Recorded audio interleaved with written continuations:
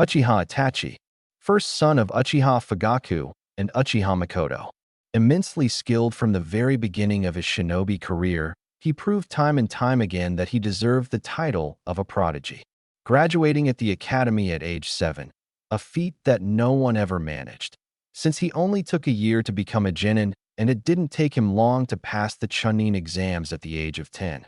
By the time he was 13, with an already completely evolved Sharingan, his family's famous Jujutsu, he was already enrolled in the most prestigious and honored ninja organization in Konoha called Umbu. He was revered by everyone, both because of his lineage and his skills. Men would dream of surpassing him, and women dreamed of marrying him, fangirls. He was pretty much the center of attention, which was pretty hard, considering that Konoha had already some famous shinobi like Sharingan no Kakashi and one of the daimyo's 12 guardians and first son of the Sandaime Hokage Sarutobi Asuma. However, in the midst of all these qualifications, the one man who could have made a difference in Itachi's life was his father Fugaku. Because of his position as the firstborn son, Itachi's father always pressured him for better results than his second son Sasuke. Strict and never once displaying any hint of emotion that would make a son happy, Fugaku did, instead, create a weapon capable of pretty much everything that was chakra-oriented. Now at the age of 17, Itachi now had a team of Umbu under his charge and one of the most capable captains since Hitaki Kakashi, son of the White Fang Hitaki Tsukumo. So, one could say that he was pretty happy with the ways things were going. Wrong. For those who knew him, or rather thought they did, like his father, mother, and little brother Uchiha Sasuke, ever since he joined Umbu, Itachi grew cold and distant, oftentimes, accusing the Uchiha clan of not using their gifts to their fullest capacity, which infuriated his father Fugaku greatly. It was already midnight. The rain was pounding heavily in Konoha, and Itachi's Umbu team was in charge of scouting the village for any suspicious activity going on.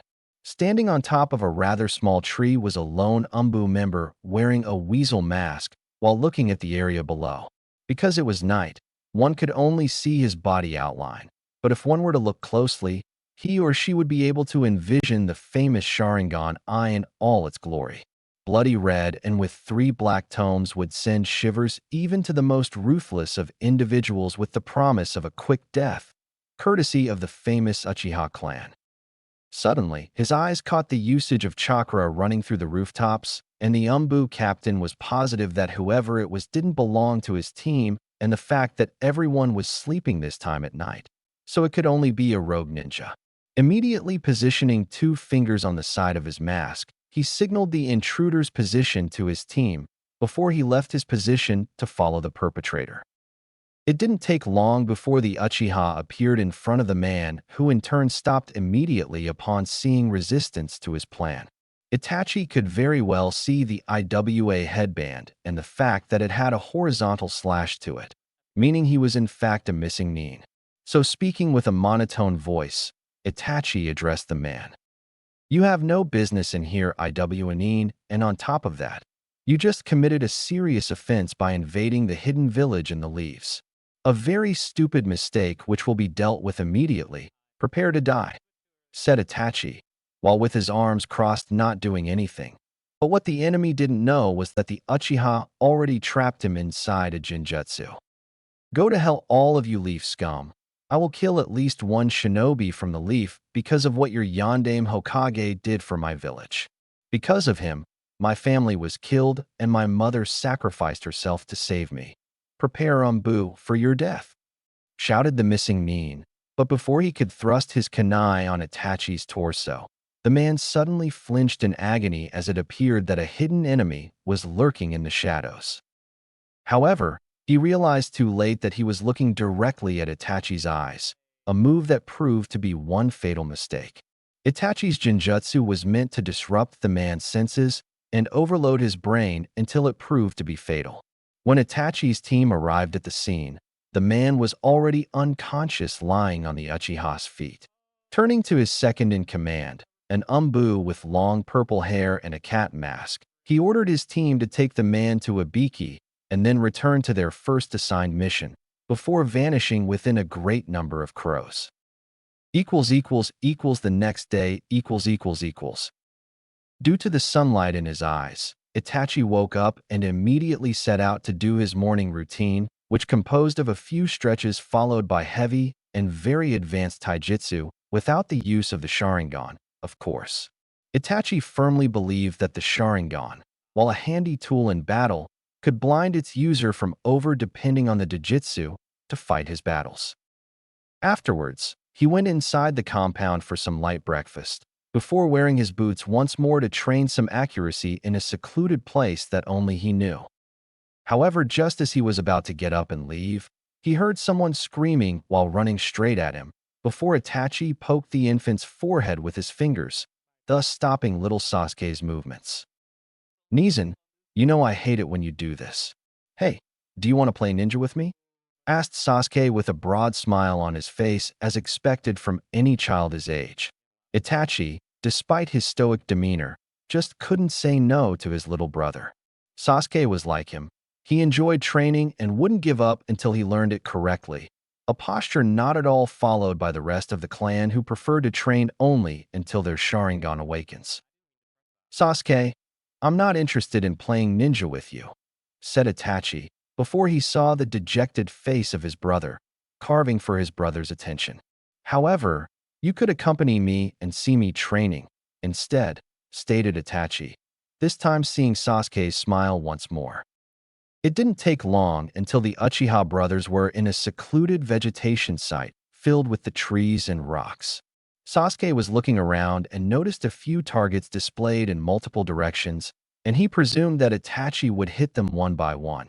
However, when the little one saw his brother holding 8 kunais in his both hands at the same time, Sasuke was skeptical even if this was his brother he was talking about. Suddenly, Itachi vanished from his place in the middle of the field, before appearing up in the air and flipping his body for a free head fall. While falling, he calculated the exact moment needed and threw 6 of the kunais towards the targets, but only 4 were aimed for the bull's eye.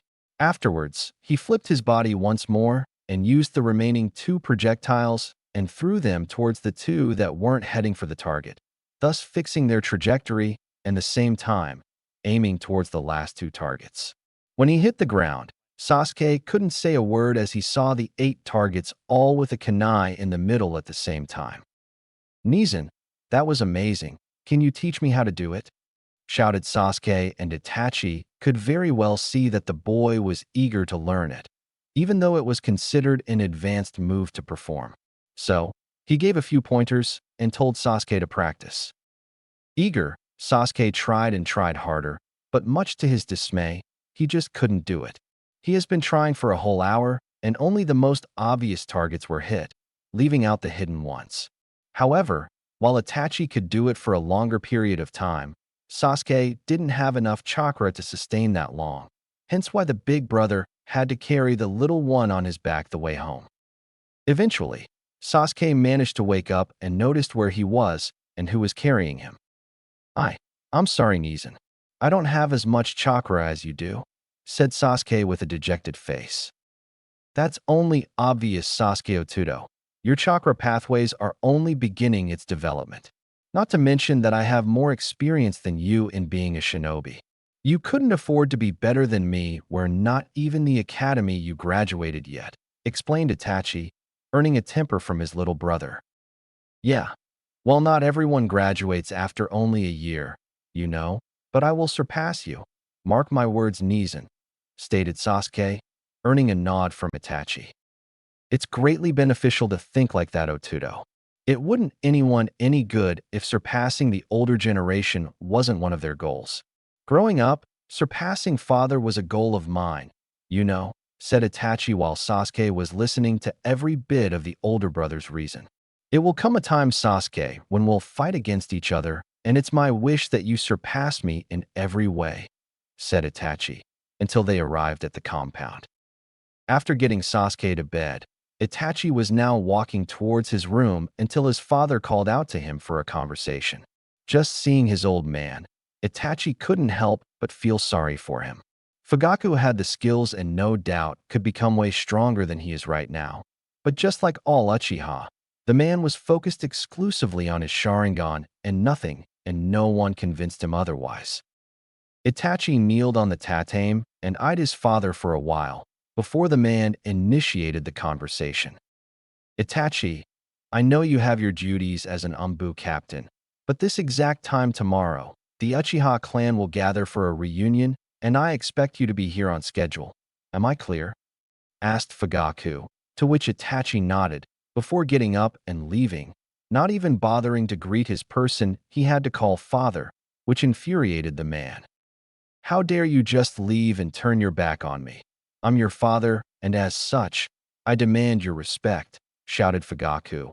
But much to his dismay, Itachi didn't flinch, nor did he turn to look at his father in the eyes. For all I know, this conversation was over the moment I offered my consent to the Uchiha reunion. There is no reason for me to remain here. So, if you excuse me, I'll be in my room for the duration of the day, said Itachi, before walking outside the room and closing the door, without even waiting for a reply, which pissed Fugaku even more. Once Itachi started walking, he saw Sasuke practicing the first katas of the family's taijutsu and smiled, seeing that even if Sasuke passed out first from chakra exhaustion, he was now training once more with the intent of surpassing his older brother. 2 days later. No sooner the sunlight appeared, members of the Uchiha police corps knocked on the door demanding to see Itachi.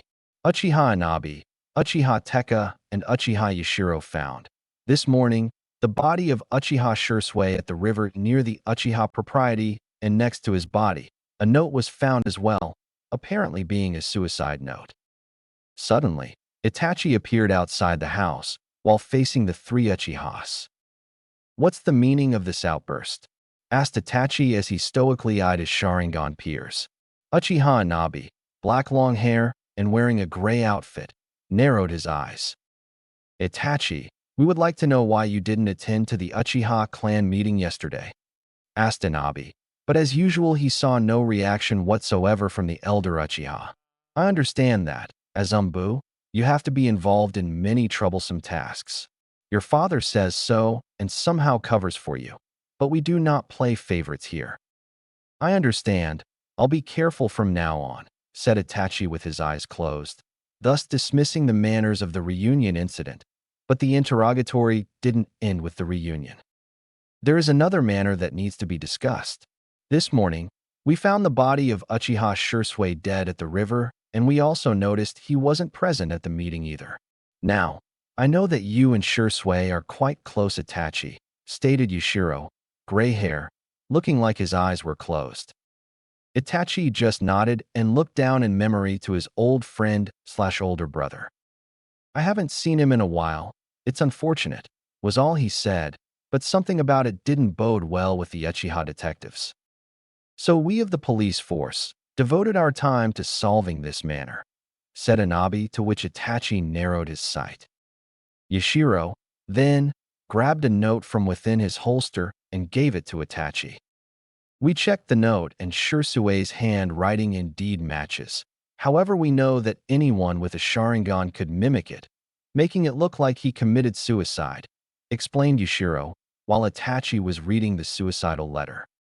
Uchiha Shisui'S was one of our clan's elite and feared throughout the elemental nations as Shunshin no Shisui'S.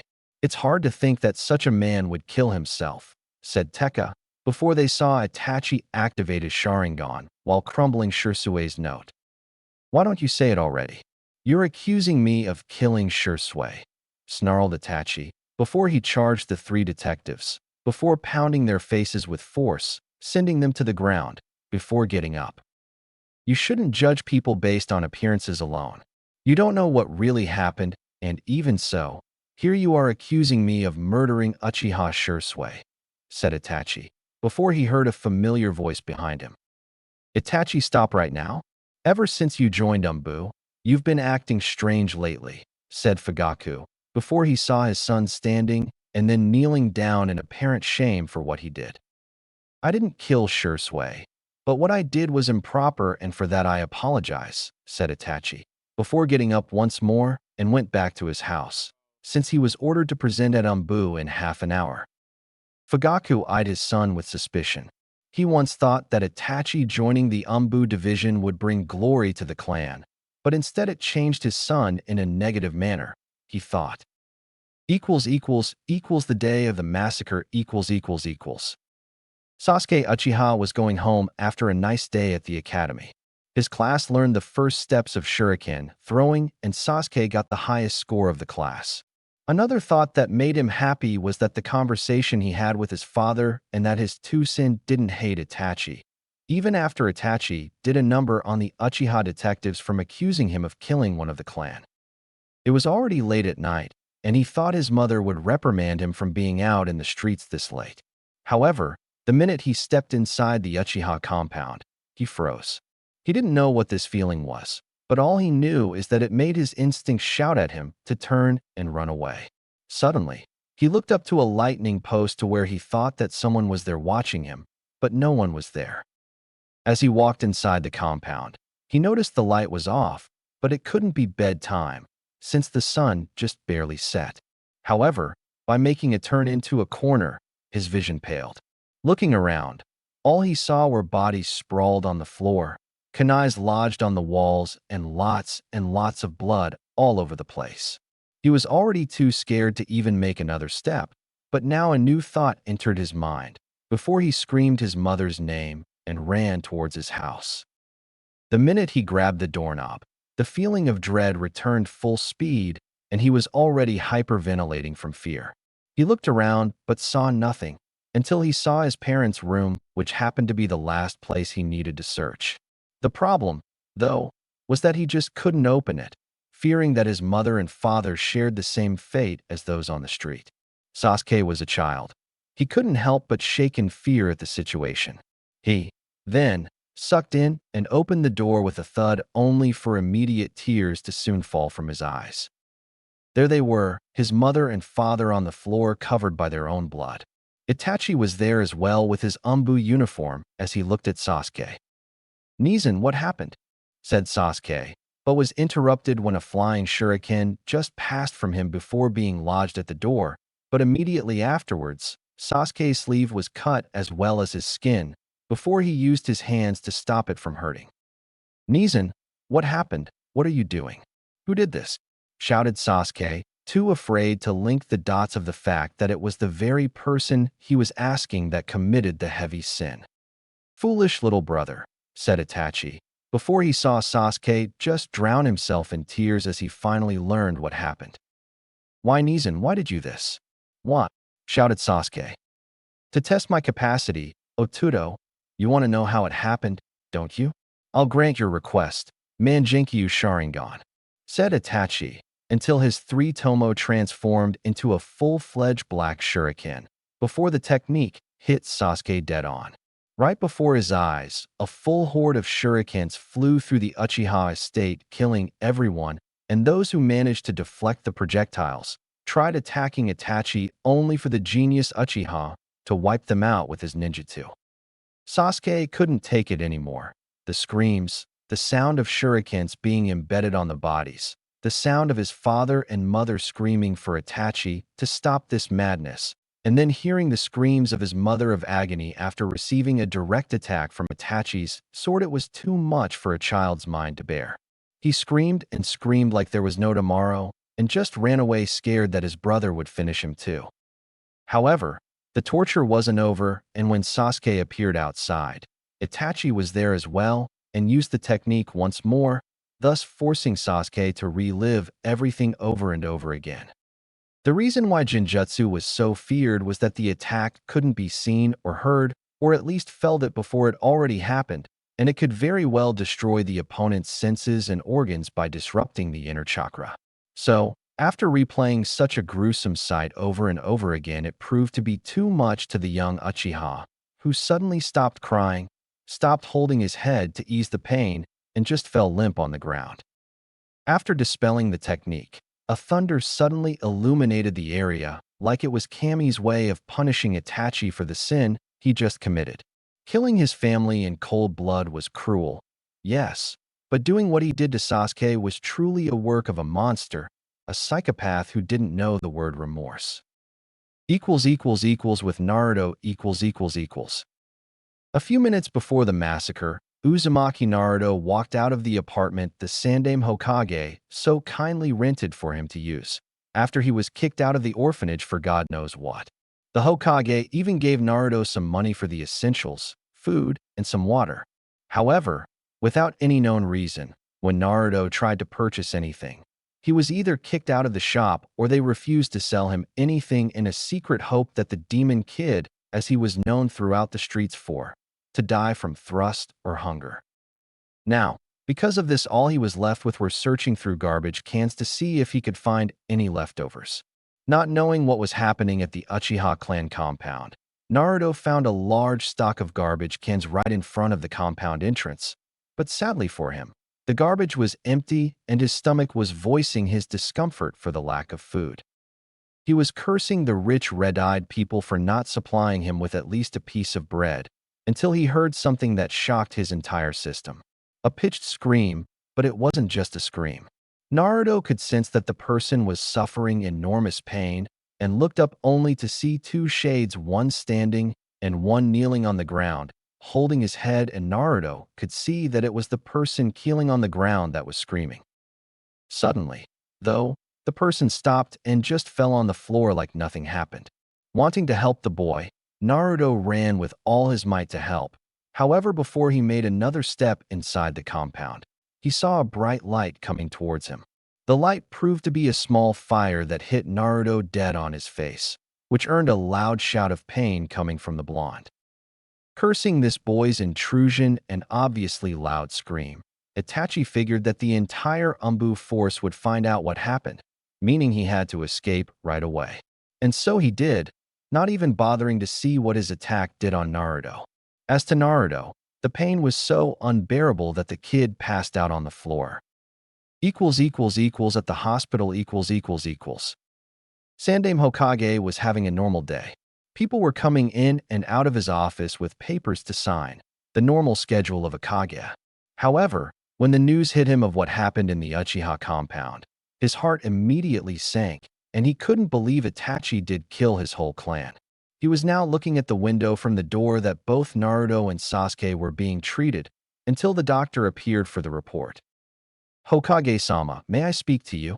asked the head doctor, earning a nod from the old man, before the doctor continued. "Sir, we've been able to heal Uzumaki Naruto's wounds, and I'm happy to report that his face wasn't damaged even though he received a small fireball directly," said the doctor. But the smile on the Hokage's face proved to be too much for the physician to handle right now as he continued with his report. "Nevertheless, Hokage-sama, while his face wasn't damaged, little Naruto's eyes took all the damage. The fire burned his retina and eye sockets.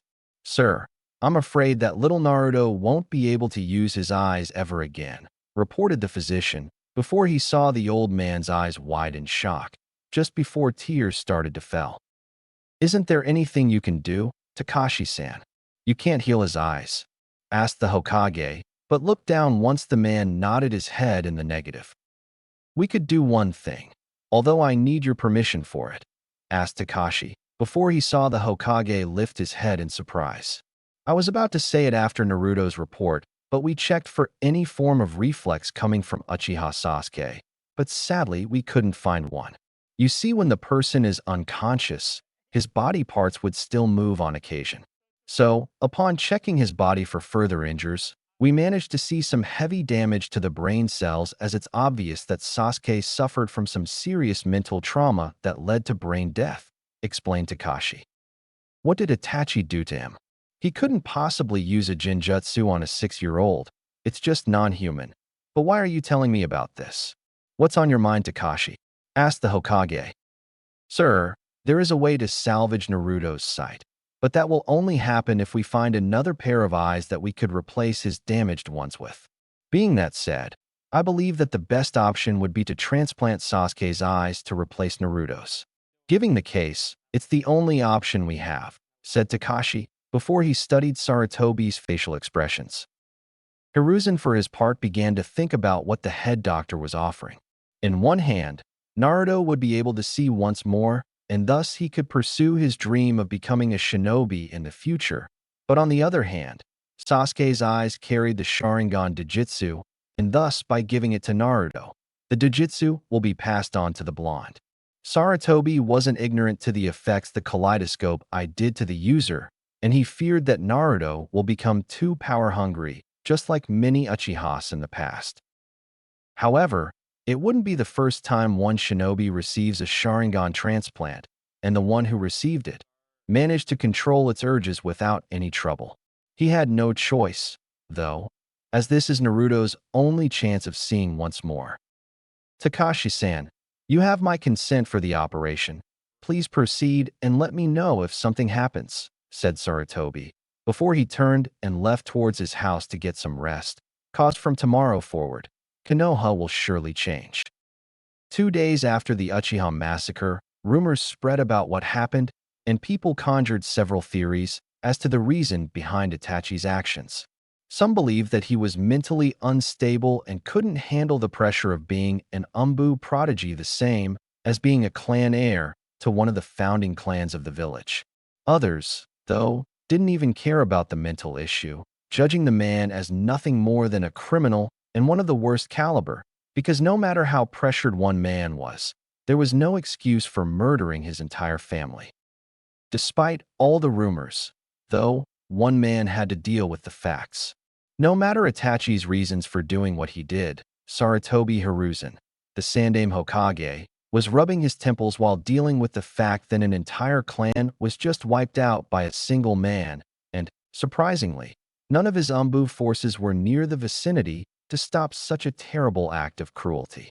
Nonetheless, the man had to take into account that the past is unchangeable, and as of 2 days prior, the Uchiha clan, once known as one of the most powerful clan in existence, was no more.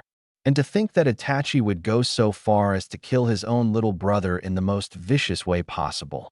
Hiruzen still shuddered while wondering how one of his Umbu captains could use such powerful illusions on his own little brother to the point of causing brain death. Still, the mystery remained regarding what exactly Itachi showed to Sasuke that it leads to the little boy dying. After everything that happened, though, the only possible act he could do as Hokage was to provide a proper funeral for those of the Uchiha clan in respect for how much they provided to the village's protection since its foundation. He picked one report from a squadron of hunter nins who were in charge of pursuing Itachi's whereabouts, but without engaging him in battle.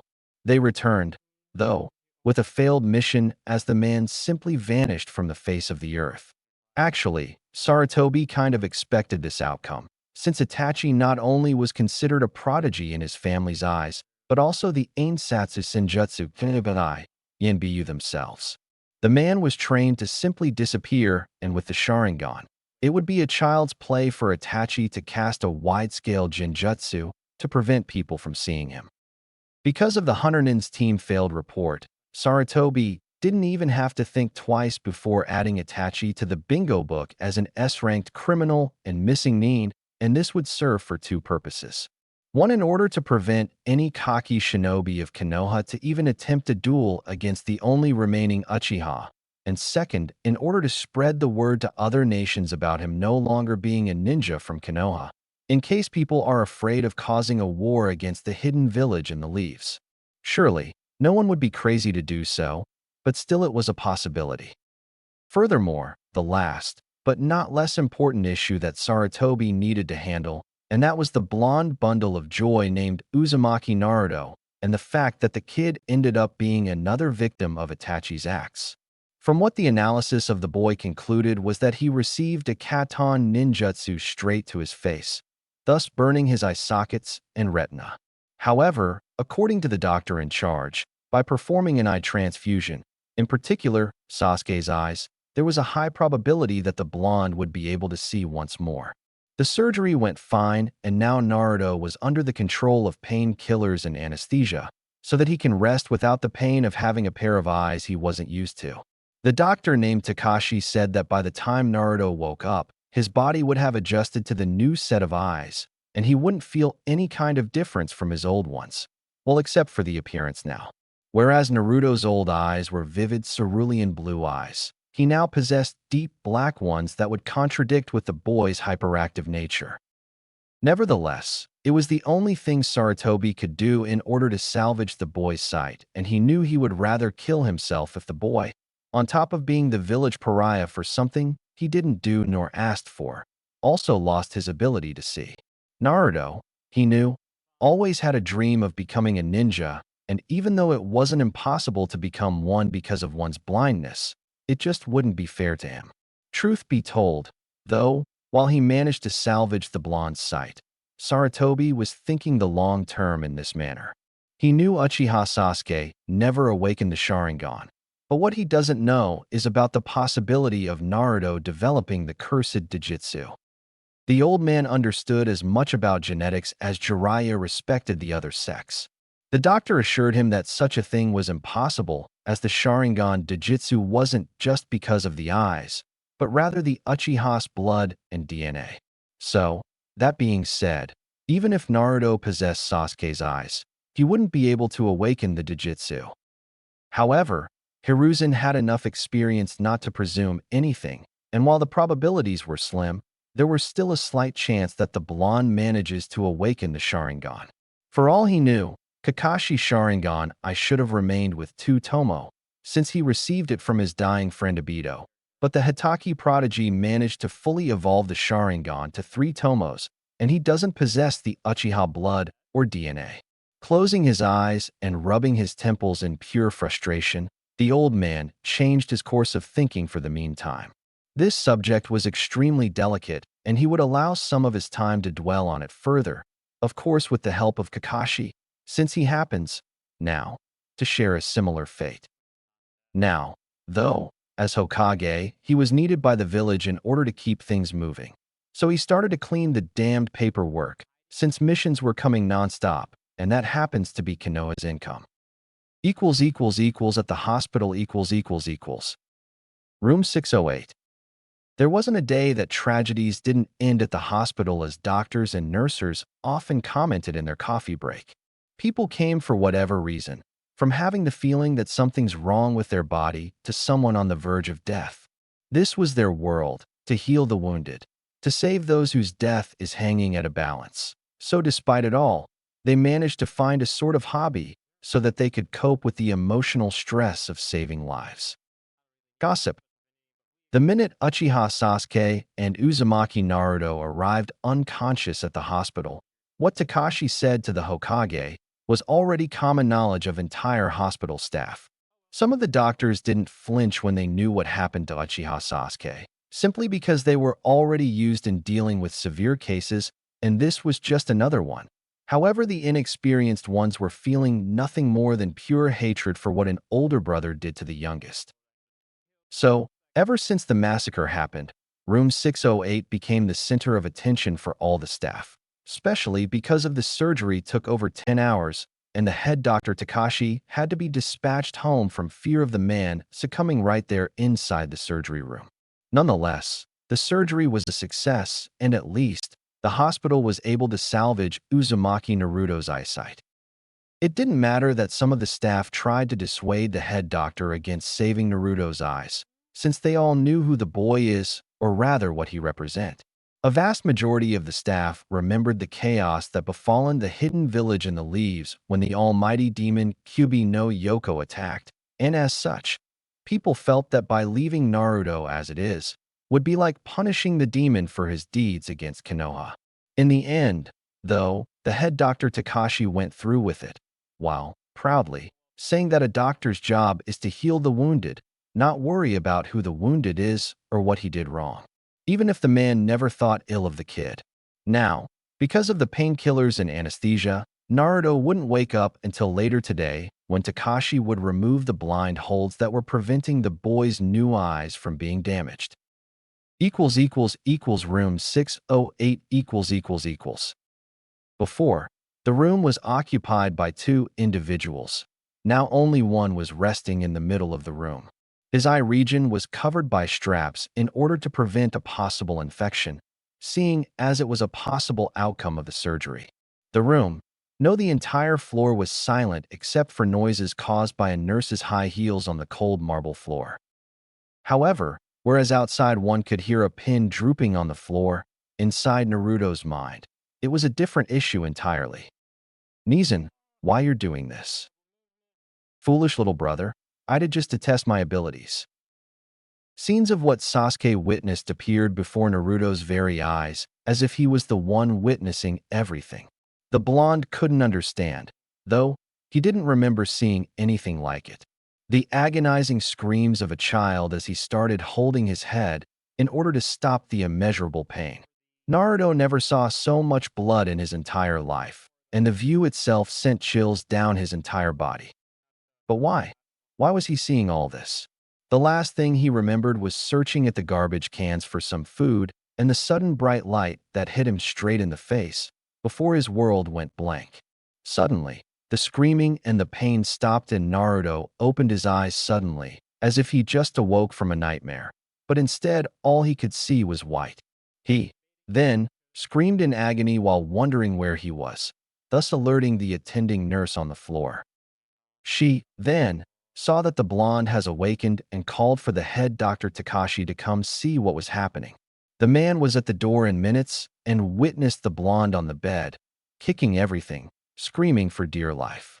He, then, approached the boy and explained what happened since he lost consciousness. Naruto-kun, settle down.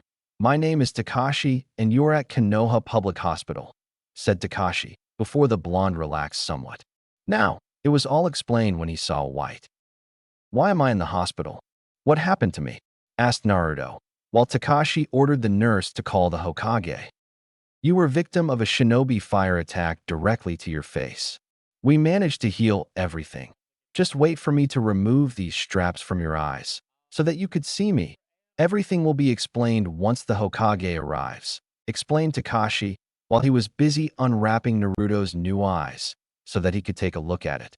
However, the head doctor was ill-prepared for what he saw the second he laid eyes on Naruto's new set of eyes. Whereas Sasuke's regular eyes were black, and it was when it was implanted into Naruto's sockets. Now it was red, carrying one tomo. This couldn't have happened, Takashi reasoned. The Sharingan was peculiar to the Uchiha's DNA system. Therefore, the only way Naruto could have the Sharingan was if it was already awakened at the moment of the transplant. Meanwhile, the blonde was looking at Takashi while confused as hell. Before, all he could see was the person in front of him. Now, though, the information that was being transferred to his brain was that of a strange blue substance. Excuse me, Dr. San, but what did you do to my eyes? Asked Naruto, not sure and a little bit worried about the look of shock displayed by Takashi.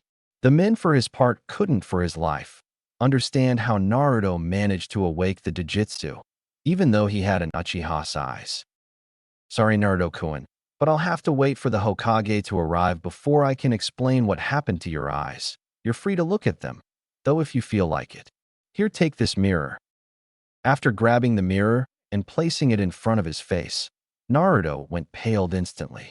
It couldn't be true, he shouted inside his head.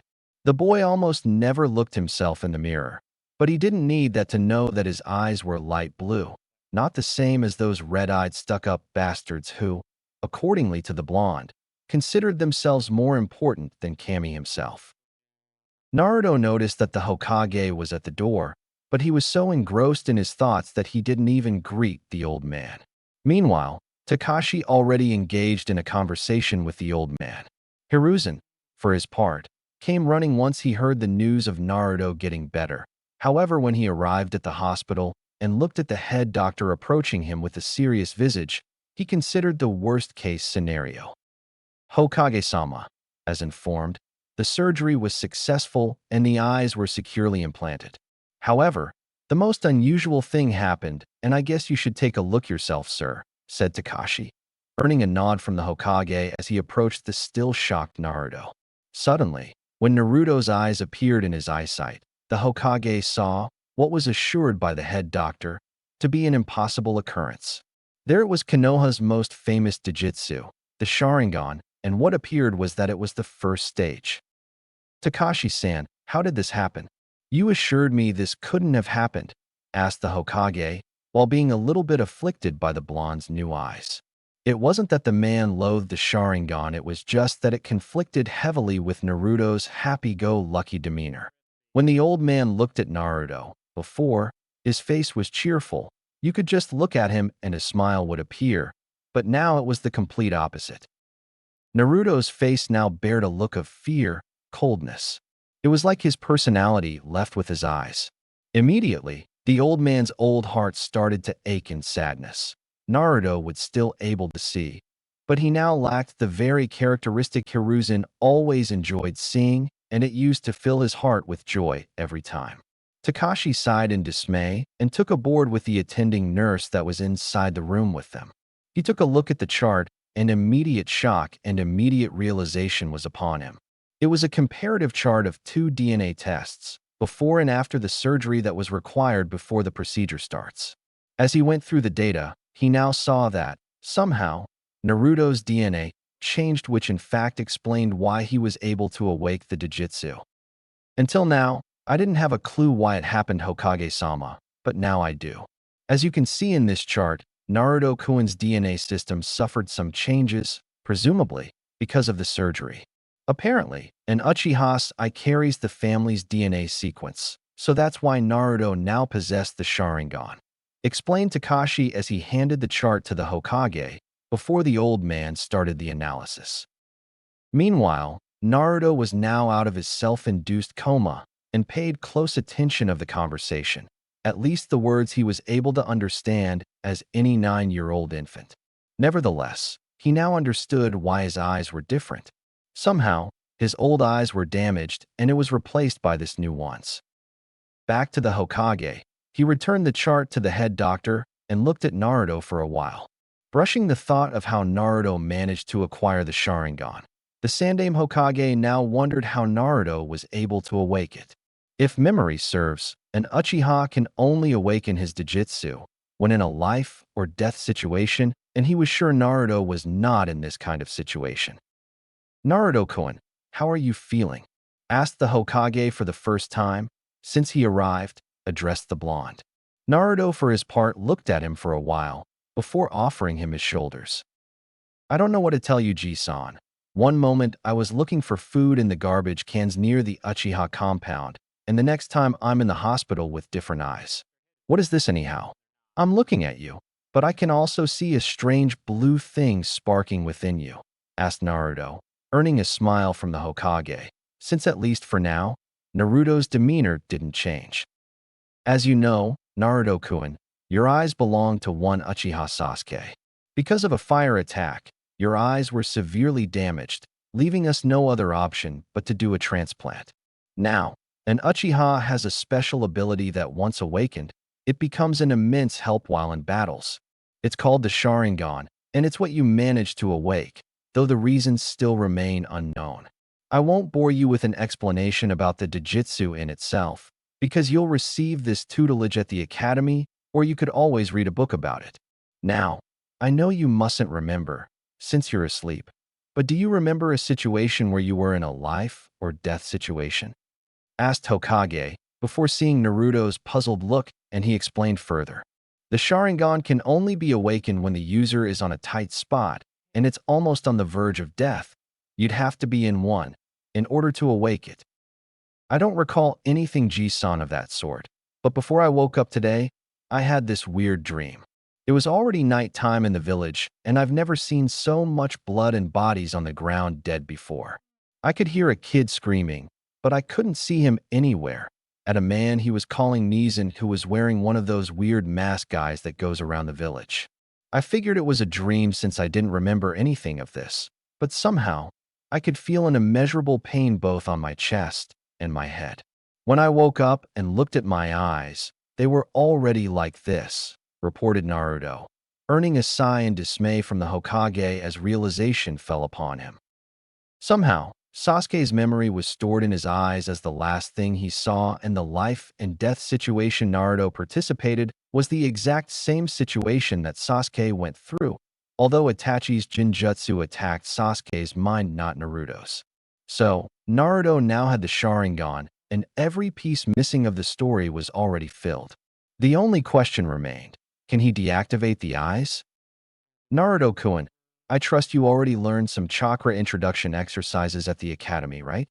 Asked Saratobi, earning a nod from Naruto, before he continued. Right now, you somehow are focusing chakra to your eyes so that the Sharingan remains active. Please dispel your chakra for me, please? The blonde, then, nodded and closed his eyes in concentration, seeing as he was never any good in controlling his chakra for reasons that no one managed to explain it to him. When he opened, though, his eyes went back to normal just like any other Uchiha, except that the blonde wasn't one. Saratobi had enough answers to what he had to plan for the blonde, now that he is the sole barrier of the true Sharingan eye. Now, the next item of his agenda was to meet with Kakashi since Naruto now needed to learn how to use the Sharingan and its peculiar abilities. Hiruzen was, though, a bit reluctant to look at Naruto's eyes even if the Sharingan wasn't active any longer. He thought that the blonde's unnerving sight was because of the Jujutsu, but it wasn't. Even with his black eyes, it still looked like it sucked his life away, and he now demonstrated a stoic demeanor. As the blonde watched the Hokage, he kept remembering about the nightmare he had which, accordingly to the old man, was the trigger that activated the Jujutsu. Seeing as he didn't remember any of what happened, he always figured that it didn't happen in reality. Now, though, as he knew that he received Sasuke's eyes, somehow he was showing reluctance in admitting that it never happened before. Ji-san, said Naruto, earning the old man's attention, who in part turned his neck slightly as in studying every bit of Naruto's face in order to get a grip of what he was feeling right now. The blonde noticed that he had the old man's full attention and continued to ask, "Could you tell me if what I saw in my dream, the blood stained all over the ground, the bodies all piled up dead, and the immeasurable pain in my head, was it all real or just a dream?" asked Naruto, before he looked at the Hokage, in hopes that the man would land his hands on his shoulders and with a smile, say that it never happened, it was all a dream. However, Naruto saw no such thing. Instead, he noticed that the Sandaime was in loss for words, presumably searching for words that he could say to somehow ease this whole affair. "I'm sorry, Naruto. I could very well have lied to you, telling you that was all a dream and you needn't worry about this. But by doing so, it wouldn't be fair to you. Everything you saw in your dream was nothing but reality. Uchiha Sasuke, the one whose eyes you received, witnessed his entire clan being slaughtered by his very brother Uchiha Itachi, to whom you described as wearing the different uniform. Itachi was the one that killed Sasuke by using a strange and powerful technique called Jinjutsu, which I assume you heard it already at the academy. The art of illusions is a dangerous skill, and as such it should be used with care. What Itachi did to Sasuke was to play and replay images of his entire family being killed right before his eyes, an act I find despicable and completely against what Konoha teaches our ninjas," explained Saratobi, before looking at Naruto, who in turn was looking down towards his bed sheets while grabbing it and squeezing with as much strength as he could muster. Naruto was angry. Angry with everything he had to undertake every day, the hateful glares, the chases around the village, and now Uchiha Itachi's act of pure malice. The blonde was alone all his life, never once meeting other people outside the Hokage's office and the ramen stand. But even though the others maintained their glare at him, never once did Naruto consider why someone could do what Itachi do to his own family, to his own little brother. Both the Hokage and the head doctor understood Naruto's question, since this whole time, the blonde actually thought it was nothing more than a dream. But the sad part was that it wasn't just a dream. Nothing that appeared in Naruto's mind was a result of his conscious, or rather his subconscious. It was what Sasuke experienced the night of the massacre, and it now Saratobi feared that Itachi's act not only killed Sasuke, but also managed to suck Naruto's hyperactive nature out of him. He tried to cover it up as nothing for the blonde to worry about it in hopes of saving the boy's emotions, but it was too late. "Naruto, please understand that what Itachi did was unforgivable, but you must not allow this pure act of malice to change your attributes. Even though your usual cerulean blue eyes are gone, That doesn't mean your personality must be different, said Hokage, trying to convince the boy, but Naruto, instead, was just lost in thought. What the Hokage wanted for him to do was to forget about this and move on with his life. But how could he? The images, the screams, the terrible sound of metal cutting through flesh, it was all real, and it would be forever in his mind. I just can't ignore this, Ji-san. It's planted in my head already. There was so much blood and bodies laying on the ground, said Naruto as he was looking at Hiruzen, to whom was wondering who this little boy was, because this wasn't the Uzumaki Naruto he knew. My God, Minato, how could I do this to your son? Only 9 years old, and he has already seen death in front of him. I guess he'll never be the same again. Rest a bit, Naruto. Takashi here will make some tests to make sure you're okay. Tomorrow you'll be free to go, and I wish for you to come into my office tomorrow afternoon. Okay? Asked the Hokage, earning a nod from the boy, before he was left alone in the room once more. Naruto wasn't tired, so he chose the alone time to wonder about the sudden turn of events. Sasuke wasn't a total stranger to the blonde. They met at the academy, although they rarely spoke with one another. The Uchiha was more of an antisocial, Naruto remembered, and he, constantly, good the best grades of the classroom. Thinking about the academy, now, Naruto couldn't help but sigh in dismay. What was he supposed to say to his peers? Naruto wouldn't call friends, but on occasions, 3 of the students, Inuzuka Kiba, Akimichi Chuji, and Narashikamaru would cut class together with him.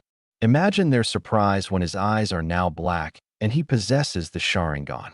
Not to mention that his presence at the Uchiha massacre was known by the entire village by now, he reasoned.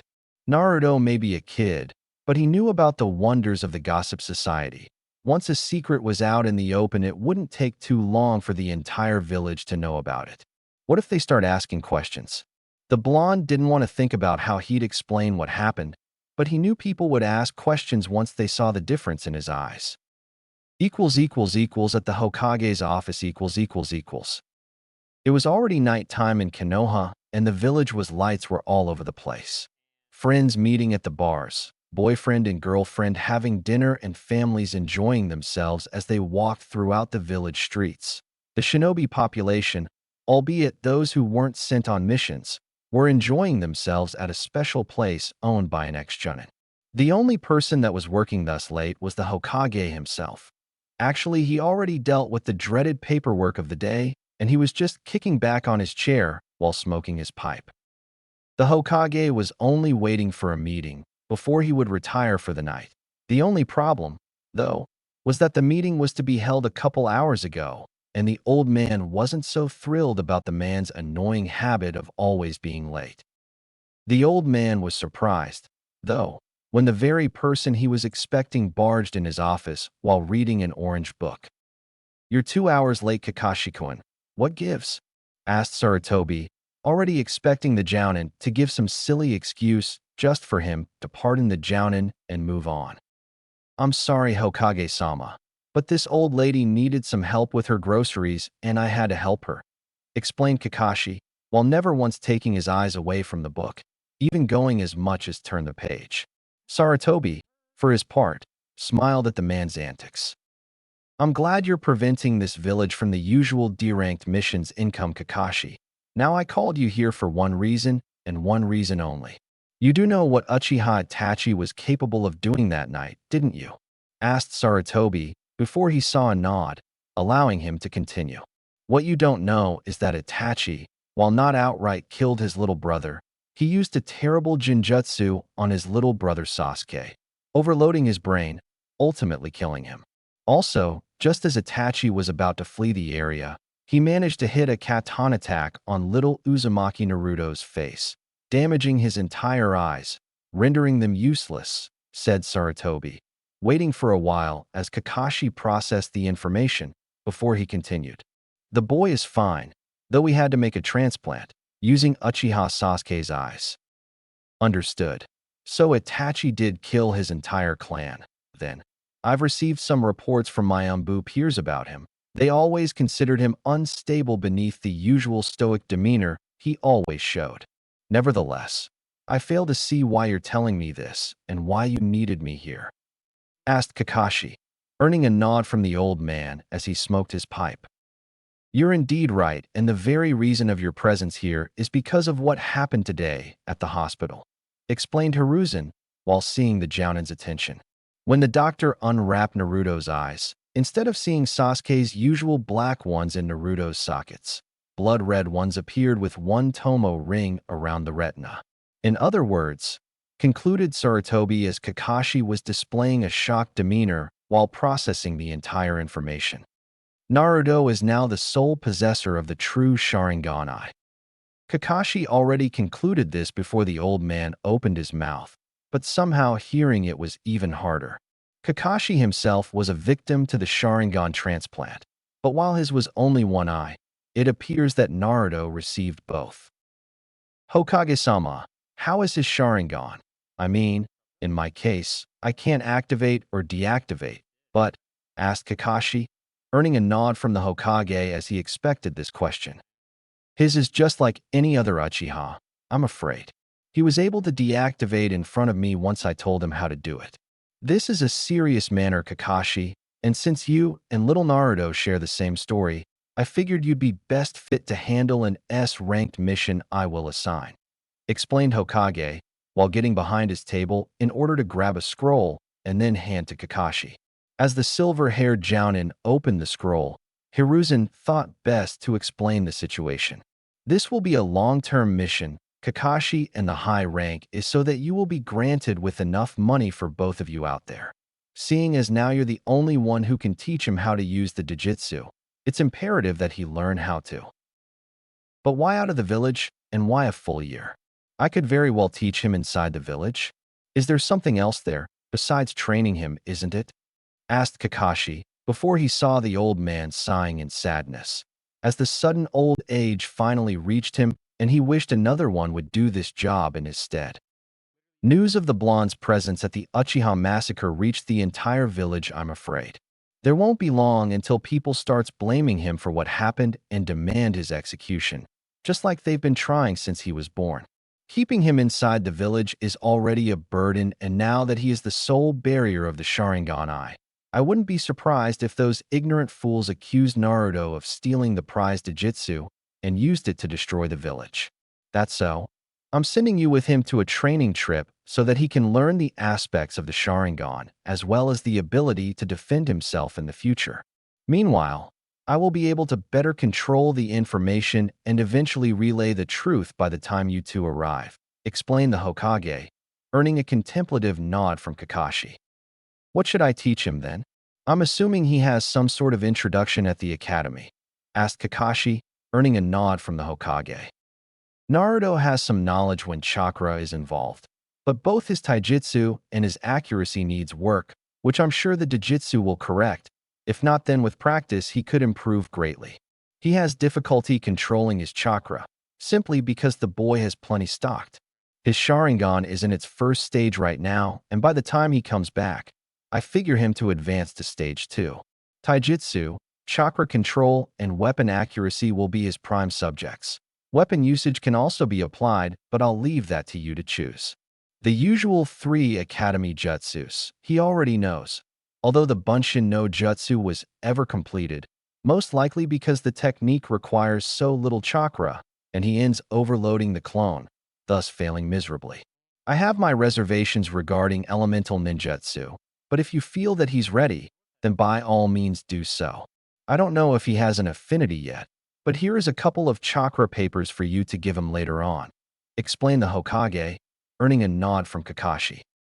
I'll have someone make some shopping for suitable new clothes, kunais, shurikens, first aid kits, and some steel wire. Anything else you think it's wise for the trip? Asked the Hokage as Kakashi's hand was holding his chin in a thinking position. Some weights would be nice to build his physique a little bit and up his speed a little bit. Probably 5, 10, and 15-pound weights for each limb as he progresses, added Kakashi, earning a nod from the Hokage as he wrote the last item of things to buy. Tomorrow, he'll come by my office and I plan to tell him about the trip. It's imperative that you leave as soon as possible tomorrow. Kakashi, do you hear me? ordered Hiruzen, to which Kakashi nodded, before proceeding for the door straight for the library, where he would have to gather material for his new student. Kakashi had to curse this situation. Every time he got a team of Genins, he would fail them, mostly because he would expect them to figure out his puzzle, and in the end, no team ever did. However, as training a boy now became a mission, he just couldn't do anything about it. Oh well, at least I'll be able to concentrate on my reading, now that I don't have to worry about going on tough assignments, thought Kakashi as he landed right in front of Konoha Public Library. Strange, though, was that the silver-haired Jounin was actually looking forward to seeing what little Naruto could do. The Sharingan added with limitless chakra supply, the boy could become a ninjutsu specialist. After leaving the hospital, Naruto went straight to his apartment where he lied on the ground, wondering about the images that now plagued his mind constantly. The Hokage so kindly explained to him that what happened in the past must remain as such. But how could he?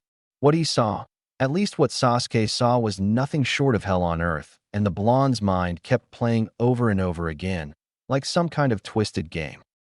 Looking at the clock in his house, the blonde sighed in dismay, seeing as he had to go to the Hokage's office in exactly 2 hours. He didn't want to leave the floor, though. The worst thing of this entire situation that it wasn't caused by a monster or a demon, but a human being. To this time, Naruto just couldn't understand this Uchiha Itachi for having the hearts to do something like this, and doesn't even show remorse afterward. As he got up from the floor and looked at the mirror located in his room, he focused some chakra on his eye region, before the bloody red eyes with one tome appeared. Just the sight alone made Naruto remember Itachi's eyes, and frightened wasn't a word that could describe the blonde. More like he was afraid for his life. But what am I doing right now? Wasn't it me who kept screaming to Hokage Jishin that I would be the best ninja ever? Wasn't I the one who wished for his seat in the future? So why can't I stop thinking about something that didn't even happen to me in the first place? Suddenly, a new resolve bombarded his brain as he looked at the mirror once more. Whatever joke someone up there planned for him wouldn't work. These eyes were his now, and no matter what happens now or in the future, it wouldn't change. The blonde was so excited about this that he didn't even notice that he was standing, instead of sulking on the ground. The blonde admitted knowing next to nothing about the Sharingan Jujutsu, especially because he didn't pay that much attention at the academy, but that would certainly change. Looking at the clock, he was startled by the fact that more than an hour passed ever since he began sulking, and he was late to meet the Hokage.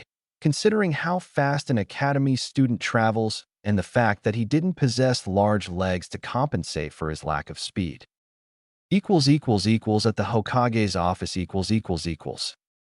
Sarutobi Hiruzen was calmly passing through all those goddamn mission and budget reports that needed his analysis, although the man was certain that the majority of these documents only served to pile up the work he needed to do, because it wouldn't change whether he approved or not. Issues like signing a trade agreement that already happened or shinobi missions that were issued by the council without his approval, that were already carried out. Of course, those missions were just errands that the council member chooses to delegate to Jinin teams or lone Chunin because, apparently, they have too much work, but Sarutobi knew better. Those two became lazy in old age, and they thought that as members of the council, they could sit back and relax while he, the Hokage, got stuck with all the work. Sometimes I wonder why I keep this damn council up and running. Certainly, the only thing they do, and very good a job at that, is to give bureaucratic excuses for not doing what they should be doing, aiding me in running the village. Just as he was about to pick another report to read, before signing it, his door opened with force before Naruto appeared with his hands on top of his knees as he was trying to recover some air. Hiruzen looked at the blonde panting in front of him and instantly remembered that he was indeed supposed to be here in order for the Hokage to explain what will happen to the blonde and what he would be doing for 1 year. Nevertheless, since he wasn't expecting Kakashi to arrive on time, Naruto would have to wait a bit. However, and much to Hiruzen squeezing his eyes to see if he was dreaming, the man in question suddenly emerged from the door while reading that book of his. It's impossible. No, it's got to be an illusion. It can't be. Kai, Kai, Kai. The old man was in denial, and Kakashi was actually enjoying his shocked look on the Hokage's face. He thought about being late once more and get a rise out of the old man. But then he had the idea to do just the opposite and see the man's look of pure shock. Naruto, in the meantime, was wondering about the situation at hand. A man he never knew just entered in the office, and the Hokage was showing an incredulous face, making him wonder what was wrong. Ajishin, what's going on? You wanted to see me? The old man wouldn't budge, though, as he looked the silver-haired Jounin, much to Kakashi's hidden laughter. The Hokage was still in denial about the whole thing. Suddenly, Hiruzen cleared his throat before focusing his attention on the blonde, despite the fact that Kakashi being on time for once clearly did damage to his brain. Oh, Naruto, right. Well, guess you're now aware of the fact that you possess one of Konoha's most famous and equally powerful Jujutsu. However, because of you not being an Uchiha, you don't yet possess the skills necessary to use it accordingly. This man behind you is called Hatake Kakashi, and he's one of our elite Jounins. Naruto turned to meet this Kakashi, but the entire time he was focusing on the book, just waving his hand to the blonde, greeting him. After both greeted each other, Hiruzen turned to explain once more. Kakashi here happens to possess experience in using the eye to its fullest capacity. As such, I just assigned him to train you in this department. You two will be leaving the village and travel to a place 10 miles away from here. Any questions? The blonde was looking at the aged Hokage as if the man had two heads all of a sudden. What is this about really? Why would he have to leave the village in order to train? Doesn't Konoha have hundreds of available training grounds? Many questions passed inside his mind immediately, and he wanted nothing more than answer from them all. Nevertheless, he reasoned that leaving the village for a while would actually be good for him to sort things out a bit, and even learns what he needed to know about his new eyes. I have just one question, Jishin. Just how much time will this trip take? Naruto asked. 1 year will be more than adequate for Kakashi here to drill any valuable information there is to know about the Sharingan, including helping you improve in some areas he finds you needs room for improvement. Both Sarutobi and Kakashi knew the boy wanted to ask more questions, but since the blonde didn't verbalize them, they wouldn't pry. The blonde, for instance, nodded at the assignment and turned to the Jounin in question. Okay, then Kakashi-san, when and where do we leave? Kakashi smiled at his new student and closed his book before addressing the blonde. Meet me at the West Gate in 2 hours. Don't bother in packing anything. I got everything you're going to need sealed in a scroll in my possession. The blonde nodded before saying his goodbye to the Hokage and leaving the room towards his apartment. Meanwhile, both Kakashi and Hiruzen were having a conversation about the blonde's attitude and sudden reservation of asking whatever bugged his mind. Something's wrong here, Hokage-sama. For what you said, he wouldn't wait 5 seconds before he bombarded you with questions, Kakashi asked with clear curiosity. However, the Hokage's sudden realization caused the man to sigh in dismay. I feared this, Kakashi. When Naruto received the eyes, unfortunately, he received Uchiha Sasuke's last vision before he was dead, meaning the blonde is the sole witness of the massacre. Because of this, whereas before he would be ecstatic at the idea of training, now he appears more reserved as in doubting my word. I don't know, Kakashi, if giving Naruto an Uchiha's eyes was such a good idea, but then wouldn't be better than him being blind, isn't it?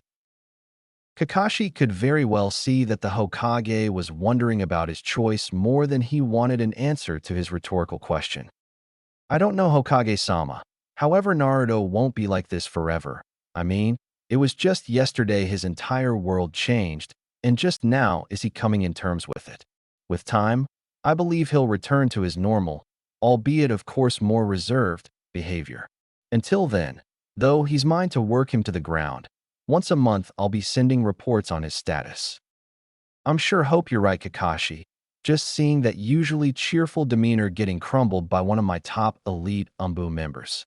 You may go now, Kakashi, and please train him to best of your ability. I'll be waiting for the monthly reports, Hokage said, before Kakashi bowed and left the room. Equals at the West Gate equals. Hatake Kakashi was reading his book as he waited for his student to arrive at the West Gate. Strapped on his back was a huge scroll which carried everything Naruto would need throughout the year.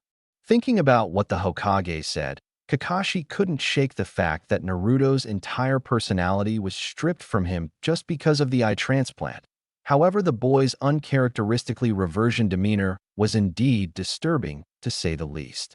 The silver-haired Jounin was considering if Naruto would become just like all of the Uchihas, stuck-up, egoistical, and arrogant.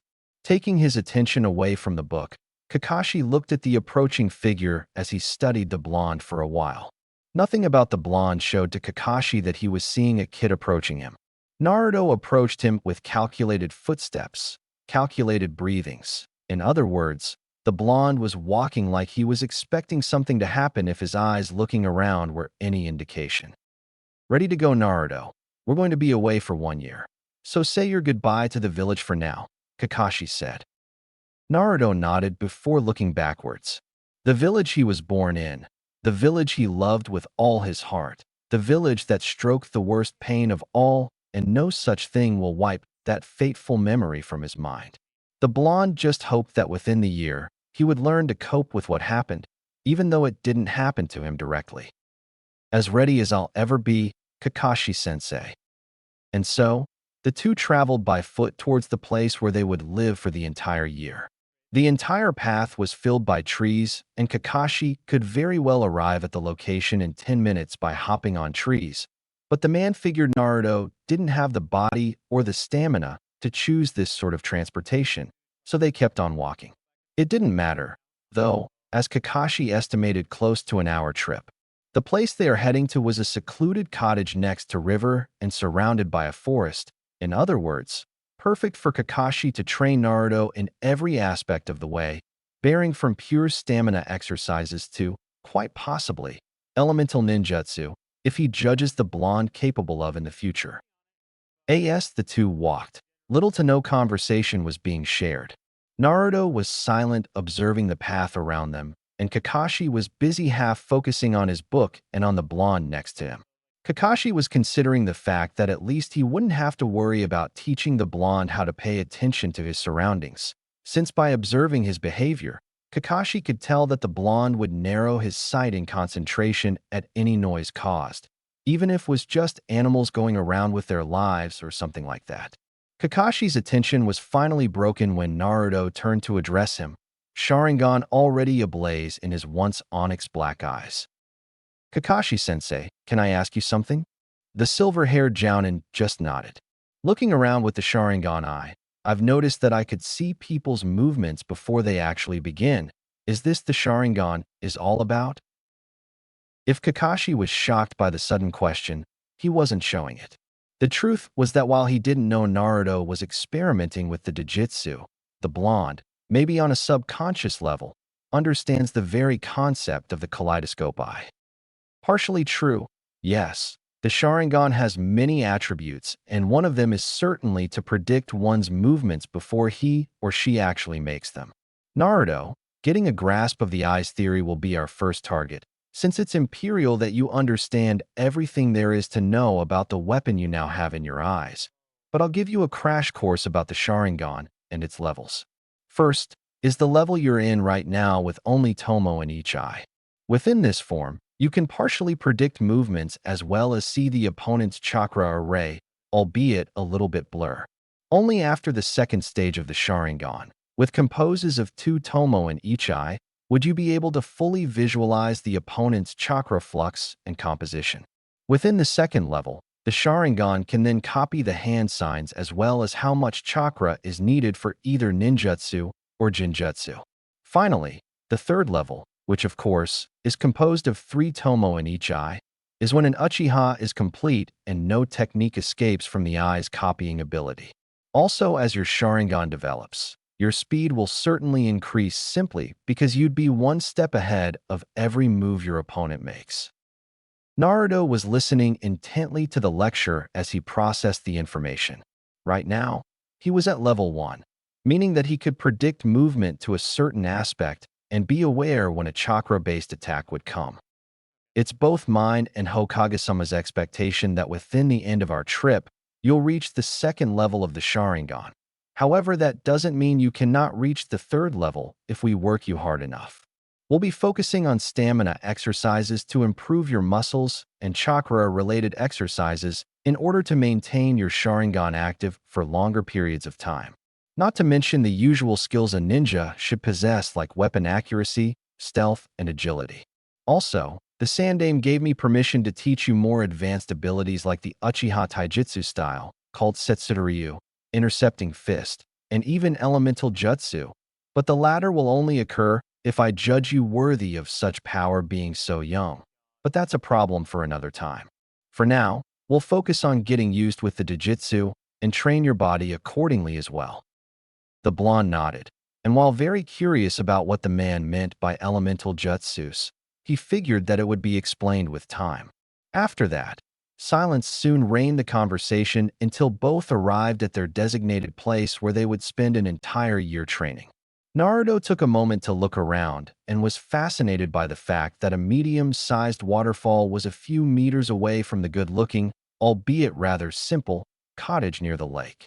Not that looks matter to the blonde, since any accommodation would be far better than the apartment he resides in Konoha.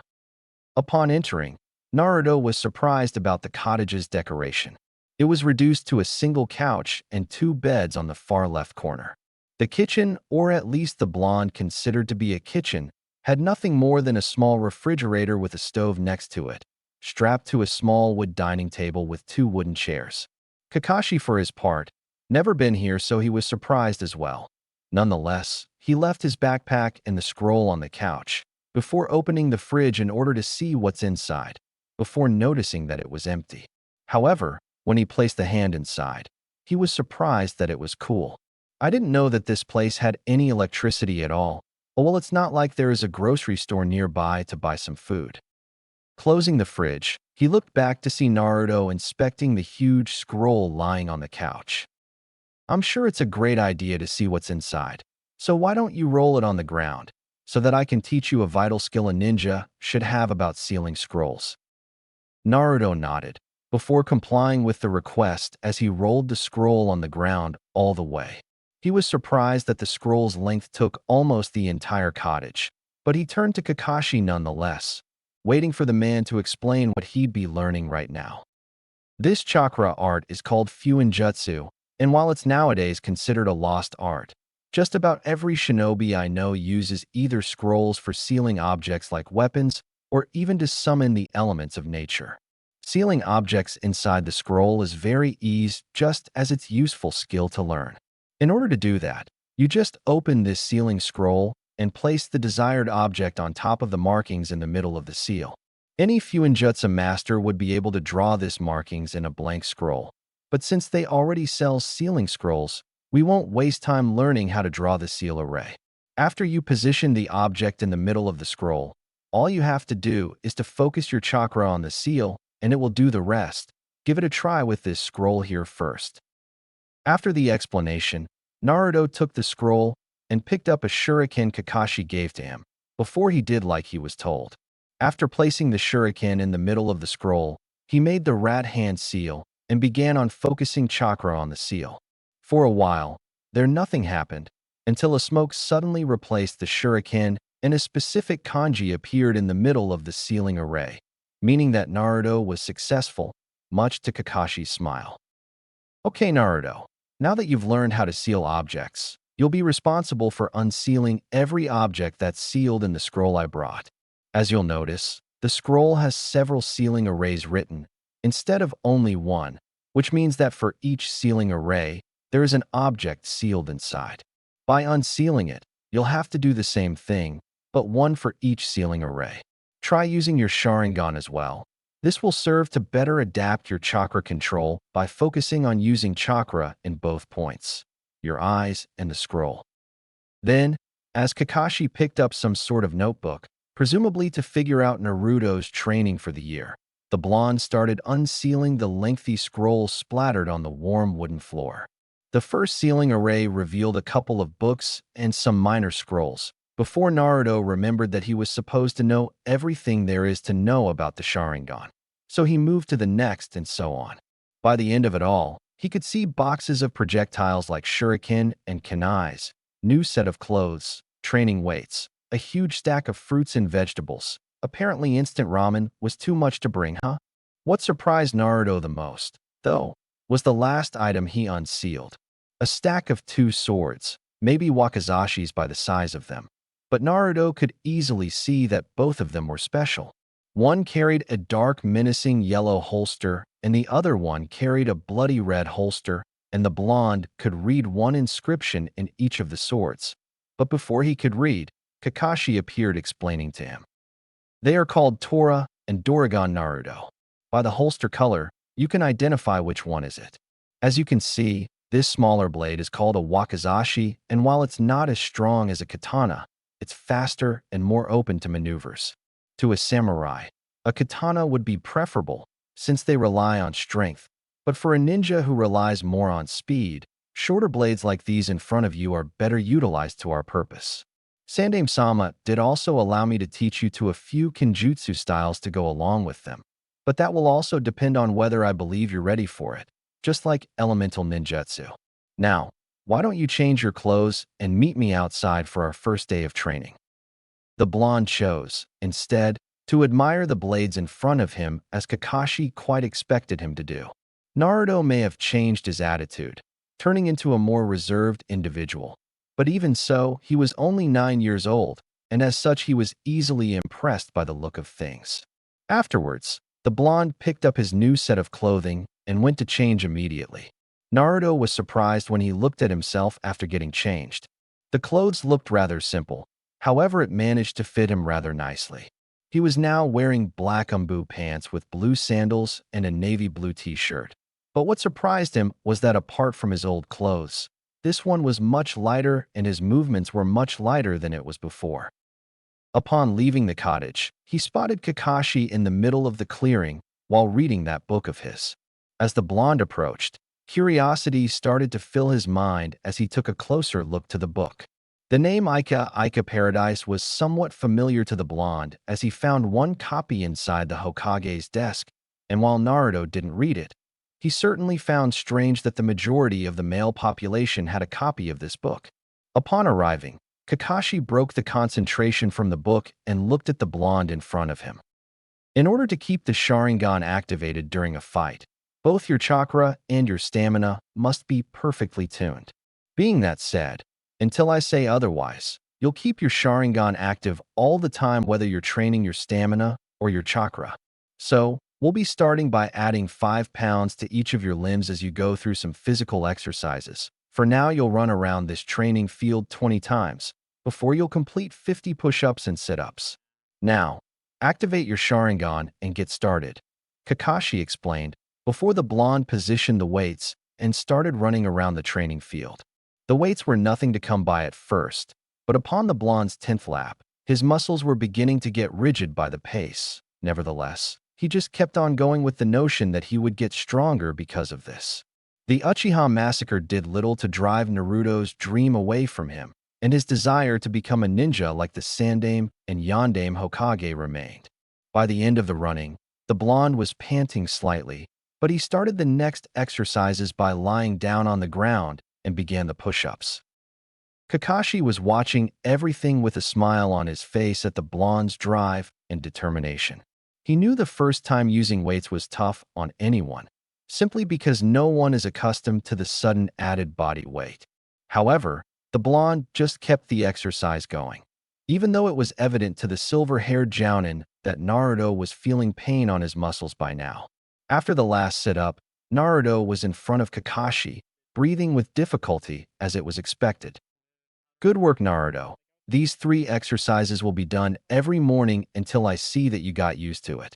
In time, we'll increase the weights and the number of repetitions. Now, we'll practice your taijutsu.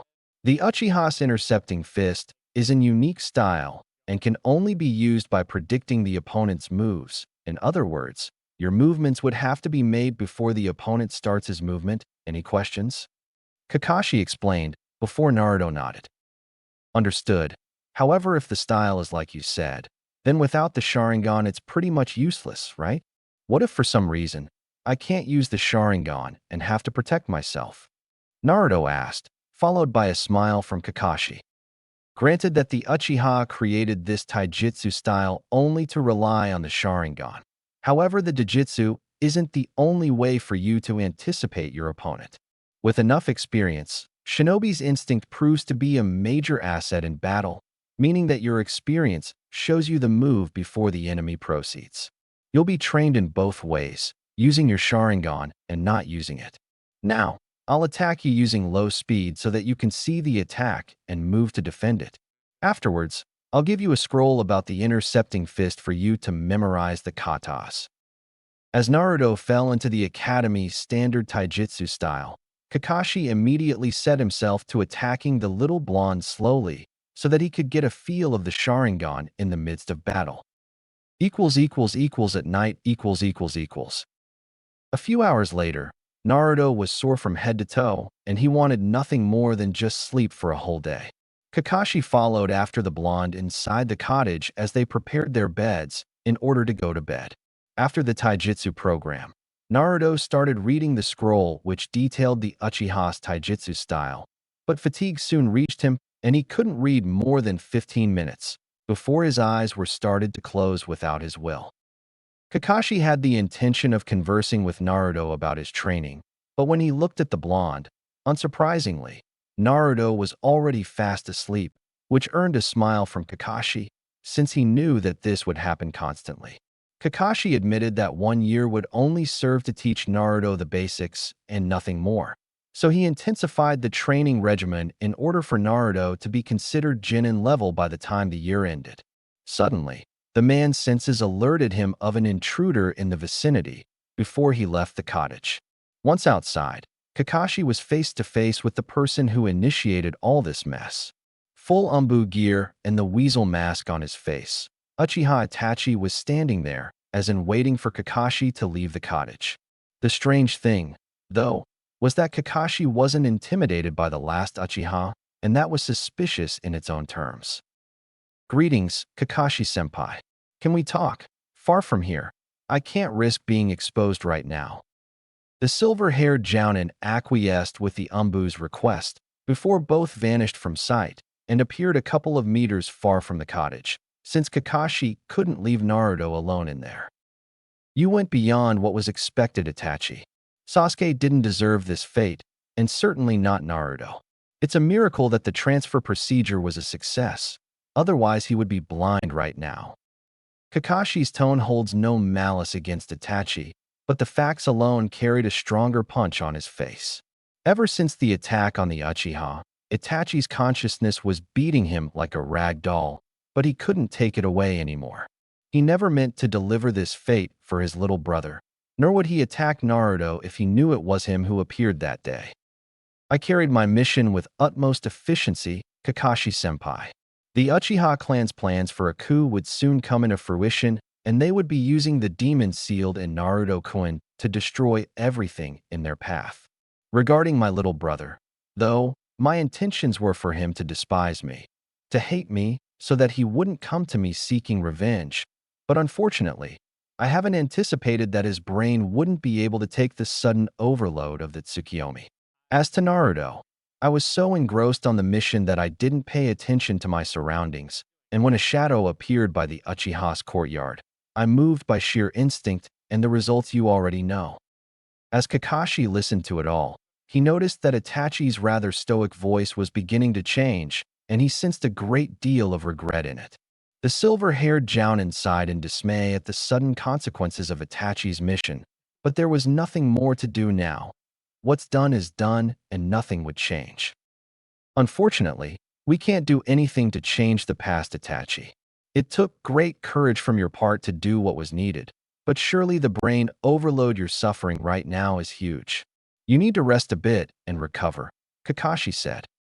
The weasel-masked shinobi nodded and was about to leave, before he looked at the cottage and then turned to Kakashi.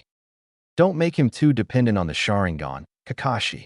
The only reason my family was killed was because they were blinded by what the Jujutsu told them. Naruto-kun has a bright future ahead of him and can very well be a force to be recognized within a few years of hard work.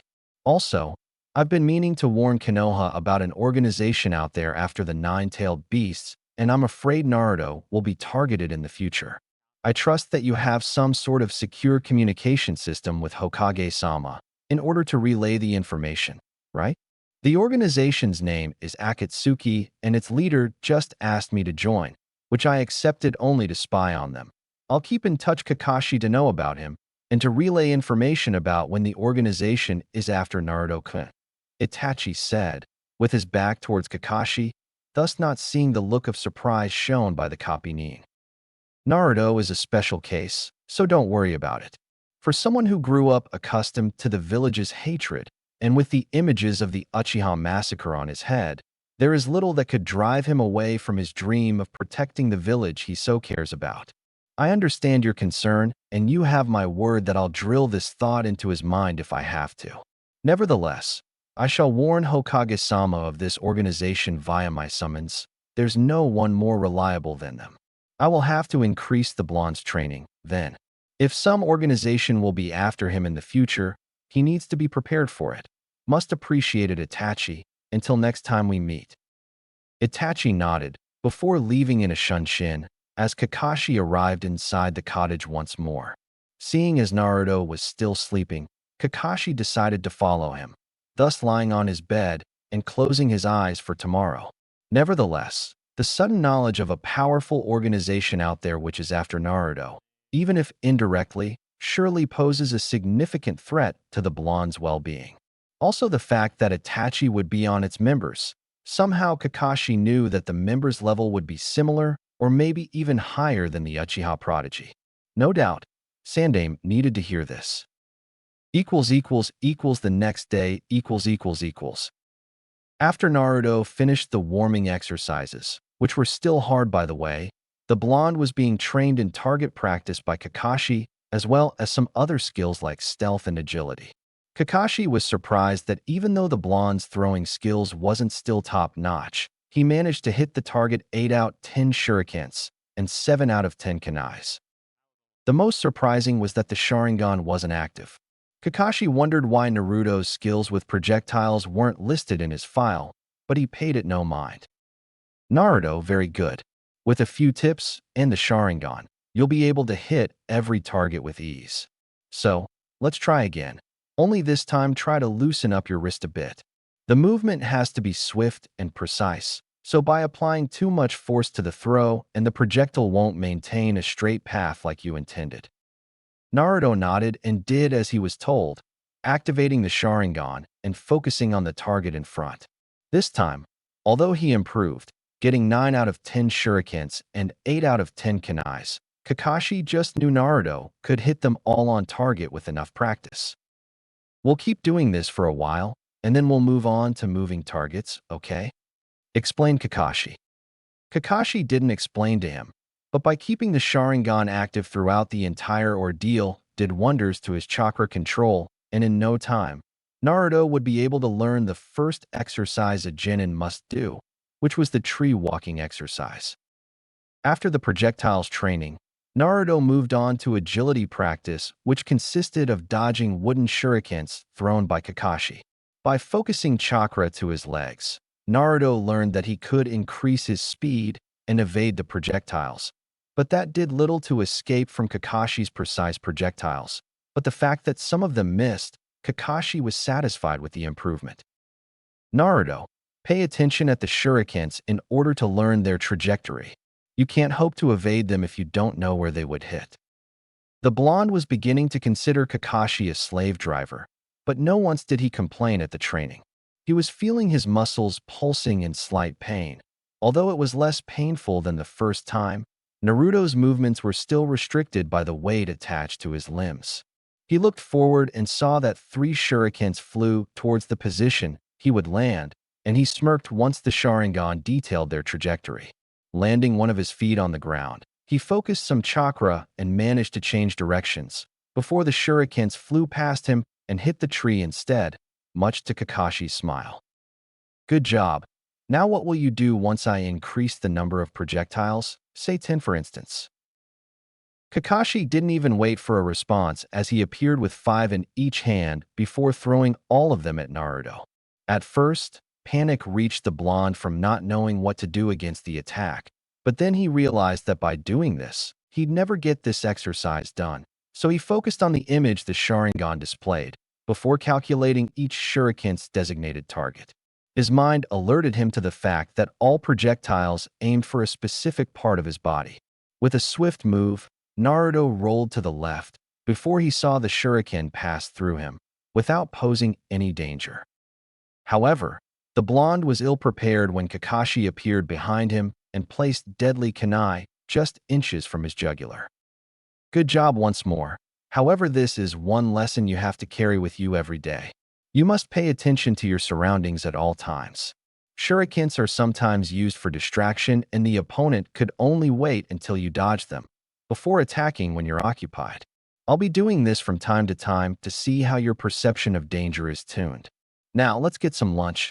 I'm starving. How about you? The silver-haired Jounin smiled at the blonde's stomach suddenly, voicing his opinion, and the fact that Naruto blushed in embarrassment only proved to increase the man's laughter, much to the blonde's chagrin, as he muttered some curse words. During lunchtime, Kakashi thought about talking to Naruto, outside of training, to get a feel of the blonde's thoughts right now. He was surprised, though, that Naruto was using this time out of the village in order to ease his thoughts on the matter. Naruto talked about everything that happened since that fateful day and opened up to Kakashi that the memory was quite overwhelming to swallow. But he also felt confident that with time, he would learn how to cope, a thought shared by Kakashi, who in turn assured the blonde that he would help in any way he could and that Naruto could always talk to him about it. Thank you, Kakashi-sensei, but I believe just the time outside the village will be enough to sort things out. So what's left on the agenda for today? Kakashi smiled at his student's endless determination. Surely, this year will be very interesting. Equals 1 month later equals. What at first started slow just for Kakashi to get a grip of Naruto's skills, 1 month later, the blonde's skills skyrocketed. With the Sharingan, Naruto managed to learn the taijutsu style with utmost efficiency, as his speed nearly doubled since they started the training. His physical workout doubled as well, with the blonde now carrying 10 pounds per limb and doing twice the workout. Right now, Kakashi was testing Naruto in a taijutsu match where he would increase the pace to a genin-level fight. He was surprised how much the blonde improved since the start. Right now, they were fighting with a kunai in hand as Kakashi saw that Naruto was quite adept to using small blades in a fight. Suddenly, they met each other on the air as the weapons clashed with one another, resonating a much peculiar sound. Both Naruto and Kakashi landed on the ground before doing backflips. Instantly, both of them picked shurikens and threw at each other, before meeting in the middle. There was a reason Kakashi and Naruto were moving alike, and that was because this is the exact nature of the intercepting fist, to act before the opponent have the chance to. The fight lasted for half an hour before Naruto dropped on the ground, panting in exhaustion. He was able to maintain the Sharingan for a longer period of time, but still wasn't enough. Don't worry, Naruto. As the Jujutsu evolves, you'll be more accustomed with it, meaning you won't spend too much chakra keeping it active. Now, take 5 and I'll teach you a new chakra control exercise, Kakashi said. The silver-haired Jounin smiled at the blonde in front of him as he imagined how much he grew from 1 month. His muscles were certainly more defined and his stamina increased, meaning he could maintain a taijutsu fight against a Jounin-level shinobi while at the same time focusing chakra on his eyes. Kakashi was certain that the blonde wouldn't have much of a problem with the tree-walking exercise, since maintaining the Sharingan active is the same principle. Kakashi-sensei, I was wondering about something, Naruto said, gathering his sensei's attention. During our fight, for a minute of 2, the Sharingan showed me your moves before you performed them. But that wouldn't happen after it went to the 2nd level, right? Kakashi pondered for a while to give the answer for Naruto. He didn't know if Naruto was on the verge of evolving his Sharingan or the fact that he was pumping more chakra to his eyes than necessary, thus giving him a better vision. Nevertheless, he figured that both situations would end up evolving his Sharingan, so he showed a smile to the blonde. If what you said is true, Naruto, then your Sharingan has entered in the process of evolution. You did read a part of the book I gave you that detailed the exact time of the Sharingan's evolution.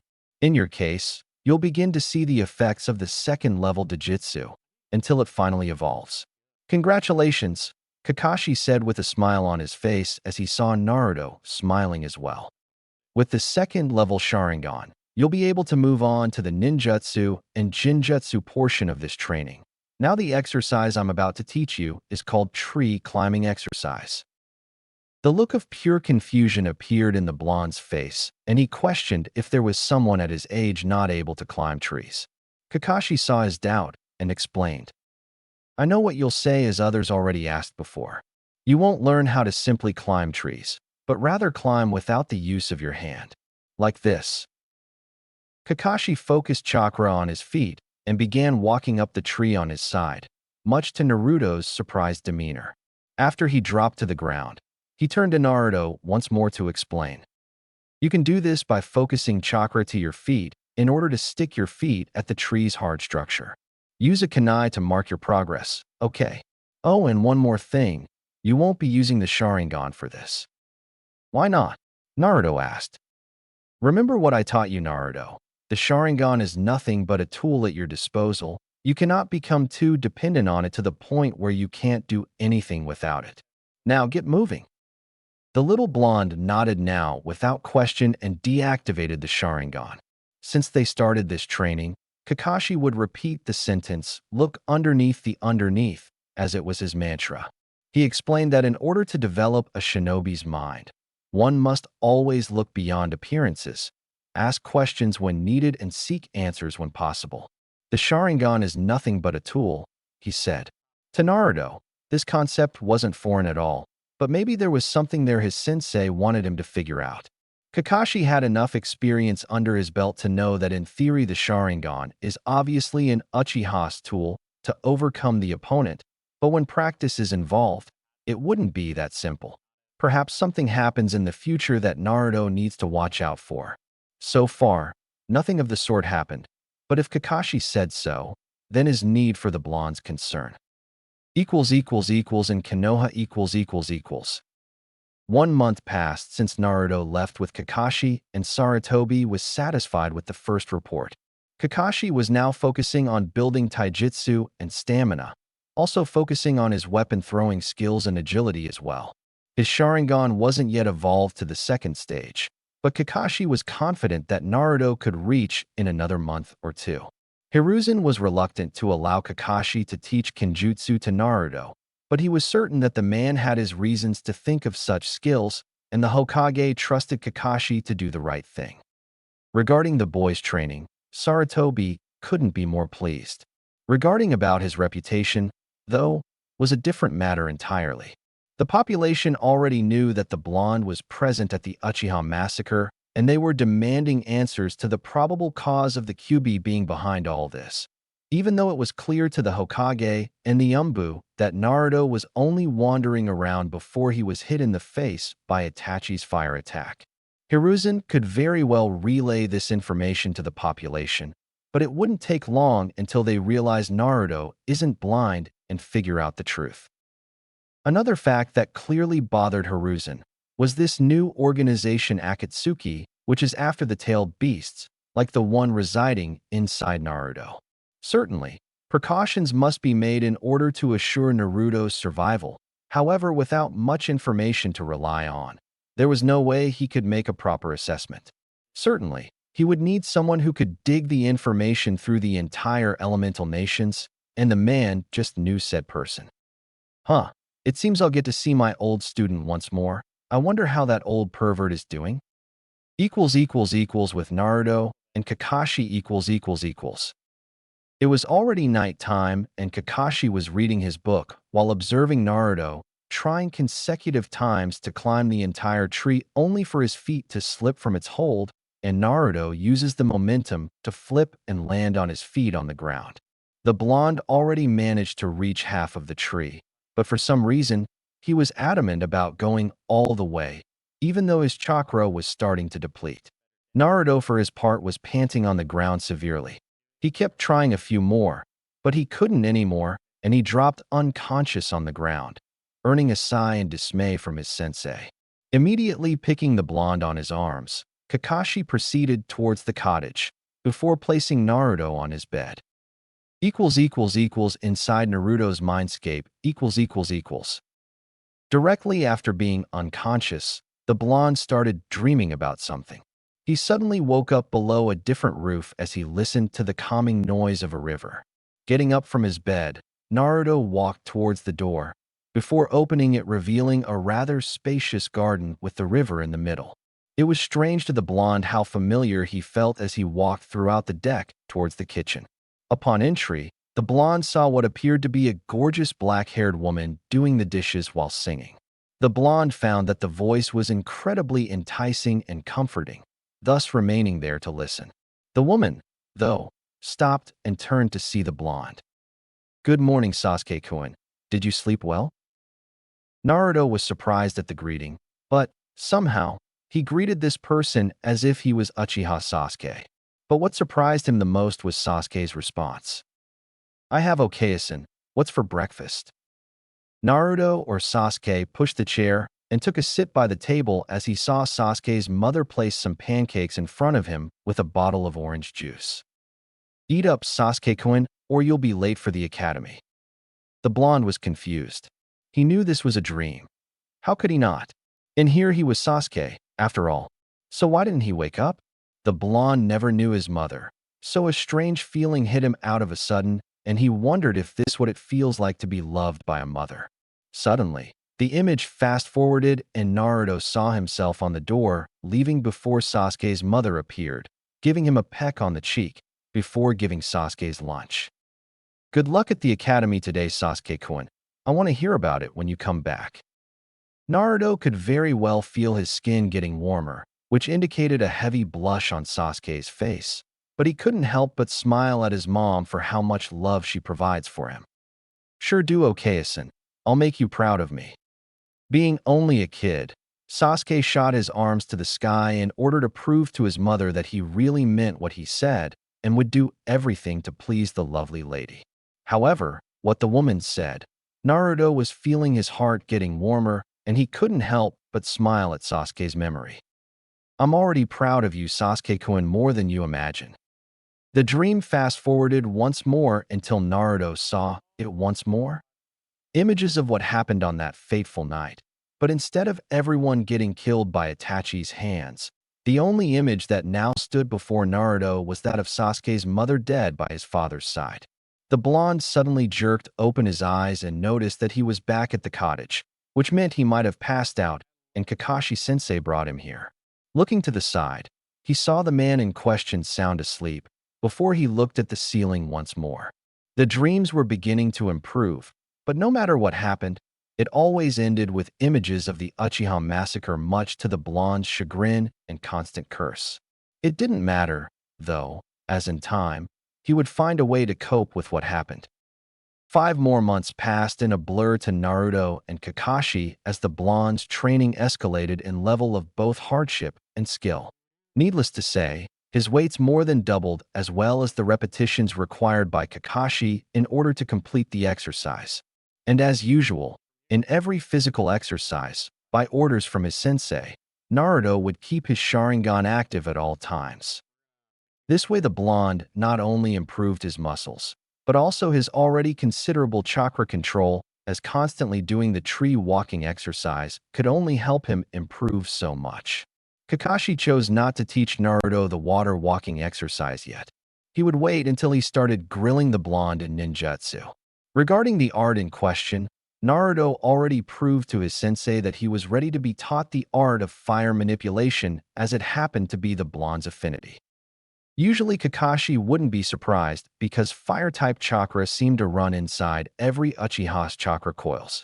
But Naruto wasn't an Uchiha, at least not by birth. The jounin only reasoned that since Sasuke's DNA mingled with the blonde's, then Naruto now possessed a fire affinity as well. Another extraordinary feat was his Sharingan. seeing that the eye evolved to the second stage a couple days ago, increasing both his taijutsu style and his speed. Right now, the Sharingan users were sparring, and Kakashi, this time, wasn't slowing his movements. At least, not like he was before anyway. His speed was adequate to keep up with a low-level Chunin, but he held back a little regarding the strength behind his punches. Nevertheless, he was impressed with his student as Naruto always managed to be one step ahead of his strikes. If he didn't outright dodge, he was managing to block almost all Kakashi's strikes. Just as Naruto blocked a high kick from Kakashi, he aimed a kick of his own at his sensei's legs. However, the man simply backflipped a couple times and threw some shuriken at Naruto. Kakashi was already expecting the blonde to dodge so that he could charge and attack when he least expected. Instead, Naruto just let the shuriken hit him. His body was replaced with a log. That movement alone made Kakashi smile and focus his attention to see where Naruto would come from. Suddenly, a hand came from the ground fast and grabbed his ankle, surprising Kakashi. Doton Shinju's Zanshu no Jutsu, Earth Release, Groundhog Decapitation Jutsu. As Kakashi went inside the ground until only his head remained above the surface, Naruto showed up with a grin on his face. The Jounin was surprised that Naruto managed to copy this low-level Doton Jutsu from seeing Kakashi using it. But what surprised him more was the flawless execution of the technique, a feat that only those with a Doton affinity managed to execute. Naruto, however, frowned as Kakashi never stopped smiling at him, meaning that something was wrong with this picture. Good job, Naruto. You kind of surprised me with the jutsu. However, suddenly, the voice came from behind, followed by a kunai being placed right below Naruto's chin. Don't simply expect that a Jounin would fall for such a simple technique. Seeing that his plan backfired, Naruto didn't have a choice but to give up, seeing as Kakashi already won the match. However, he knew that his sensei didn't know about the Doton Jutsu, and he managed to surprise Kakashi a great deal. The man, for his part, kept the kunai inside his holster and picked 2 chakra papers this time before handling both to the blonde. I was trying to think why your Doton affinity didn't appear last time we checked your affinity, but now I realize why. When your affinity is fire, the entire paper burns, and when your affinity is earth, then the entire paper crumbles into dust. So in other words, one paper wouldn't be able to show both affinities. Now, focus chakra on both papers, and let's confirm your affinities. The result were as Kakashi predicted, seeing that the paper held by Naruto's right hand was on fire and the one on the left crumbled into dust. Seeing the predicament he was now in, the sensei considered what he would choose to teach the blonde. Both natures weren't hard to learn, but fire jutsus had to be practiced with care. The silver-haired Jounin lost count of how many unfortunate shinobi had to retire because of badly executing fire jutsus. Cases like burning lungs and severe sore throats were only a few of the problems, and he didn't want Naruto to practice on his own. Thus, he chose Doton to teach the boy. Also, since Naruto learned this one jutsu on his own, Kakashi figured that Naruto already knew how to use earth-based jutsus with efficiency. Looking at his student, Kakashi saw that he was waiting for some kind of explanation, but first he needed to reach a second level of chakra control before beginning fire manipulation. Okay, Naruto, I'll teach you some fire jutsus, but for now we'll focus on more chakra control as well as cover some theory about fire manipulation. It's important for you in the long run to control the exact amount needed to produce a fire technique. You don't know the implications of a jutsu blowing on your face. The look of the blonde's face told him different as a sudden realization hit Kakashi. The very reason that Naruto had the Sharingan was because he was hit by a fire jutsu courtesy of Itachi, causing him to lose his original set of cerulean blue eyes in the process. Okay, so you do know. Sorry about that. What I meant is, if you don't have a good grasp of chakra control, there will be a high chance that you either burn your lungs or your throat, which would end your ninja career immediately. So I will teach you an exercise called water walking, and the principle is similar to the tree walking, but a little different. It's like this. At Konoha . Sarutobi Hiruzen was inside his office. checking the never-ending pile of mission reports just like any Kage did before him. Today was considered a normal day for the professor as he gathered all D and low C ranked mission reports and stamped his signature repeatedly, without even bothering to read them. These types of mission didn't require his attention apart from those that the Chunin responsible placed in a separate pile. This kept Saratobi from having to check every damn report before giving his signature. After his secretary took the whole lot, she left a cup of warm tea in front of the aged Hokage, to which he appreciated, and bid the lovely woman goodbye for the day. A cup of tea meant one of his much-deserved breaks throughout the day, not only because of his duty, but also because of his old age. Taking his time to smell the delightful herb scent, Hiruzen took a nice sip of the warm liquid as he looked at the village he was responsible for through his office window. The kids were playing like they were supposed to do. Umbu were patrolling the village. Everything was like it should be, in the Hokage's opinion. However, for no reason whatsoever, the image of Naruto appeared in front of him, and it was showing that old, goofy smile of his, screaming to everyone that he would take the Hokage's hat and replace the old man, as he used to call Hiruzen. After a while, a new image of Naruto appeared in his mind, and this time, it was the current Naruto after the tragic events surrounding the deceased Uchiha clan. Saratobi, so far, wasn't able to swallow the recent turn of events and Naruto's sudden, quiet demeanor. As you grow old, there were only a handful of occasions that managed to fill the heart with joy, and it pained Saratobi to realize that the Naruto he knew back then probably was killed along with the Uchiha clan. Of course, the Hokage blamed himself for such a predicament. In Naruto's position, being at the wrong place at the wrong time almost cost him his life, but the aged Hokage always thought he could have done something to avoid this tragic event. If he had managed to maintain some level of diplomacy with the Uchiha clan, he would have been able to reach a compromise, meaning none of this would have happened. Also, he supposed Naruto deserved better than having to fetch food by himself by looking in the garbage. Had his fridge remained full, the blonde wouldn't feel the need to search for food. Thus, he wouldn't be close to the Uchiha clan compound at the night of Itachi's assault. Nevertheless, dwindling on the past wouldn't solve the issue. No matter what happened, nothing would be able to reverse time and salvage the blonde from suffering the agonizing pain of witnessing firsthand the brutal massacre of one of the strongest clans in Konoha. The least Saratobi could do was to dissuade the council from pressing the matter further, seeing as Naruto's presence inside the compound raised some unwanted questions. In this department, though, Saratobi had enough skills both as a respectful shinobi and as a politician to relay the true story of what happened, therefore discharging the blonde from any misjudged accusations. Problem was that, as he feared it would happen, Saratobi was forced to reveal Naruto's new possession, the Sharingan. At the time, he saw the faces of shock displayed by his council members and the clan chiefs, as they all thought the bloodline was extinguished, with Itachi being the only one left. It took a long time of discussions and medical reports, but in the end, the entire council was convinced that while Naruto could use the Sharingan to its full capacity, there wasn't any scientific proof that the blonde would be able to pass the Uchiha DNA to his offspring. This was upsetting to a few members, especially to the old warhawk Danzu, as this happened to be his idea at the time. With said issue being declared impossible by the council, Saratobi turned to more pressing matters like the boys' training mission under Hitaki Kakashi and the constant improvements proven by Kakashi's written reports. Obviously, Danzu showed his claws once more, trying to convince the council that the boy was to be trained by him in order to reach his fullest capacity. However, the entire council knew of Danzu's old, to some, still current, training methods and voted against it. All were in favor of Hitaki Kakashi training the boy, as he happened to be an elite jounin and also possessor of the Sharingan eye.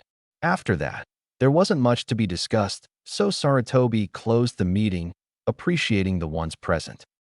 This happened a month ago, and since then, the subject of Naruto was rarely discussed between the Hokage and his advisors, except when it was regarding any new skill the boy learned under Kakashi's guidance. Some clan heads were interested in the boy's development, like Hyuga Hayashi, Nara Shikamaru, Yamanaka Inoichi, and Sum Inazuka.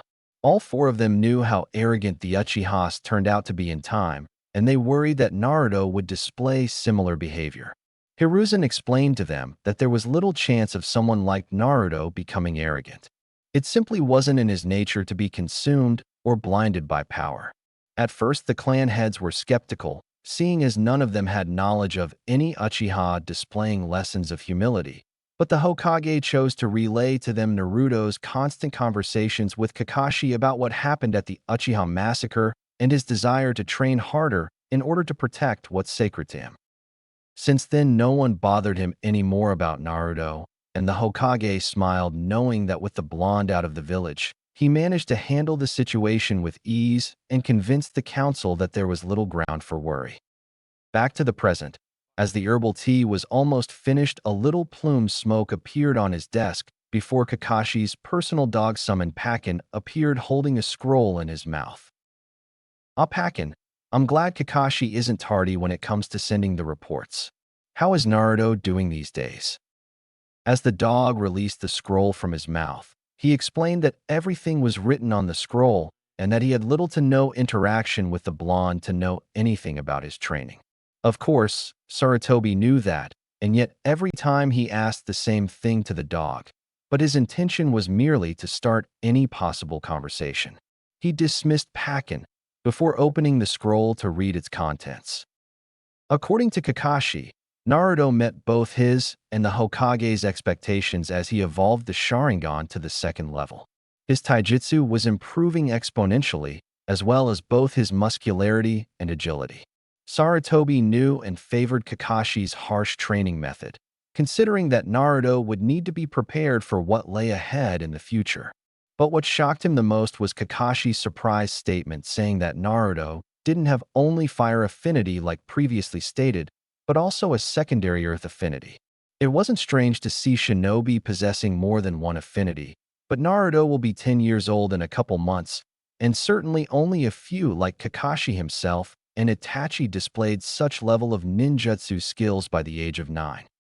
Sarutobi knew the implications of comparing Naruto with Itachi as young prodigies were frowned upon by the villagers and shinobi of Konoha. Nevertheless, by Kakashi's report, Naruto could very well learn fire jutsus by the time he came back, and it wouldn't be much harder to know a few earth-based jutsus, meaning that Naruto could very well be considered a prodigy by the Hokage's standards. Another fact was that Kakashi managed to drill in the blonde's head the importance of the Sharingan being considered a mere tool to be used and not to become dependent on it. Right now, Kakashi was teaching Naruto some heavy chakra control exercises as he didn't want Naruto's fire jutsus to hurt his organs. This was an intelligent precaution in Hiruzen's opinion, considering the number of accidents caused by failed attempts in the past. All in all, Naruto was training to become a well-rounded individual as all arts were covered in Kakashi's training. Jinjutsu, while being the less trained, was also covered by Kakashi as he taught the blonde how to dispel them effectively. Not to mention that the blonde could very well learn some Kenjutsu as well if Kakashi agreed to teach him in the future. Kakashi must be excited to teach Naruto as much as possible, and Naruto doesn't complain, absorbing all this knowledge like a sponge. "Surely, I'll expect great things from you, Naruto-kun." Back to his work, Sarutobi started to read the A and B mission-level reports with a smile on his face as he was imagining the blonde in a couple of years as a shinobi of the leaf. With Naruto . At the end of the day, Naruto was soaked.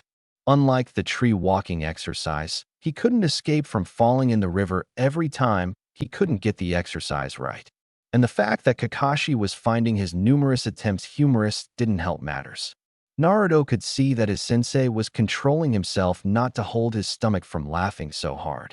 Problem was that chakra control exercises required both concentration and patience, and somehow, the blonde was lacking both as his mind was running a mile a minute.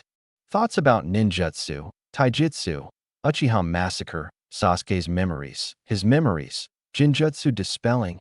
All this information was fighting for dominance inside his mind, and he couldn't bring himself to concentrate. Lack of patience was obvious, as at the same time he thought about everything. He also wished to finish this goddamn exercise. Kakashi knew of his problems right now, but considering the number of accomplishments in the last 2 months, he figured that Naruto shouldn't rush into things and learn how to focus on the task in hand. After a few more failed attempts, the silver-haired Jounin looked to the sky and realized that the sun was already setting and the moon was already up, meaning that the exercise was finished for today. Okay, Naruto, let's wrap it up for today. Tomorrow will be another day for you to try to complete this exercise, Kakashi said, earning a nod from the blonde as he got out of the water and picked up his clothes. Student and sensei went back to their cottage together. On the way, though, Naruto kept cursing himself for not being able to complete the exercise. Kakashi tried to explain that this method is taught to genins and above for better improving chakra control. For Naruto to manage in one day would be counterproductive to his training, as he wouldn't take full advantage of it. It was better to learn at a slow pace than rush it and not fully improve his chakra control. I know, Kakashi-sensei. I was just overwhelmed a bit. I'll try and relax some. What's for dinner tonight? Naruto asked before he sighed upon seeing a couple of vegetables near his sensei. Those, in his experience, would certainly be used for a stew that Kakashi learned to make. You know better than to ask questions all the time, Naruto. Now why don't you grab some water as I prepare the vegetables? As Naruto grabbed some water, the stew was prepared as both student and sensei ate their dish in comfortable silence. It wasn't long before the dish was separated and the two got inside the respectful sleeping bags. Next day. As the sun rose on the horizon, Naruto and Kakashi were already up and the blonde was going through some warming-up exercises around the clearing. The Jounin, though, focused solely on reading his favorite book as Naruto now finished his required 10 laps around the vicinity, followed by some push-ups and sit-ups. After he finished, it was once more time to strip his clothes as he would be attempting the water walking exercise at the lake nearby. Naruto nodded and went straight to the lake, while considering the last failed attempts. He knew that with the damn weights on his body the entire time, he would never finish the exercise. I suppose that if I could drop the weights, I'd be able to finish the exercise much sooner. Kakashi's smile told him the answer he was already expecting, but no one could say he didn't try. As he ran towards the lake ahead of Kakashi, the man considered reminding the blonde not to use the Sharingan, before he grinned once he heard his student's silent mumbles and considerable list of curses to his slave driver sensei. As Naruto neared the river margin, he took one step at a time as the water level reached his knees, just like every attempt before. Yesterday, he didn't consider at least standing on top of the water before walking, as he was lacking the needed patience and concentration to break the exercise. Immediately focusing chakra to his feet, Naruto slowly started to flow almost on top of the water before he had to relinquish control over it. Kakashi saw this and frowned, even though Naruto understood the importance of walking before running. Naruto, I can see you learned what you need to attain first, and that's good. However, you're doing it the wrong way. You can't just increase the chakra amount and expect it to flow on its own. You have to learn the appropriate amount of chakra needed to step on the water. Then you have to hold that same amount of chakra as you walk on top of the water. Try using a specific amount of chakra to stand on top of the water. If it's not enough, try again increasing the chakra. If it's less than required, do the opposite. Once you learn how much chakra is needed to maintain a float, you have to memorize the amount as you start walking. Why don't you try again? Naruto accepted the teaching and tried just as Kakashi advised him. This time Naruto managed to reach the ankles region before he started to sink. Within 30 minutes, the blonde was already able to at least stand on water as he closed his eyes. Memorizing the needed chakra was a tough procedure, and he needed time to focus on exactly how much was being used at the moment so that he could start the water walking exercise. Kakashi would remain there patiently as he watched Naruto concentrate. He knew the blonde would manage the exercise in time. He only needed to process the information. Suddenly, Kakashi felt the need to turn his attention from his book as he had a feeling that the next attempt would prove fruitful. True to his instincts, the blonde opened his eyes and focused on maintaining the necessary chakra amount as he started walking on top of the water the same way he would walk on solid ground, albeit a bit slower like Kakashi advised. Within time, Naruto increased his steps, and after a couple of minutes focusing on chakra control, the blonde was getting the hang of the exercise, much to Kakashi's satisfied grin as Naruto took his explanation to heart and applied it accordingly. Okay, Naruto, keep walking until you feel able to run. I want you to focus on this until lunchtime. After we eat, I'll give a crash course of fire manipulation and even teach you a low-level fire jutsu. Now after you're done here, meet me near the cottage. I'll be responsible for preparing lunch as a reward for you finishing this exercise.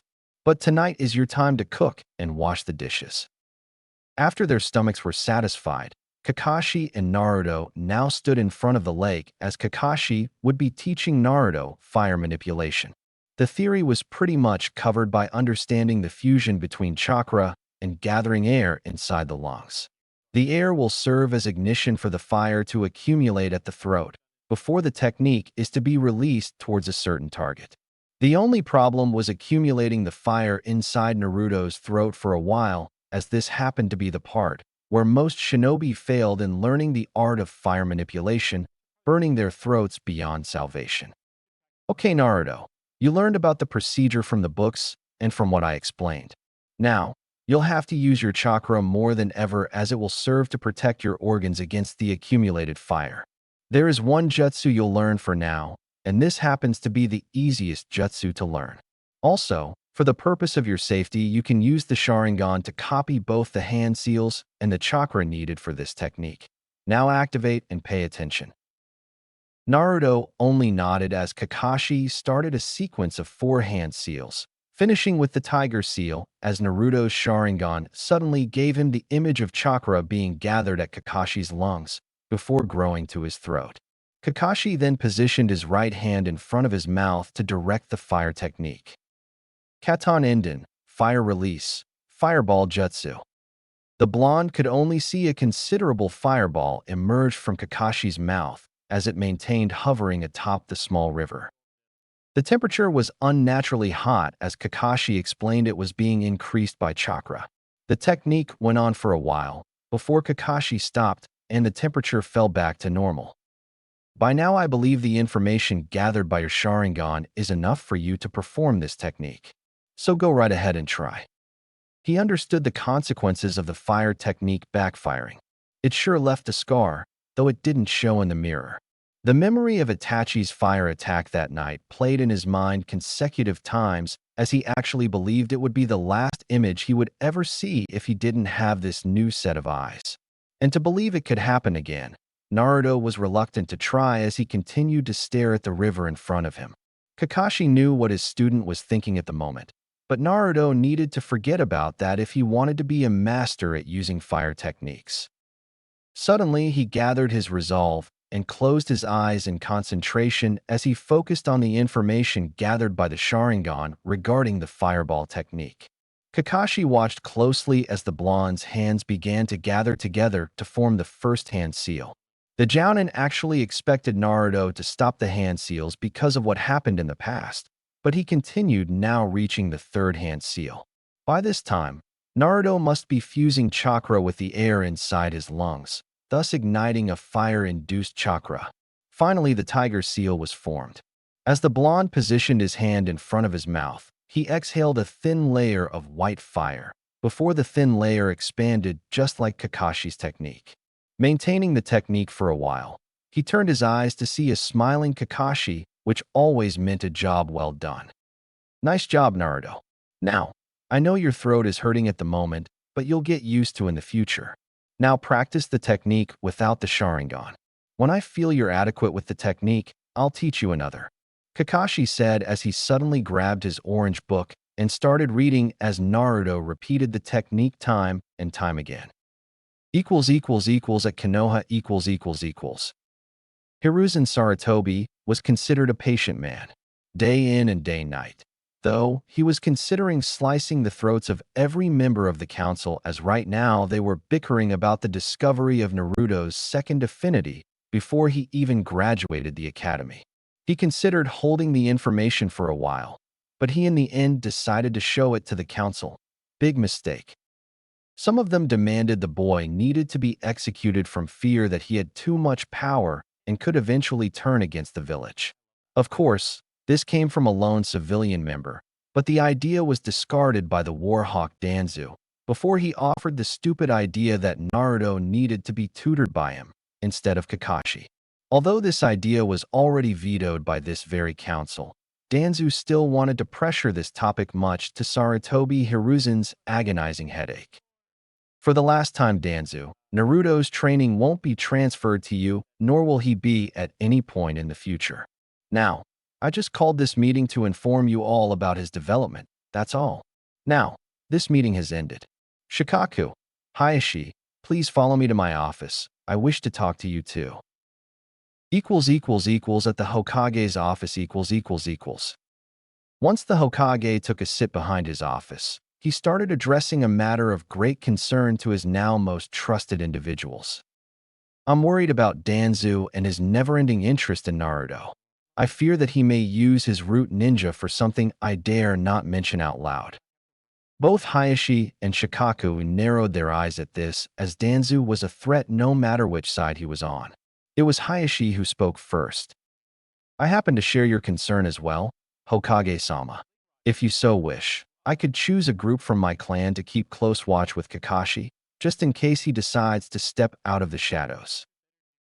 Hiruzen was considering the offer, but an entire group may prove suspicious and Danzu might use his political influence in the council to cause trouble. No, he could be up to anything given the circumstances, and I don't want to give him more ammunition. Perhaps it would be wiser to select one member from your clan Hayashi to watch for any of Danzu's rude umbu. I wonder if Kasumi is available for such a task. She is Hokage-sama. I'll tell her to come here right away, Hayashi said, as he reached for the umbu was in charge of protecting the Hokage in order to call Hyuga Kasumi, while Shikaku remained talking to the Hokage. The man thought he was there for no reason as he kept hearing Hiruzen and Hayashi's conversation regarding Hyuga Kasumi's new guardian mission. Shikaku, while Hayashi calls Kasumi, I'll ask something of you as well. You're one of the brightest minds this village has ever produced, and as such, I wish for you to keep your eyes on Danzu. The man had the decency to look at Hiruzen with incredulity. Sure, it wasn't impossible as the lazy genius had already managed to spy on important daimyos in the past, but surely for Hiruzen to ask this of him meant that either he wanted to silence Danzu for good or expose him and his undercover roots umbu program. Nevertheless, this request had its merit. After all, a Hokage couldn't have someone by his side controlling the turn of events from the shadows. The Nara wouldn't be surprised if Danzu was behind some of the major murder events in the history of Fire Country now that he thought about it. Hiruzen was watching the lazy genius with patience as he knew the seriousness of this mission. Spying one of the most influential individuals in Fire Country, apart from the Hokage and the Fire Lord, was dangerous and could even lead to the man's death if he managed to dig deep enough. Shikaku, I understand if you're reluctant to, Hiruzen said, but Shikaku interrupted him. I'll accept the mission, Hokage-sama. Danzu's acts have remained to go on for far too long. Now, is there anything you wish me to focus on? Hiruzen smiled, before explaining the details behind this SS-class mission.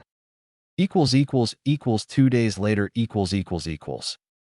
Katon Daienden, Fire Release, Great Fireball Jutsu. The now doubled in sized fireball emerged from Naruto's mouth before it hovered atop the river. The fire was so hot that it increased the speed in which the water was evaporated. When the water level pretty much reduced to half, Naruto relinquished the control over his technique before looking to Kakashi.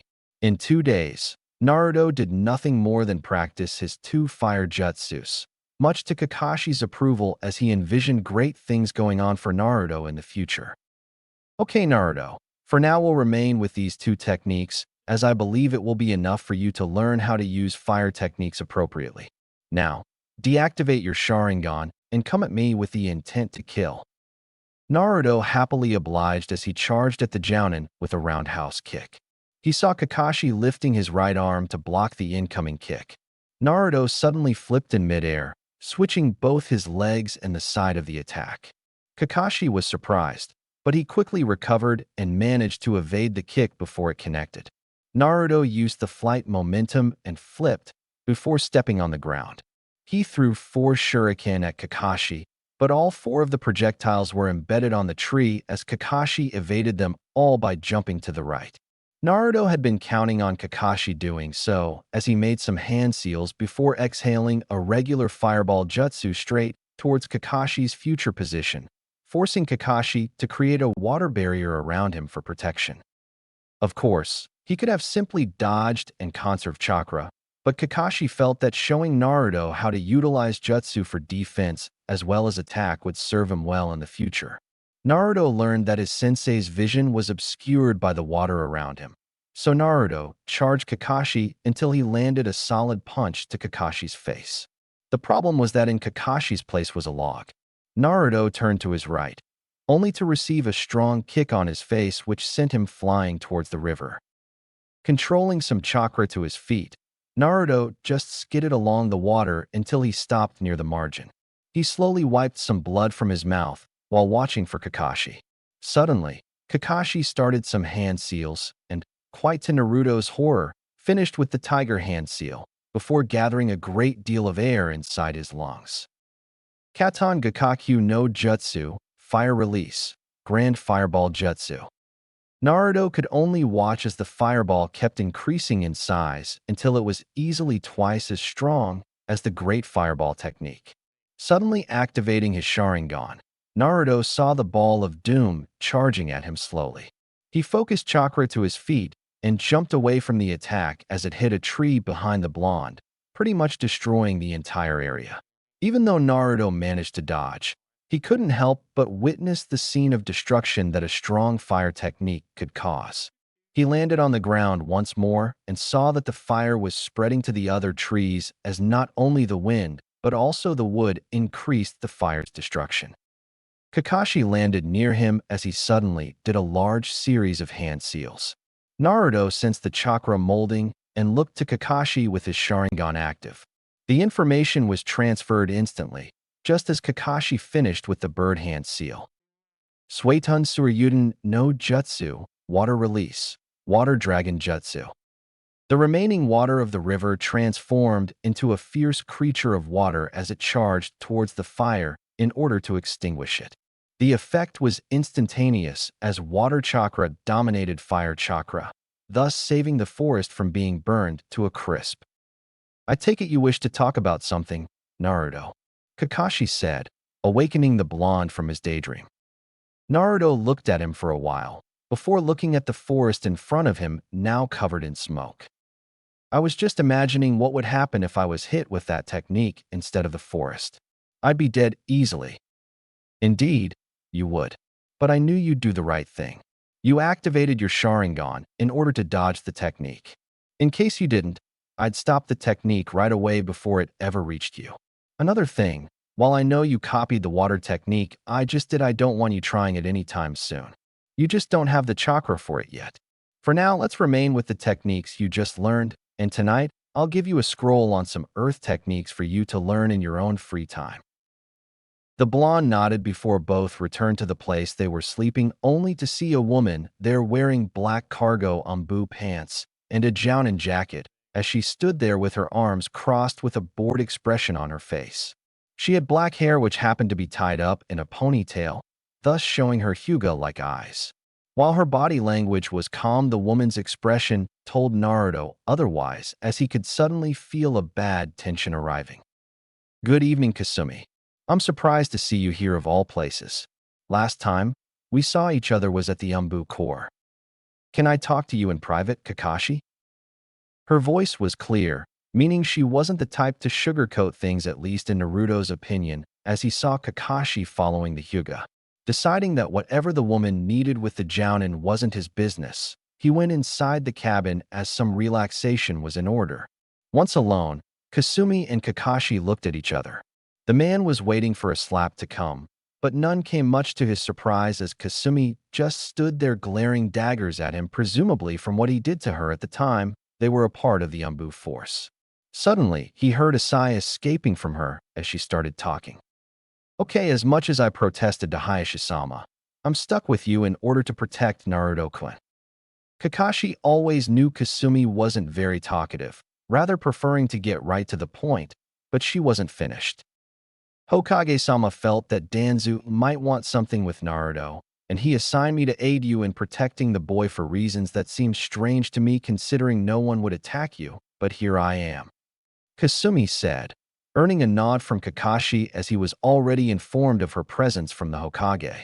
In the scroll, Hiruzen alerted him of Danzu's never-ending interest in Naruto's training and that he may resort to kidnapping the blonde. Kasumi's presence here meant that her Byakugan would be more than enough to alert them of any intrusions in the vicinity. Plus, Kakashi considered it would be nice for Naruto to practice his skills against the Byakugan and the Jukin, as it happened to be the most deadly taijutsu style in existence. Even though he knew she was coming, it didn't mean he liked it, as both had their fair share of history in the past. Kakashi at the time was already an Umbu captain, and to him, nothing mattered other than the safety of his team and the mission's completion. However, over time, he met Kasumi, and the two started hanging out together. Afraid of her being killed because of being with him, Kakashi ended their relationship. Everyone important in his life had been killed, and he couldn't bear to lose someone else precious to him. But the woman didn't take it that well. Needless to say, she was very irritated at Kakashi and hadn't spoken to him since he blew her off without any proper explanation. So tell me, Kakashi, since I'm stuck with you until Naruto-kun returns to the village, why don't you tell me something about his skills, and what can I do to help him improve? People are talking about this boy, and I want to know some more about what he can do. Needless to say, the boy is a prodigy. Taijutsu is high Genin level and ninjutsu is off the charts for even a low-level Chunin. He's already improved a lot, but you'd be able to increase his taijutsu skills greatly, considering that you're a master in the area. Kakashi and Kasumi talked a lot about the blonde's skills, thus starting a conversation for the first time in almost 10 years. As the end of the Naruto's training year approached, both Kakashi and Kasumi could see how skilled Naruto had become since he received the Sharingan eyes. Just as Kakashi said, Kasumi helped Naruto on his taijutsu style, the interception fist, teaching how to further improve the blonde's anticipation of the opponent's attacks by trusting more on his instincts rather than only on his Jujutsu. At first, Naruto didn't quite understand, but as the Hyuga sparred against him without the Sharingan, it became easy. Plus, with Kakashi constantly reminding him that training without the Sharingan is just as important as training with it. Regarding ninjutsu, Kakashi chose to stop teaching him more fire techniques.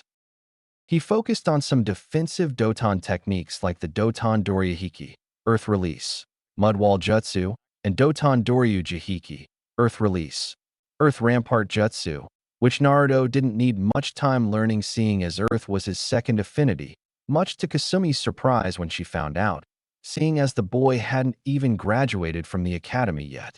Still, with the taijutsu display alone, Kasumi would give Naruto at least a high Genin rank. Just the fact that Kakashi was already teaching Naruto some kenjutsu moves was astonishing enough, and she stopped being surprised after 1 week of being with the brat, as she constantly referred to him as. Because of Kasumi's nature, she and Naruto quickly bonded, and she saw him as a pestering little brother. She called him brat all the time, though, but that was only to get a rise out of the usually stoic little guy. Kasumi was one strange Hyuga, in Naruto's opinion.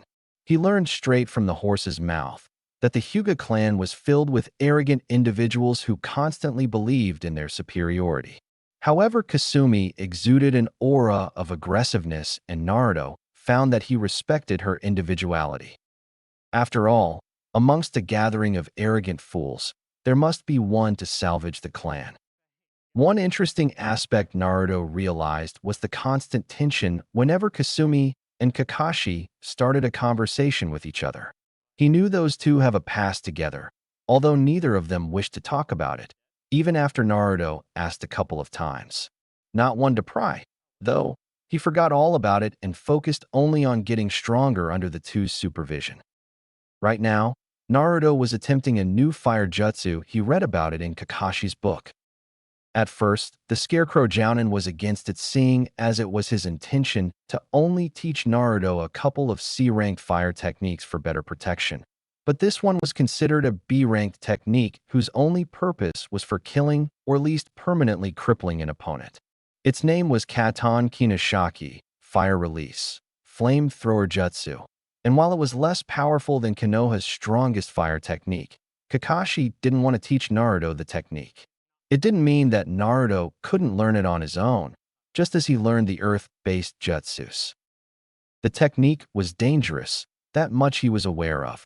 Exhaling a constant flare of fire could permanently burn the user's throat up to the point of never recovering. So, Naruto had to tamper with the fire with caution while inside his body, so as not to cause damage. Going through the sequence of 10 hand seals, Naruto inhaled a great load of air inside his lungs before combusting it with his chakra. As soon as the layer of fire escaped from his mouth, he positioned his right hand to guide the attack towards a certain point. Both Kakashi and Kasumi were supervising the technique as they saw the giant rock being hit, followed by explosions one after the other as Naruto continued exhaling the layer of fire. Soon, the rock was no more, just as Naruto ended the technique. However, the blonde was coughing smoke, quite to Kakashi's shock, but he immediately handed Naruto a glass of water to drink. Kasumi was by his side as well, as she scanned Naruto's throat for any damage. "Don't worry, Kakashi, he's fine." Kakashi nodded, before taking Naruto inside the cottage. Before this technique, Naruto practiced taijutsu and heavy chakra control, so he was unconscious soon after the technique's completion. After Kakashi placed Naruto inside his bed, he got up and left the cottage to where Kasumi was waiting him. Only 4 days separated the group from returning to Konoha, and Kakashi remembered one single attempt on his life. Flashback on. One day when Naruto was beaten after almost 10 hours of training nonstop, Kakashi placed him on his bed and left to fix dinner for him and Kasumi. The winds were increasing, and very soon, a heavy rain began to fall as thunder could be heard on the horizon. As the Scarecrow Jounin started preparing his all-time favorite stew, he was looking at the Hyuga out the side of his eye. Ever since she arrived, the girl wanted nothing more than talk to Kakashi about what happened in the past, but every time something came up and he managed to avoid the subject. Kasumi, for her part, was frustrated with Kakashi's uncanny ability of changing the subject. During their bickering, Kasumi deactivated her Byakugan that so far was active to spot any intruder and stop him before he could kill Naruto. It was because of this that one shadow managed to pass undetected from the two as he entered the cottage. No headband on his forehead meant he was either a civilian or a mercenary. His body was athletic, and every article of clothing he wore managed to mingle his presence within the night. Plus, any little noise he made was hidden by the constant sound of lightning. When Kasumi activated her Byakugan once more, she was startled to see another presence inside the cottage besides Naruto, before alerting Kakashi. He shunshined immediately inside the cottage to prevent whoever it was from killing Naruto, but once he appeared inside, he saw the man. His face indicated that something very bad happened as his mouth was opened in shock and his eye sockets were empty. The body suddenly fell forward, and Kakashi saw a 3-tome Sharingan staring at him with a bloodied kunai on Naruto's hand. Kakashi knew the step needed to awake the 3rd step of the Sharingan eyes, which, by the way, was similar to actually awakening it in the first place, being in life or death situation. This wasn't the only feat Naruto accomplished, as the man's body on the floor indicated something the Sandaime Hokage feared could happen to someone so young. At 10 years old, Naruto already killed someone, and Kakashi could see in those bloody red Sharingan eyes, tears falling on the ground as the realization of killing someone hit him full force. By this time, Kasumi was already by his side, embracing him in a comforting hug. She was responsible for this happening, as it was her mission to protect Naruto at all costs from whoever came to harm him. It took a few more minutes for Naruto's sobbing to end as he fell asleep on Kasumi's shoulder. Both the attempt on Naruto's life and the boy's fully evolving his Sharingan were reported immediately to the Hokage, who was very upset at the situation. Someone from within Konoha's walls hired some mercenary to deal with the Kyuubi brat once and for all. Of course, Hiruzen was unaware of how the mercenary managed to pass by both Kakashi and Kasumi, since the official report indicated a heavy usage of Genjutsu that managed to fool the Hyuga's Byakugan. Sure, Kasumi expected to be demoted for her incompetence, but when Kakashi told her what he did, she felt like she deserved every type of punishment from not protecting her surrogate brother like she should have. Of course, this feeling had both professional and personal reasons, but Kasumi grew so attached to Naruto that her self-loathing was more personal than professional. Kakashi convinced her that their priority right now was to talk to Naruto regarding his first kill. Luckily, Naruto trusted them both to share his thoughts of what happened, so Kakashi and Kasumi managed to save his mind from dealing with more pain than he already dealt with every day. Flashback off. As soon as Kakashi arrived near Kasumi, he could see that her Byakugan was active the entire time as she cooked their meal. Her face was purely professional, and that wasn't a good thing. The downside of having a Jujutsu was that keeping it active for longer periods of time not only wasted too much of the user's chakra, but could also overstrain the eyes. It was possible for the user to go blind, and for a Hyuga, not being able to rely on the eyes was considered worse than death. But Kakashi knew the reason behind Kasumi's drive. You can't keep blaming yourself for what happened, Kasumi. You're not the only one here who was supposed to take care of him. She turned her eyes a little bit to look at him before she went back to the task at hand. Why not? It was a miracle that Naruto-kun was awake that time, or else the assassin would have fulfilled his assignment. Kasumi said as she was spinning her chicken soup with a wooden spoon, but she didn't stop talking. The worst part, Kakashi, was that we would not have even known what happened until we entered the cottage. I was so frustrated with you, Kakashi, that I relinquished all manner of professionalism. I did what no ninja should ever do. I let my emotions take me over in the middle of a mission for Kami's sake. Kakashi could see the tears falling in the soup as he grabbed Kasumi in a tight hug as he let the now fragile woman cry on his shoulders. One of the reasons why Kakashi stopped doing missions with Kasumi was because of the past shared by them. He was able to let go of what happened and focus on the mission at hand, but she wasn't. The truth was that his feelings of her never diminished, even though it was 10 years ago. But his fear that she would get killed because of him always stopped him from approaching her. It was finally time to ease Kasumi's heart with the truth, although he wasn't sure about the effect revealing the truth would cause. I'm sorry, Kasumi, Kakashi said, as she looked at him with teary eyes. The silver-haired Jounin stopped for a while as he was suddenly lost inside those hollow eyes of the Hyuga clan, but to him he could look at them for all eternity and not get tired of it. Now, the feelings he fought so hard to suppress now came full force, and he couldn't control it anymore. I suppose it would be selfish on my part to keep you in the dark all this time. Please know that I never stopped having feelings for you. Don't play games with me, Kakashi. Please, I can't bear. Kasumi said, but stopped once Kakashi placed 2 fingers on her soft lips, ushering her to be quiet as he wasn't finished talking. What happened was that I was afraid to lose you. Kasumi looked at Kakashi with a guarded, yet hopeful expression. She knew about his terrible past. She knew about his real father committing suicide after a failed mission. She knew that his teammate sacrificed his life to save his, hence how he got the Sharingan. She knew how his other teammate went missing in action and never returned, and last but not least, she knew that he'd lost his surrogate father Yondaime Hokage to the Kyuubi no Yoko. What Kakashi faced in life, Kasumi was sure she would lose her sanity if even half of it had happened to her. To her, the man was made of steel, unbreakable no matter what happened. That's precisely why she was shocked once she saw tears falling from his eyes, not the only visible one, but his covered Sharingan eye as well. As soon as she opened her mouth to speak, he beat her to it. I was afraid that you'd share the same fate as everyone precious to me, and I just couldn't bear to lose another one." Kasumi smiled for the first time in ages as the man in front of her cried on her shoulders. Like him, she never stopped having feelings for him, and for the first time in ages, she was able to recognize the man behind the Umbu captain mask of Sharingan no Kakashi.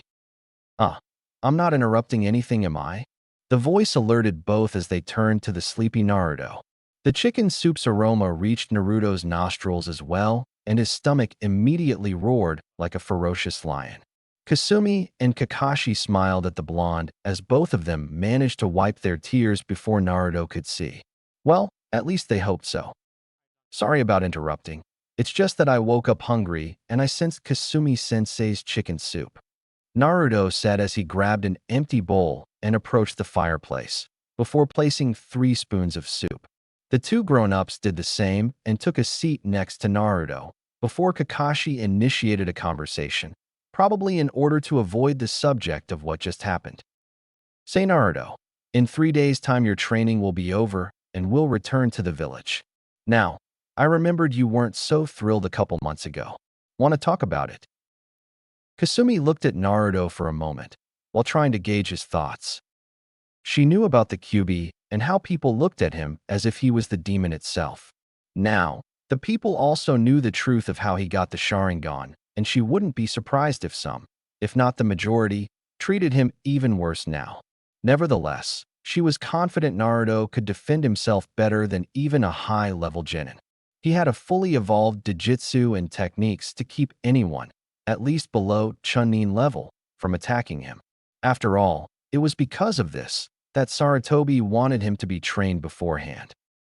As the blonde took a last sip of soup, he placed the wooden spoon on top of the soup and looked to the ground in deep thought. The feelings didn't change, Sensei. With time, the nightmares about what happened at the Uchiha massacre diminished, but they still haunt me in my sleep. Sometimes, I have the feeling that the damn fox is screwing with my head, making me see it over and over again. I know for a fact that the people's hatred towards me and the fox won't diminish, and quite frankly, I have a feeling that it will only increase when people see me using the Sharingan. Kakashi and Kasumi just listened as the young man spoke. To this day, all the threats remained verbal. The words hurt, but not as much as kunai embedded in my back. Now, I don't know what will happen, because to some, I'm not only the QB reincarnated, but also the one responsible for the murder of the Uchiha clan. It changes everything now, doesn't it? "There is nothing but truth in your words, Naruto," Kakashi said, as he could see Kasumi's saddened face. He could see that she wanted nothing more than to suffer in his stead. "However, you must face the fact that the past cannot be changed. I know that I may sound harsh right now as you're only 10, but the past cannot be changed no matter how much you shout to the heavens and curse the man who did this to you." Naruto looked at him in surprise, but he should have known that a jounin of Kakashi's caliber would hear his shouts. "I was just venting my frustration, that's all. But you're right, Kakashi-sensei.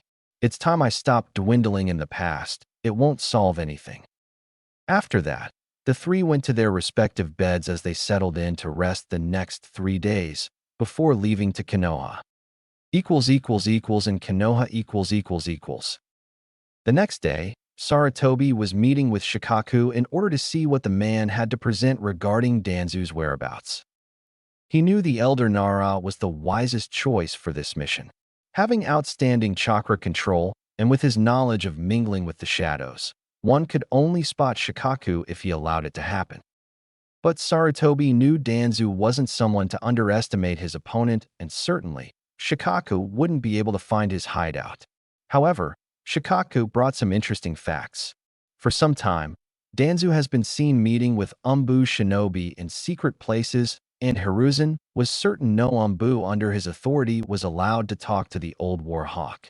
Also, Shikaku managed to pinpoint a specific area where Danzu headed to every day. Every reconnaissance mission issued by the Hokage to his Umbu force was futile, as no one could find Danzu's hidden base. At least, now it was easier since he could narrow the search area to the one pinpointed by Shikaku. "I appreciate it, Shikaku-san," Surely your skills with the shadows proved sufficient to provide me with enough information to improve the searches for his hidden base. I apologize for keeping you away from your family all this time, but it was necessary. No worries, Hokage-sama. I'm just glad to serve. Because of this, you saved me from Yoshino-chan and her constant nagging. Troublesome. Sarutobi smirked at his friend before dismissing the elder Nara. Instantly, he called an Umbu's name and a man appeared kneeling on the ground. He had a lion mask and his brown hair was the only distinguishable characteristic. Yamato, I want your team to analyze this report and initiate the search for the target. It's time we catch him once and for all. The man just nodded and vanished once more with the scroll in hand, leaving Sarutobi alone once more as he processed some things. In little time, Naruto, Kakashi, and Kasumi would return to Konoha, and certainly, people wouldn't take it too kindly once he arrived. He needed to ascertain some responsibilities first. Tori. Another Umbu appeared as Hiruzen issued his orders. In 2 days' time, Uzumaki Naruto and Hatake Kakashi will return from his mission. I want your team to keep track of Naruto until he graduates from the academy and becomes a genin. I trust you are aware of how delicate the situation is now. I fear that people will take action against him, and I won't be able to fully protect him. The Tori Umbu nodded. I'm aware of the situation, Hokage-sama. Naruto-san will be safe in our hands, don't worry. With that, the man vanished within a swirl of leaves. Hiruzen hoped no incident would occur, but just in case something happened, at least the Umbu would take care of him. Still, the last turn of events caused the old man to worry. From what Kakashi explained, Naruto had his first kill, and the fact that his Sharingan was now fully evolved could be used against him. Naruto, for all his skills, could kill someone in self-defense, but any snake could use this to his favor by saying that Naruto deserved to be killed for his actions. Certainly Hiruzen wouldn't be surprised if such a thing happened. Beneath all these uncertainties, however, Sarutobi wondered how skilled Naruto had become now that he fully evolved his Sharingan, and, according to Kakashi, already knew quite a few jutsus.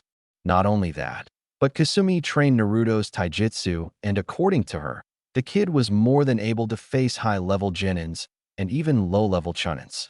Only that was enough in his opinion, but Kakashi already taught Naruto some hypnosis genjutsus that could be used with the Sharingan. I won't make comparisons, but Naruto is turning out to be his second Itachi. I just hope that others won't make such a comparison since some don't know the real truth of what happened. To the majority, Itachi was blamed for the murder of the Uchiha clan, as this version was the official one notified by the Hokage at the time. However, to only a few, wiping out the Uchiha clan was a mission carried out by Itachi issued by both the Hokage and his old teammates Koharu and Hamura. Of course, Danza knew it as well since at the time, his rude organization wasn't disbanded by Sarutobi. Now, Itachi was to remain a spy of Konoha to relay to both the Hokage and Jiraiya of the Sannin information that could very well save the village's life in the future. Also, because he managed to get within this special organization called Akatsuki, Itachi will be able to gather a wide variety of information, as he had already done. According to Jiraiya, Itachi contacted him about Orochimaru belonging to the organization and the fact that he tried to take Itachi's Sharingan. Once Sarutobi read about it, a part of him wanted to laugh at Orochimaru's failed attempt against a prodigy of Itachi's caliber, but another part felt only regret for the individual to whom Sarutobi failed to mold into a decent and an honorable man. Without Naruto, Sarutobi already carried a great deal of sadness for his student Orochimaru. He felt responsible for not constantly watching him as well as for letting him go all these years ago. == 2 days later == For a Chunin, gatekeeping missions were a vile test of patience where you did nothing except watch civilians and shinobi going in and outside the village. It was even worse when the weather was like today, extremely dry, not to mention warmer than a Katon Jutsu. Still, as Chunins, complaining wasn't an option. Either you perform the mission or someone else will. And when that happens, he or she will be lucky to hold the title for much longer. So, Kotetsu and Izumo just relaxed behind the wooden balcony as they hoped something would happen.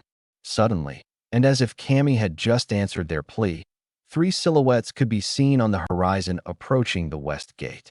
By size alone, the gatekeepers could see two adults and one child, probably 9 or 10 years old.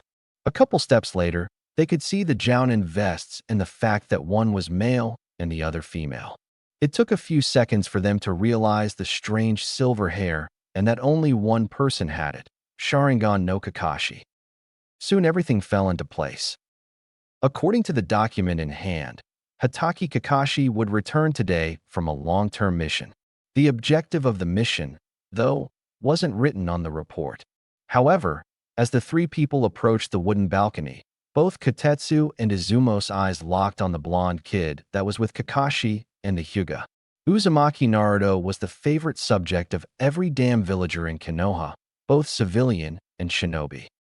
To some, he was the QB reincarnated. To others, he was the one behind the slaughter of the Uchiha clan along with Uchiha Itachi. Right now, a small majority of the population, the reasonable group, believed Naruto to be just an innocent child that not only harbored the strongest demon ever in existence, but also possessed one of the world's strongest Dijitsu. This select group was composed of the Hokage, the entire Umbu force, a few Jounin, and a handful of Chunin, including Kotetsu and Izumo. However, by the time the two wanted to ask the boy some questions, the group was already heading towards the Hokage's office where Naruto would show the results of his training under both Hatake Kakashi and Hyuga Kasumi.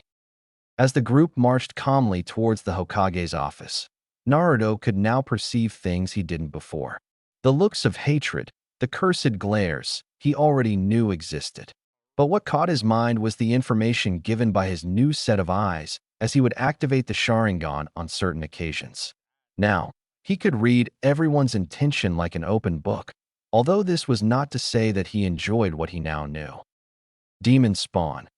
Look at him, walking around like he belongs with us. I prefer he was never born. This came from a rather pretty lady dressed in a purple kimono. Naruto remembered her from a bookstore near his house. How could he be so cold, murdering an entire clan and walking among us like he knew he wouldn't be punished? No wonder he is a demon now. It was a middle-aged man with black hair and a few white ones as well. Naruto didn't recognize him. After this man, Naruto was pretty much convinced of the population's opinion towards him, both as the Kyuubi's jailer and the presumed murderer of the renowned Uchiha clan. But he wasn't surprised, quite on the contrary, as this was to be expected even before he set foot inside Konoha. Every step he took, more people stared at him the same way and, so far, not one of them looked at him differently. Some looked at him with indifference, but the majority loathed his very existence. That much was a fact. Both Kakashi and Kasumi looked at Naruto from the corner of their eyes, while studying his reactions to the public. So far, Naruto's face remained stoic, like he didn't give a damn to what others thought about him or what he represented. Kakashi noticed that Naruto's eyes were changing constantly from the Sharingan to his regular eyes and vice versa, which meant only one thing. He wanted to gauge what everyone thought of him by crossing eyesight. This could be bad, in Kakashi's opinion. To a child, the state of mind was very fragile and easily susceptible to outside influences. Nevertheless, after what he'd been through, the silver-haired Jounin figured that the situation was under control. At the Hokage's office . Once inside the old man's office, Kakashi and Kasumi reported to him Naruto's training so far, while Naruto remained quiet. He knew Sarutobi was looking at him the entire time, but he didn't even blink in response to the old man's stare.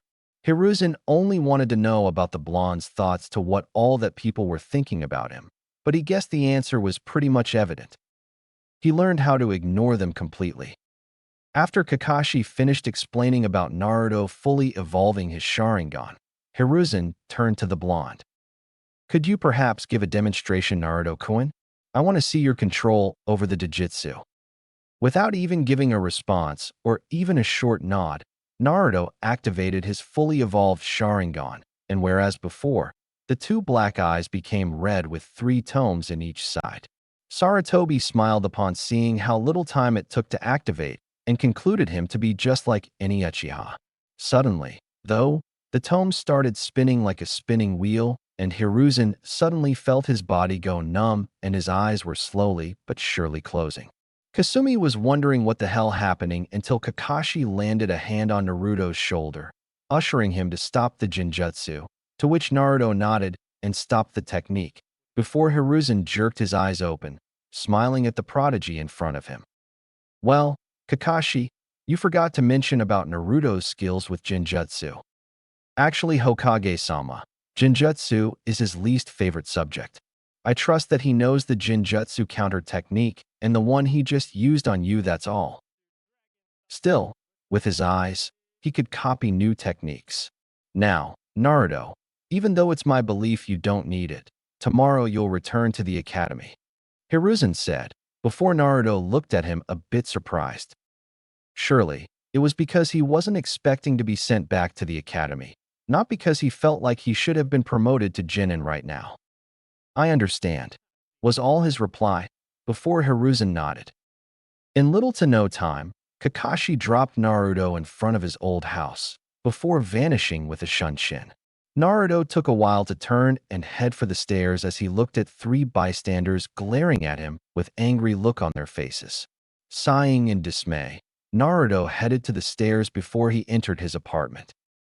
At night. Naruto was on his balcony looking at the village from his apartment. He considered sleeping early since he didn't have anything to do, other than maybe reading some scrolls on the Sharingan or a new jutsu. Looking up, he realized that today the moon was full, and because of it, he could see the stars much clearer. Just looking at them was sufficient to the little blonde. There wasn't any star different from the other, as they just stood up there, looking at the earth from below.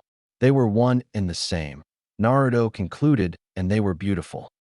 Sighing in dismay once more, Naruto figured taking a walk to a more secluded place would do him some good. After all, sleeping wasn't an option, since he wasn't tired at all.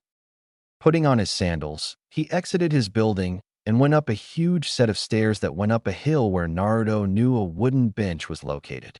It was quiet and secluded. No one would bother him there as he went up the stairs with hands inside his pant pockets.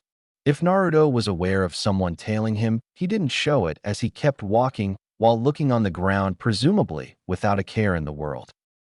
The 3 Genins that stood behind a group of trees watched Naruto take a sit on the bench as he looked towards nothing. To the Genins, Naruto was blissfully unaware that today he would meet his end and that the Genins will be known as heroes for finally completing what the Yondaime started 10 years ago. Meanwhile, hidden behind the group of Genins was Tori's Umbu squad. They have been following Naruto ever since he arrived in Konoha, hence why they saw the Genins attempting to attack the infant. However, the leader Tori wanted to see what Naruto was made of. He didn't have anything against the boy, nor did he wish him harm, but the man was a fighter, and as such, he respected those that knew how to fight. Of course, his team voted against it, seeing as Naruto was only 10 and wouldn't be able to protect himself against 3 Genins. Tori sighed in dismay at his team, which was composed by 3 Umbu Kunoichi. Surely, a man would understand his point of view. Instead of these 3 who believed the kid was some lonely, miserable child whose only wish was to be cuddled or loved. The man's word was final. He wouldn't step in unless the kid was in any danger. Suddenly, Tori looked as the Genins vanished from their hidden posts and attacked Naruto, surprising the blonde with dozens and dozens of kunai. Naruto didn't move as all of them pierced his body at the same time. His eyes lost all color and blood started to fall from Naruto's mouth. But Tori and his crew weren't convinced. They were smiling from behind their masks as the dead Naruto turned out to be a tree log. The 3 Genins appeared in front of the pierced tree log with a snarl as all 3 of them tried to locate the damn demon's position. Suddenly, from their backs, all 3 could sense the usage of chakra, before turning to meet the blonde staring at them with the Sharingan eyes blazing at them, sending chills down their spine. Naruto initiated a sequence of hand seals before gathering as much air inside his lungs. Katon Daienden, Fire Release, Great Fireball Jutsu. As he exhaled the huge fireball, Jutsu's bright light served to hypnotize two of the genins. They thought for sure Naruto wouldn't retaliate.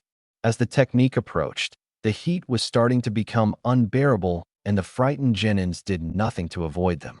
Surely, they would be dead within seconds after the technique burned their skin and destroyed their organs. However, the only genin that wasn't scared starting making hand seals before finishing on the bird seal. Sui'S Suijin Hiki, Water Release, Water Wall Jutsu. The sudden appearance of the geyser of water blocked the fire sphere completely, saving the genins from certain death. You won't be rid of us that easily, demon. The proclamation awakened the man's comrades as all three of them were wearing the same piece of clothing and a kabuki mask to avoid being recognized. Naruto, for his part, just smiled as because of the Sharingan, he copied a new technique. As for the man calling him demon, he guessed it would be a normal occurrence now that he returned to the village. Naruto vanished towards the genins with his Sharingan active as he processed the information of everyone's intentions before they even started to move. The tough genin moved to kick Naruto, but by this time, Naruto had already evaded his attack range and landed a fierce kick on his ribs, forcing him on the ground. The genin was finding it difficult to breathe as his lungs were filled with blood. The others actually tried attacking Naruto, but by the time they considered moving, Naruto was already making hand seals for an offensive Doton Jutsu, the only one he knew so far. Doton Doryu Dangon, Earth Release, Mud Shot Jutsu. Suddenly, consecutive mud shots charged at the genins, who by the way didn't have the time to dodge them. The shots all hit their designated target, and in no time, both genins were on the floor, unconscious. As Naruto stared at them, he deactivated his Sharingan eyes, as Tori's Umbu team appeared behind him, much to Naruto's sigh of dismay. With genins, he had a shot, but with Umbu he was now hoping that he managed to escape unscathed. Tori realized his line of thinking and showed his hands to Naruto. Uzumaki Naruto, do not worry about us following these three's actions. Our presence here is merely to take these three criminals to prison. Team, arrest them and let's give them to Ibiki. With that, the team grabbed the three unconscious genins and vanished just as Naruto connected the dots as to why a team of Umbu was there in the first place. Suddenly, a new presence appeared from within the night. Kakashi knew about the Umbu team protecting Naruto's back, and like Tori, Kakashi wanted to see how far Naruto grew because of his training. I didn't know you're following me around, Kakashi-sensei. I thought you would be with Kasumi-chan right now, Naruto said as he approached his sensei's position, earning a smile from Kakashi. I was actually, but she thought it was nice to see if you're okay. I guess she was right after all. Yeah, I guess having your own Umbu team following you has its perks. Tell her she needn't worry. Now Kakashi-sensei, I guess I had enough action for today, so I'll head to bed. Tomorrow is Academy Day, and I have a feeling that every minute will be a pain in the ass to deal with. Kakashi looked at his student with pride written on his face as Naruto figured it out, but he knew Naruto wouldn't like to extend this conversation as he vanished within a swirl of leaves. If I knew he would be addicted to the Shunshin, I'd have waited a while to teach him. Kakashi smiled, before turning and leaving the vicinity with his own Shunshin. Next day. Even with all that had happened, the blonde was somehow certain that the young generation, his generation, wouldn't look at him the same way as the others. He was wrong, though, as he entered inside the academy territory. Children playing on the swings, parents dropping their children on their first day at school, and just like everyone else, the parents shot him that look. However, this time Naruto shot them the same look, surprising the grown-ups. As Naruto walked inside the academy building, he took one last look behind him before he went towards his classroom. Naruto was thinking of a couple of bad insults to throw at the grown-ups, but since the garden was full of infants, he thought better of it as he passed through some empty classrooms until he saw the one he used to be his classroom before he left the village 1 year ago. The door was closed as the blonde was late. Upon grabbing the door handle, the blonde was ready to receive different stares directed at him. Naruto would be stupid by wishing that the old generation wouldn't influence the young one regarding his status as the village demon. Just as he opened the door, 31 set of eyes landed on him instantly. Everyone who knew Naruto wondered why he vanished for 1 year straight only to appear now. Not that anyone was actually interested. According to their parents, the blonde was a menace to society, and because of this, it was prohibited to be anywhere near the blonde. Yumino Iruka and Tuji Mizuki looked at the blonde near the door before Iruka ushered him to take a seat. He nodded as the seat next to the Nara Air Shikamaru was vacant. After he took a seat, Iruka nodded and turned to the entire classroom as he was revising the various ninja arts there is out there today. It was an interesting subject compared to his lectures about the village's history, but Naruto could feel each and every stare at the back of his head. He could feel as everyone preferred looking at him than paying attention to the Chunin teacher. Although he figured the looks would cease with time, the blonde wondered how much time it would take. These last couple of years was considered hell to one Uzumaki Naruto. Ever since he joined the academy, the pace in which he used to learn things diminished considerably. He still trained his already acquired techniques, but now most of his time, he was caught between learning the village's history and a couple of more need-to-know subjects, like geography of the elemental nation and mathematics. Although incredibly frustrating, he had to force his mind to learn all these information in order to pass the academy. The boy wasn't by all means the best of the class in this department, but it didn't mean he was the last one, either. Kakashi never stopped drilling into his head that being the best at the academy wasn't necessarily a good thing, seeing as it would direct more unwanted attention. The man also said to apply a bit, so Naruto was amongst the middle of the class in terms of book smart. In other fields, however, he didn't have much competition. In taijutsu, he managed to beat every single one of his teammates and excelled in ninjutsu, as he already knew the 3 academy jutsus. In accuracy, however, he only lost to the class Hyuga, but the girl was using her Dojutsu the entire time, so Naruto didn't know if he was better or not. His Sharingan was considered an ace in the hole, not something to be used constantly. Said lesson, he took to heart after constant beatings from Kakashi, Kasumi, and the Hokage himself. Today was the last day before the academy final test, and Yumino Iruka, the academy teacher, was taking his time recapitulating the entire curriculum in order to better prepare his students for tomorrow. The blonde just shrugged it off and decided to look around the class a bit. Because of what happened in the past, the village population pretty much loathed his existence like a plague that walked amongst them. Not only that, but also it seemed that those who lived through the fox's attack 12 years ago passed on their hatred to their offspring. In other words, none of his classmates looked, talked, or even shared a glimpse at him. It was like he didn't exist, yet he never missed a day at school. He didn't mind, though. He had a lot of problems to cope with. The nightmares subsided almost completely, but every now and again, his mind would trick him, stealing some hours of sleep. Also, the whispers he still heard from the population made him almost relieve everything like it happened yesterday. Both Kakashi and Kasumi rotated in speaking to him, letting him know that they were there for him. Although he constantly appreciated and at the same time dismissed their concerns, Naruto was constantly asked by one of them if everything was all right. It was bad enough that even the Hokage came in one occasion, asking him the same thing. Naruto didn't believe his case was worthy of such concern, though. Yes, his past was dark, but he was coming to terms with it. Uzumaki Naruto. He couldn't just dismiss the Hokage, though. The old man was the closest thing he had to a grandfather. Naruto. It took Iruka screaming to wake the blonde from his wondering before the blonde paid attention to him. Yes, Iruka-sensei. Can you remember what the Nidaime Hokage was famous for and his weapon of choice? The question wasn't that hard, but he disliked the teacher's attitude.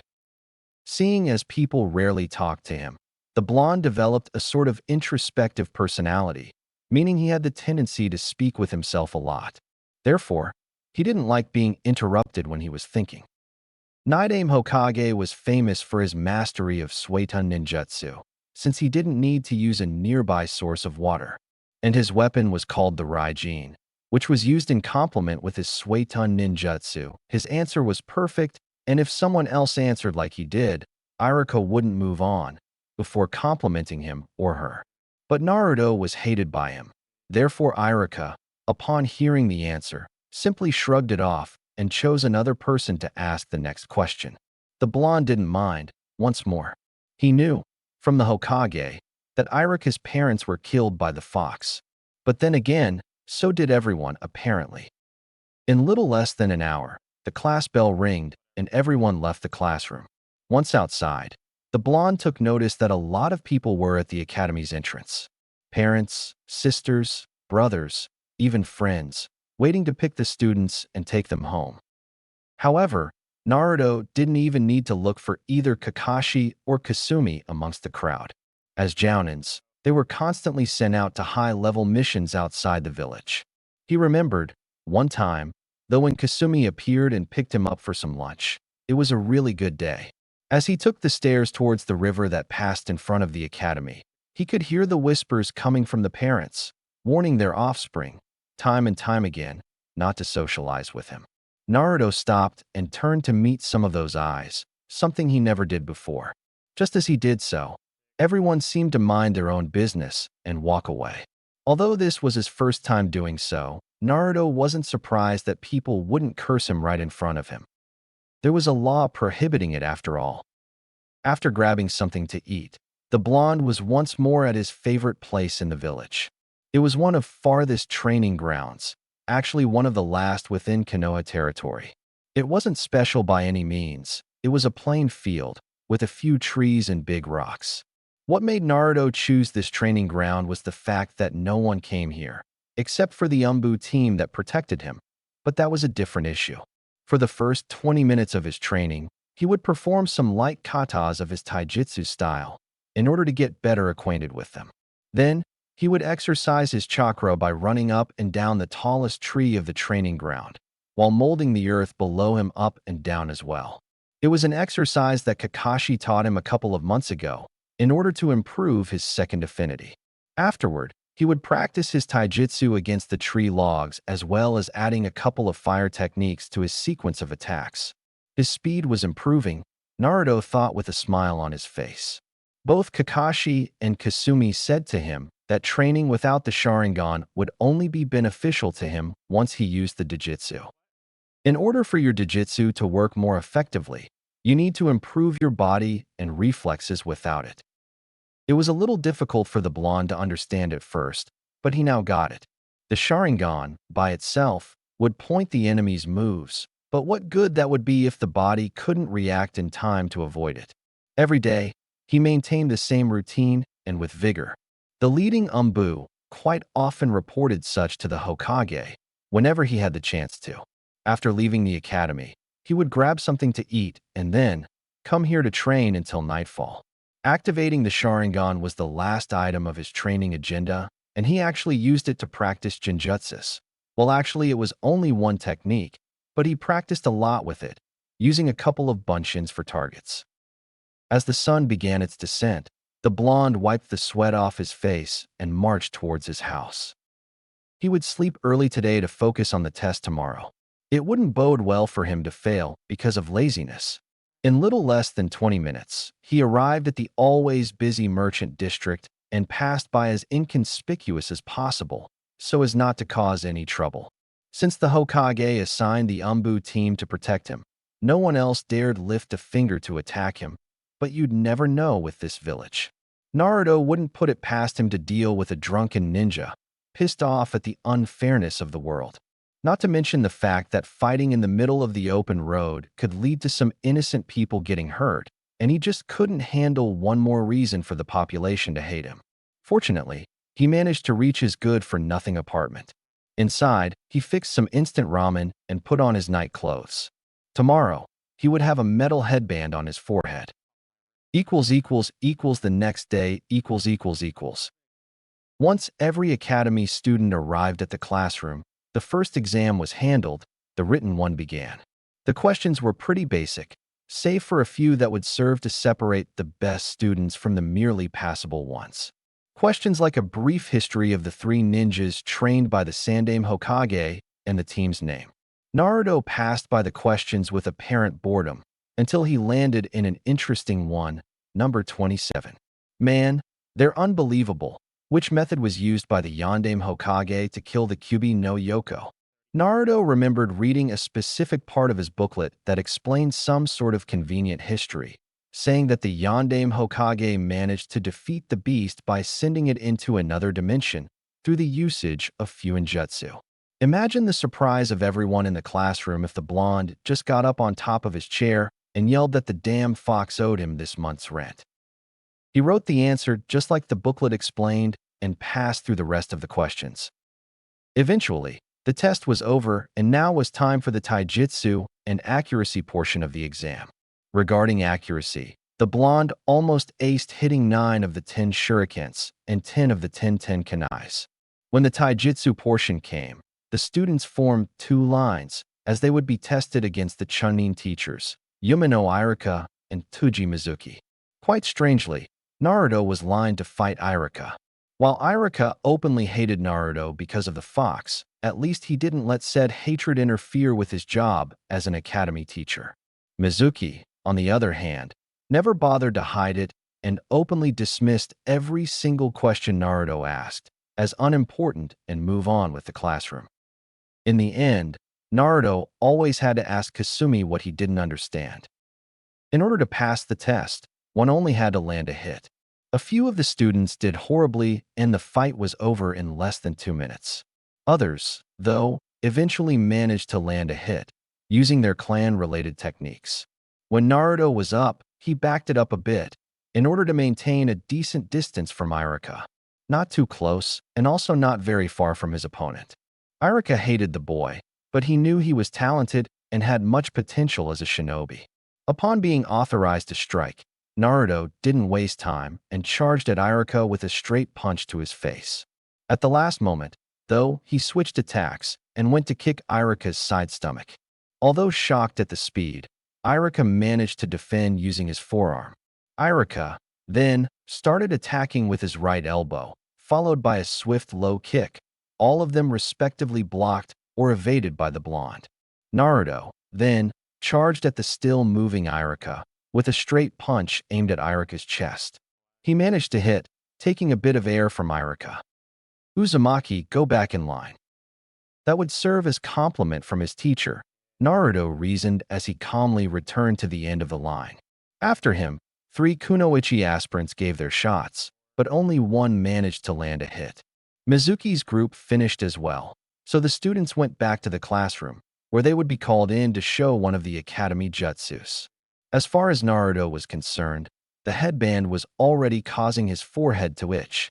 When his name was called, he reached the next classroom only to see Mizuki and Iruka sitting behind a table full of Konohagakure headbands. As he stood in front of the table, he waited for any one of them to call in the name of the jutsu. Okay, Uzumaki. In order to pass the exam, you need to perform the Bunshin no Jutsu. 3 clones should do it. Mizuki smirked before he gave Naruto the exercise. Despite the blonde's passable grades, if any student failed the ninjutsu portion of the exam, then he would fail. He was about to cast a quick jinjutsu when he looked up and saw 3 clones standing behind Naruto, all 4 of them looking quite bored. Inwardly, Mizuki cursed Naruto's existence for doing the jutsus faster than even Chunin-level ninja twice his age. One thing that Mizuki didn't know, though, was that Naruto's talent relied in ninjutsu. He made chakra control exercises ever since the Uchiha massacre, so he didn't need much concentration to use so little of his chakra capacity. He grabbed the headband and tied it to his forehead before leaving the room just like he entered. Once he left, though, Iruka turned his look towards Mizuki with a stern face. You were going to sabotage his exam, weren't you? Iruka asked, knowing that he didn't need an answer, seeing the look on his partner's face. Yeah, but I didn't know the brat had such talent in ninjutsu. Mizuki at first looked at Iruka, wondering if the man would rat him out, But by the look on his face, Mizuki smiled relieved. You wouldn't lift a finger to help him, huh? The lack of response told Mizuki everything.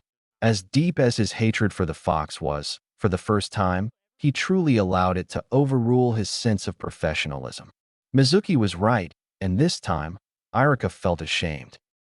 Once the test was over, those who passed were rubbing their headbands and showing them to their parents, so that they could be proud of the now graduated Jinin. However, despite the festivities, pretty much all of the parents looked at Naruto's headband with a snarl, seeing as the QB brat managed to pass as well.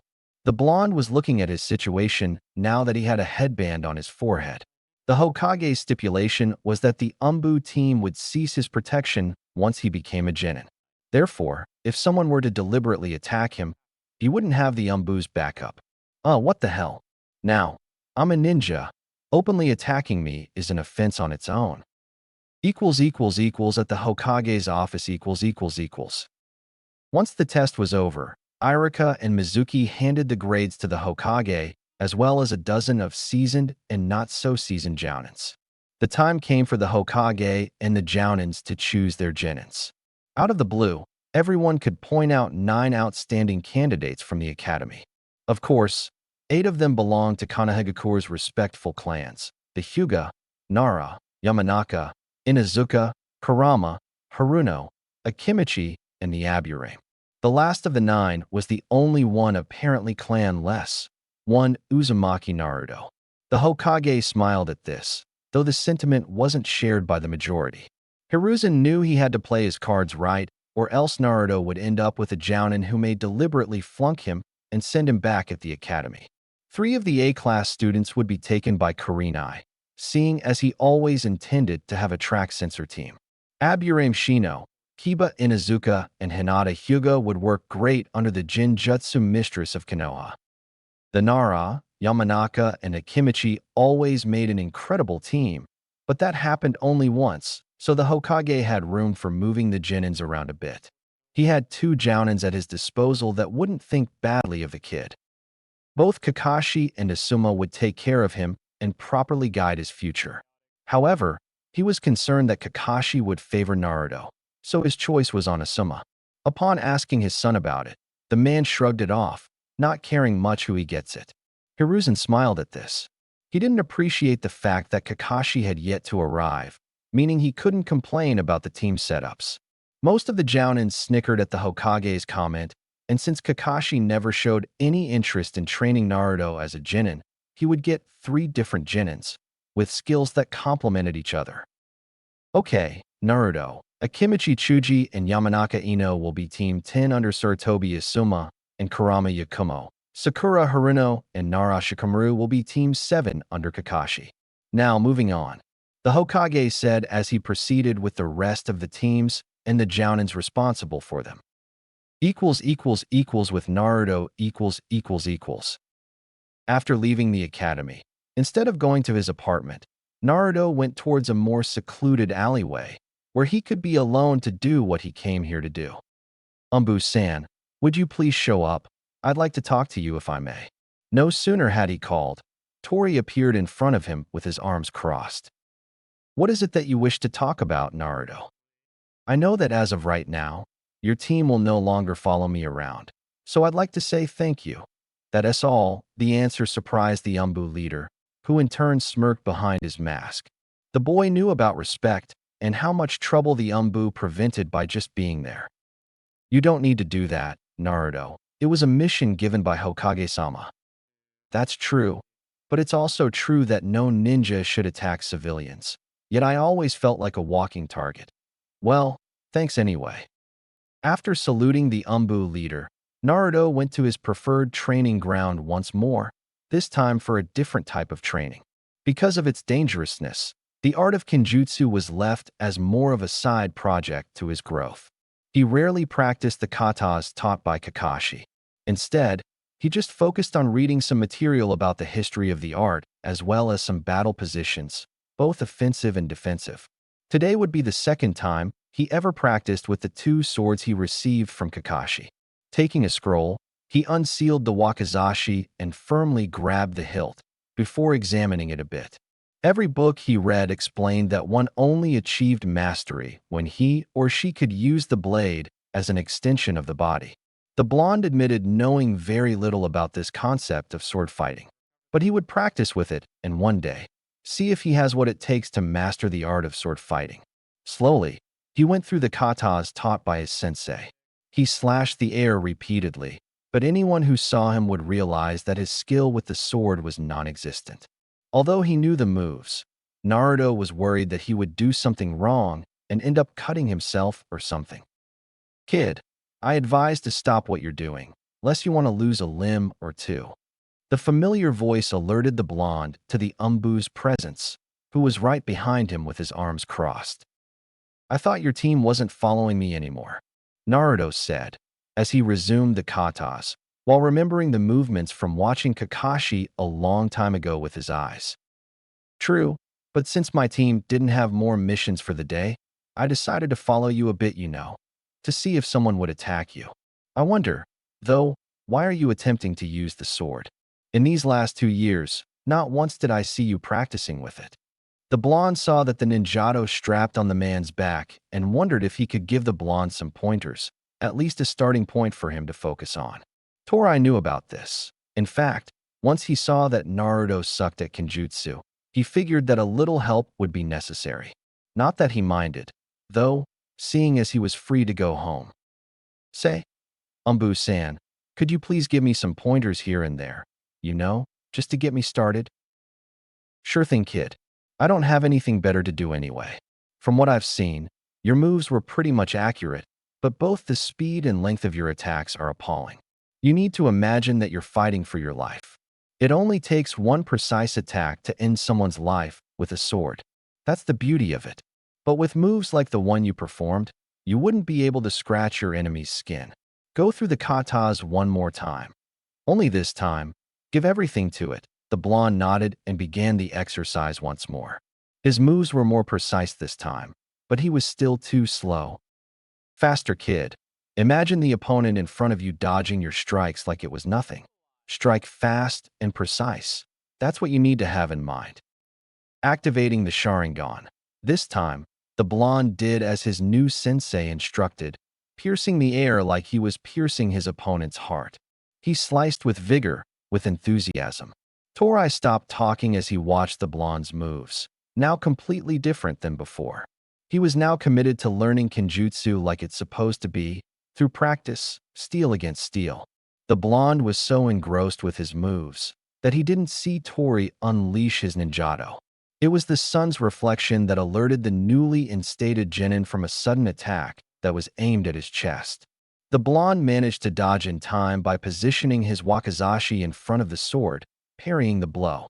While he observed the Umbu in front of him, Naruto at first wondered if the man wanted to kill him, because of the rumors and the fact that the damn fox was inside his gut. However, with the Sharingan on, he could see that the real thing. There wasn't much killing intent in his posture. It was merely a test. The only way for you to truly learn the art of Kenjutsu, Naruto, is through practice. I'll tell you what, if you agree to wake up early, I mean really early, we can practice your Kenjutsu every morning. The conversation was cut short for a while, as Tori charged at Naruto with his ninjato ready to pierce Naruto's side stomach, but because of the blonde's Sharingan, he managed to position his sword in order to defend. Problem was that, although he could predict his opponent's moves, his body didn't have the finesse of a sword fighter. If Tori really wanted to kill Naruto, then he would only need a little more strength to pass through the blonde's defense and deliver the killing blow. After pinpointing the mistake, they started again, and this time, Naruto squeezed the sword grip. It was better than before, but not the accurate move, according to Tori. Strength alone won't guarantee anything, Naruto. You can't simply parry my sword with strength, but precision. The advantage of short swords, such as ours, is that we can maneuver our weapons much faster than a regular katana. Focus on speed and precision, rather than brute strength. Naruto nodded, before the two went through the sequences like they were performing a showdown. It wasn't as slow now, and the blonde was beginning to understand the meaning of his sensei's words as he managed to parry the attack, before flipping and maneuvered the sword to the other side, forcing Tori to use some speed to defend. Now, the two continued their sword fight until the moon decided to show up. Tori was amazed by Naruto's stamina, since the kid was using his Sharingan the entire time. However, seeing as he had to present an Umbu core very soon tomorrow and Naruto had the academy, it was better to finish the training session for the day. Tori-sensei, I actually have another sword that was given by Kakashi. Is it hard to work with two at the same time? Naruto asked as the pair silently walked towards the village. It's better to work with one first, Naruto. It's not hard to use two swords, but Konoha's shinobi always focus on using only one sword at a time. Villages like Kyumo and Kirigikure, though, are much different. It will depend on what you feel more comfortable fighting with. Well, kid, I'm off to get home. Tomorrow, you'll be introduced to your new Genin team, and I'll have to present early at Umbu Core, so we'll schedule our spars the day after tomorrow. Sounds good? Naruto nodded with quite enthusiasm, earning a smile from the man hidden inside the bird mask. After that, each went to their separate places. Naruto decided to grab a quick bite, and Tori headed home. Half an hour later, the blonde was walking towards his house when his eyes found a shadow traveling on top of his rooftop before heading for the woods. With nothing to do for the day, the blonde followed the shadow's direction with his Sharingan active, allowing him to follow the chakra residues left by the man or woman. A couple minutes later, he landed behind a tree and looked to see the shadow opening a gigantic scroll on the floor. His eyes widened as he identified the man as Mizuki, one of the Chunins of the academy. But what was he doing here, reading a scroll hidden from everyone? Something didn't add up, Naruto reasoned as he tried to approach the Chunin's position. As soon as he landed on the tree above Mizuki's position, he heard the fool. Stealing the forbidden scroll of Kenjutsu was easier than I thought I would be. Certainly, Orochimaru-sama will be pleased. Deciding it was enough evidence, Naruto turned and decided to report to the Hokage. However, his left foot suddenly slipped, and the noise was enough to alert the Chunin as a gigantic shuriken came flying straight at him, fast. The blonde did the only thing he could and substituted himself with a small rock that was on the ground. Mizuki didn't know who was following him, but he knew that whoever it was would have to die for his plans to be fulfilled. He had to hurry and deal with this mess before the guards finished their rotation and close his exit strategy. As soon as he saw the Sharingan eyes in front of him, Mizuki grinned like a monster, ready to get rid of the demon and be claimed a hero by the village. Well, if isn't the demon brat. I thought I was being followed by a Jounin or even Umbu, but with you I can get rid of you for good. The blatant transgression of the Sandame's law was just added to Mizuki's criminal record, but by the look on his face, the man didn't care much. Mizuki strapped the scroll on his back before picking a kunai and charging Naruto. He was fast, but with the fully evolved Sharingan, Naruto was able to predict his movements and react accordingly. He evaded every single strike from Mizuki with ease from all his training, which infuriated the gray-haired Chunin. If this continued for much longer, Umbu would find him and arrest him. He had to deal with the brat for good. After missing yet another strike, Mizuki created some distance between them and started making a fast succession of hand seals. The blonde didn't need the Sharingan to know which jutsu Mizuki would use. Naruto was already making hand seals by the time Mizuki gathered air inside his lungs. Katon Gakakyu no Jutsu, Fire Release, Grand Fireball Technique. Doton Doryahiki, Earth Release, Mud Barrier Technique. The blast of fire wasn't enough to disrupt Naruto's defensive, and Mizuki cursed the blonde for using the technique. No doubt, the noise would attract the Umbu's attention very soon. He was surprised, though, when a pair of hands grabbed his ankles. Doton Shinju Zanshu no Jutsu, Earth Release, Double Suicide Decapitation Technique. Mizuki didn't have time to escape, and he was pushed below the ground by Naruto. The blonde, then, left the ground and stared at Mizuki with his Sharingan eyes. The Chunin snarled at the Genin, but he found himself getting tired all of a sudden. Just before he closed his eyes, He saw the black tomes spinning like cartwheels. By this time, a group of Umbu appeared at the area and saw Mizuki going below ground by a Jinin and the scroll near them. The noise caused by the fire technique alerted the nearby Umbu patrol, and they appeared soon afterward. Naruto gently let go of Mizuki's sleeping head as he turned towards the Umbu group. "Can you explain your presence here, Jinin Uzumaki Naruto?" Naruto was momentarily surprised upon hearing a woman voice from what appeared to be the team leader, but shrugged it off as unimportant. "I saw Mizuki on the roofs with a strange-looking scroll, so I decided to follow him. Turned out he was working for the Sannin Orochimaru and was taking a look at the scroll when he found me. We engaged, and I managed to send him below ground before casting a Jinjutsu on him. He's all yours." None of the Umbu found evidence of false testimony, so they let him leave, while the rest of the team recuperated the scroll and released the traitor from the ground. When they turned, Naruto was already gone. Next day. Today was time for the newly assembled Genins to meet their new Jounin sensei. Naruto was the first to arrive as always. He preferred to arrive early, so as to find less people on his way to the academy. He wasn't counting on having company so soon. Therefore, he brought along something to pass his time. He had a full day yesterday as memories of his fight against Mizuki kept playing inside his mind. He wondered if perhaps Mizuki underestimated him or if his skills were superior to the Chunin. Theoretically, a Chunin would easily wipe the floor with a Genin-level shinobi. Naruto guessed that the Sharingan was what allowed him in the end, considering that he could foresee Mizuki's movements before it happened. Looking around, he realized that he would be alone for quite a while. Usually, the teacher only arrives a few minutes before the class starts. Strangely, however, the door opened up and Irika entered inside. The Chunin teacher laid his eyes on the lonely student inside his classroom and frowned, remembering how he almost let his hatred rule his judgment yesterday. Irika still hated the boy. He knew it was unreasonable, seeing as the blonde didn't do anything. It was the fox that resided inside him that irked Irika to no end. A part of him wished to eliminate the boy and, thus, eliminate the fox for good. The other side, though, knew that by doing so, he would be setting the fox free, and that would be even worse. Still, just by looking at the blonde, old memories resurfaced, and Irika relived the horror that was seeing his parents being slaughtered by the demon fox.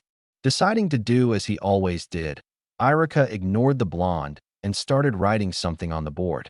The blonde, for his part, didn't even bother to read since the scroll was much more interesting. After Irika finished what he was writing, he took a seat and stared at nothing the entire time. Soon the tension started to gather inside the room. Irika always tried his best to ignore Naruto like the plague he considered the blonde to be. But what intrigued him was that he couldn't see any emotion coming out of those stoic black eyes of his. It was like the blonde didn't care one too many about being ignored. And that's quite rare in the ninja world, especially for one so young. Not once did Naruto socialize with others his age.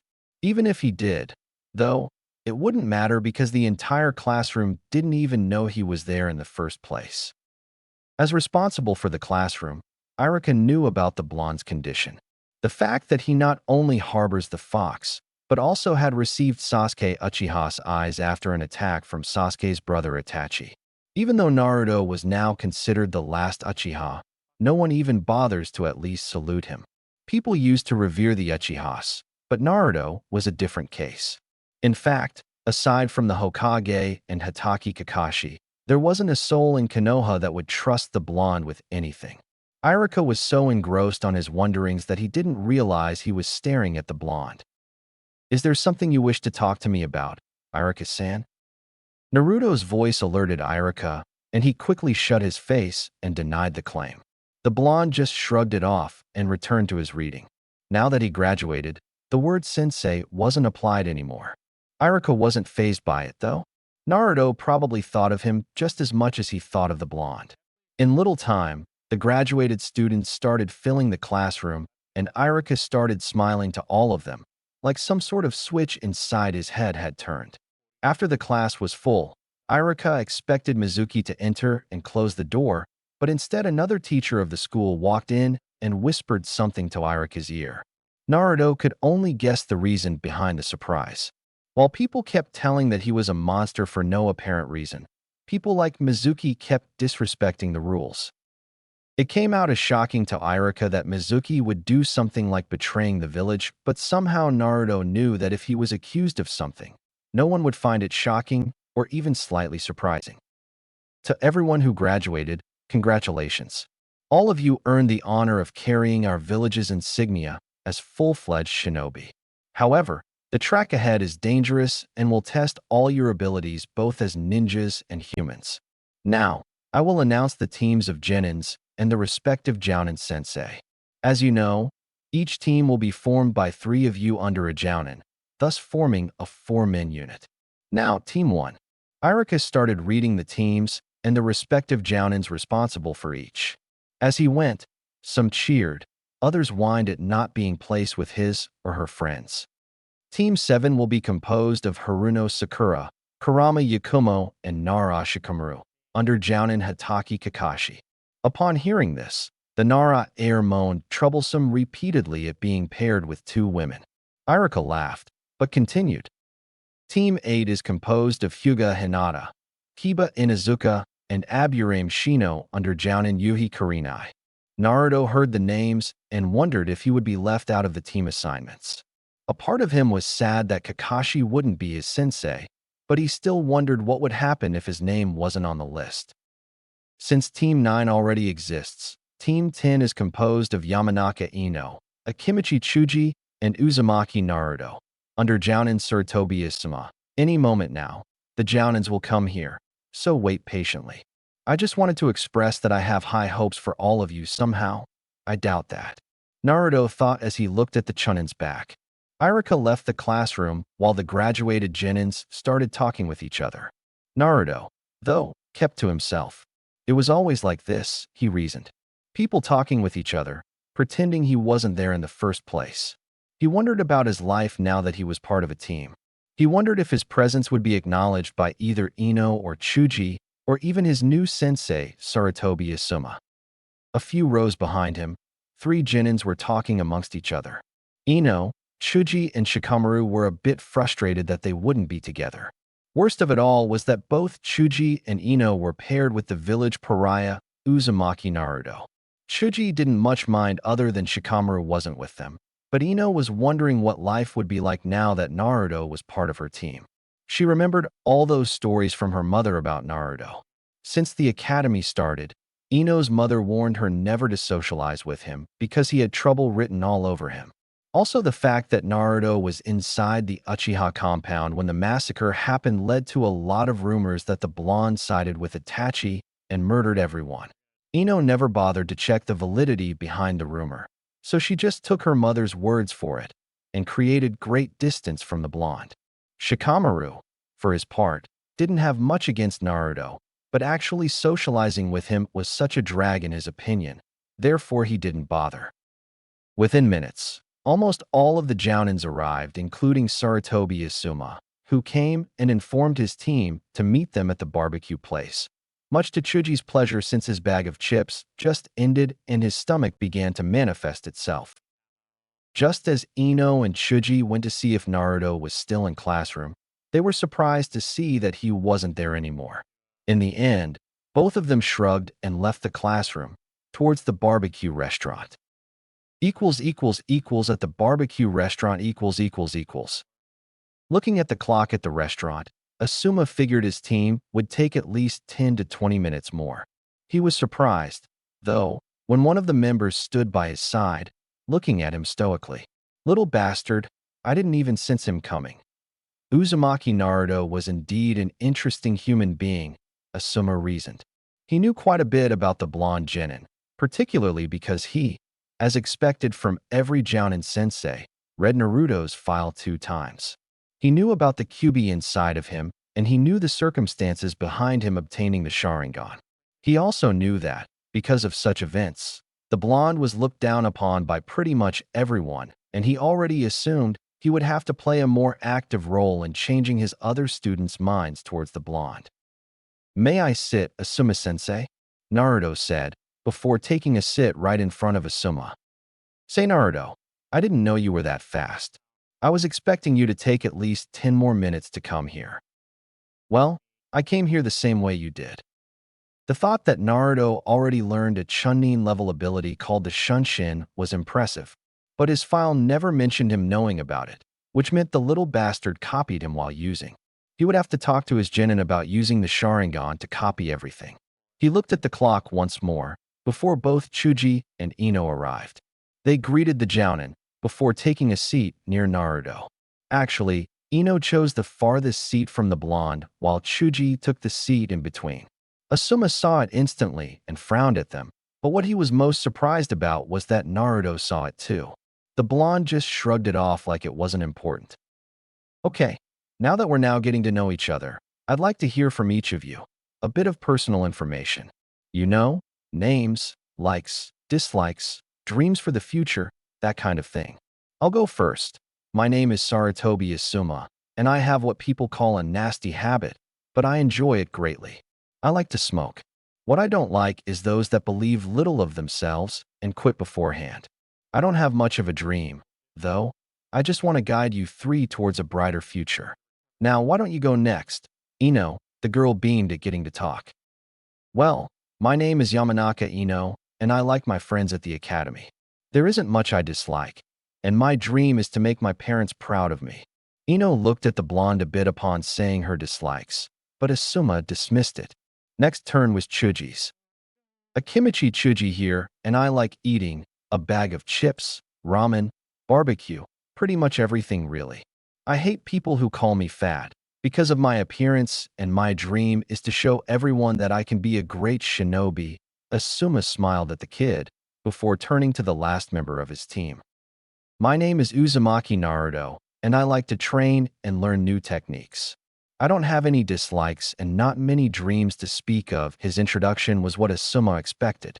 He also expected that either Ino or Chuji asked him some questions. There were none, though. Well, then, now that we've all introduced each other, I was supposed to give a final test to you three to see if you have what it takes to become a genin. However, I'm not going to give you 1 inch. Ino and Chuji were shocked upon hearing this. I can see that you three have talent, therefore. Congratulations, we're now Team 10. Ino and Chuji smiled and congratulated each other. Naruto, though, kept his stoic visage. Unknown to all three of them, though, no matter what happened, Asuma was supposed to pass them. Every year was the same. Out of 27 candidates, only 9 would fully graduate and become genin. Thus, Team 7, 8, and 10 were the chosen ones. The sound of metal battling against metal could be heard throughout the training ground as Naruto and the Umbu Tori faced each other in pure Kenjutsu. It was their first day as Kenjutsu partners, and the Umbu was impressed by the boy's stamina and will to learn and correct his form. The training began at 0600 hours, and not a single soul could be seen wandering around Konoha. Naruto found out that he enjoyed waking up this time of day.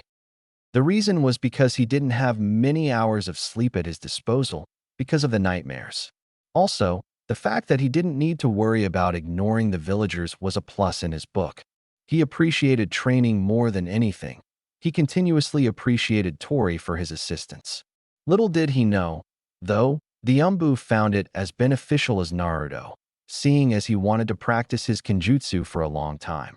The speed in which they were fighting was considered Chunin level, and Tori was proud of the blonde, even though he wished to increase the level in a couple of days. He knew that Naruto was able to increase the speed using his Sharingan, but he concurred with the blonde that he needed to practice his skills without it first. As the practice progressed, Naruto was slowly losing his focus, seeing as it was quite hard to keep up with a veteran. He began to show a great deal of openings for the Umbu to exploit before the man ushered Naruto to take a break. Rest a bit, Naruto. Kenjutsu requires finesse. When you began to show fatigue, it's better to stop and rest a bit. Now, although you showed improvement since yesterday, but you're still trying to parry my blows, using strength. It's fine against someone who has yet to master the art, but one could easily use it against you It didn't take long to realize that Tori was an excellent teacher. He just knew how to explain a complicated art in simple words, allowing the blonde to grasp the skills needed to learn Kenjutsu. I understand, Torai-sensei. Though how can I parry your strikes without using strength? It's just a matter of deflecting my strike, nothing more. Defend, and then strike. Do not try to simply stop my movements. With experience, you'll come to realize that Kenjutsu is nothing but a dance. When you master the art, you'll be able to lead your opponent through precise strikes aimed to disorient him or her before you move for the final strike, either to incapacitate or to kill. Like everything, you'll manage in time. Now, I'll increase the speed of the fight, so feel free to activate your Sharingan. You indeed shouldn't depend on it, but as a weapon, you must be familiarized with it. Naruto nodded before closing his eyes. When he opened, the menacing red eyes appeared. The deadly dance started once more, and like Tori said, the level increased. However, with his eyes, Naruto managed to anticipate his opponent's moves before he even started them, allowing him more time to properly defend as well as attack. Torai always found it amazing how the Sharingan eyes worked. Before, Naruto worked his ass off to top a Chunin's level Kenjutsu fight. Now, the blonde had no problems in following Tori's movements and even managed to attempt a few hits. Of course, it wouldn't be fair to increase the level to Jounin, but at least he knew that there was ground for improvement. The fight went on until approximately 0800 hours when Tori had to present to Umbu headquarters and Naruto had to meet his team for their first team training. Not that he enjoyed it, but it was his obligation as a shinobi of Team 10. Deciding to cool off a bit, Naruto went to the nearby river and gathered some water in his hands before throwing it on his face. As he looked at his reflection on the lake, he wasn't surprised to see Sasuke's face instead of his. It happened before, he reasoned. Usually, when he finished his showers, Sasuke's face would be reflected on his bathroom mirror. Sighing in dismay, the blonde left the training ground he was now in and went towards the barbecue restaurant where his team would meet. It didn't take 10 minutes before he arrived only to see Chuji already there, waiting for Ino and Asuma. "Good morning, Chuji," Naruto said, surprising the Akimichi as he didn't see the blonde approaching. "Oh, Naruto, you scared me. Good morning as well. Did you see Ino on the way here or Asuma-sensei?" Chuji asked, before Naruto shook his head in the negative. The conversation ended soon afterward. The two male genins remained in silence, while waiting for the rest of the team. Naruto didn't mind as he was used to being ignored. Chuji, however, wasn't, hence why his head began counting the seconds in silence and cursing this situation. His ass was saved, though, when Asuma appeared from a shunshin, carrying a smile on his face. The bearded Jounin looked at his team and frowned since one member was still due to arrive. He was worried that, being a fresh out of the academy genin, Ino wouldn't lose his civilian way of thinking.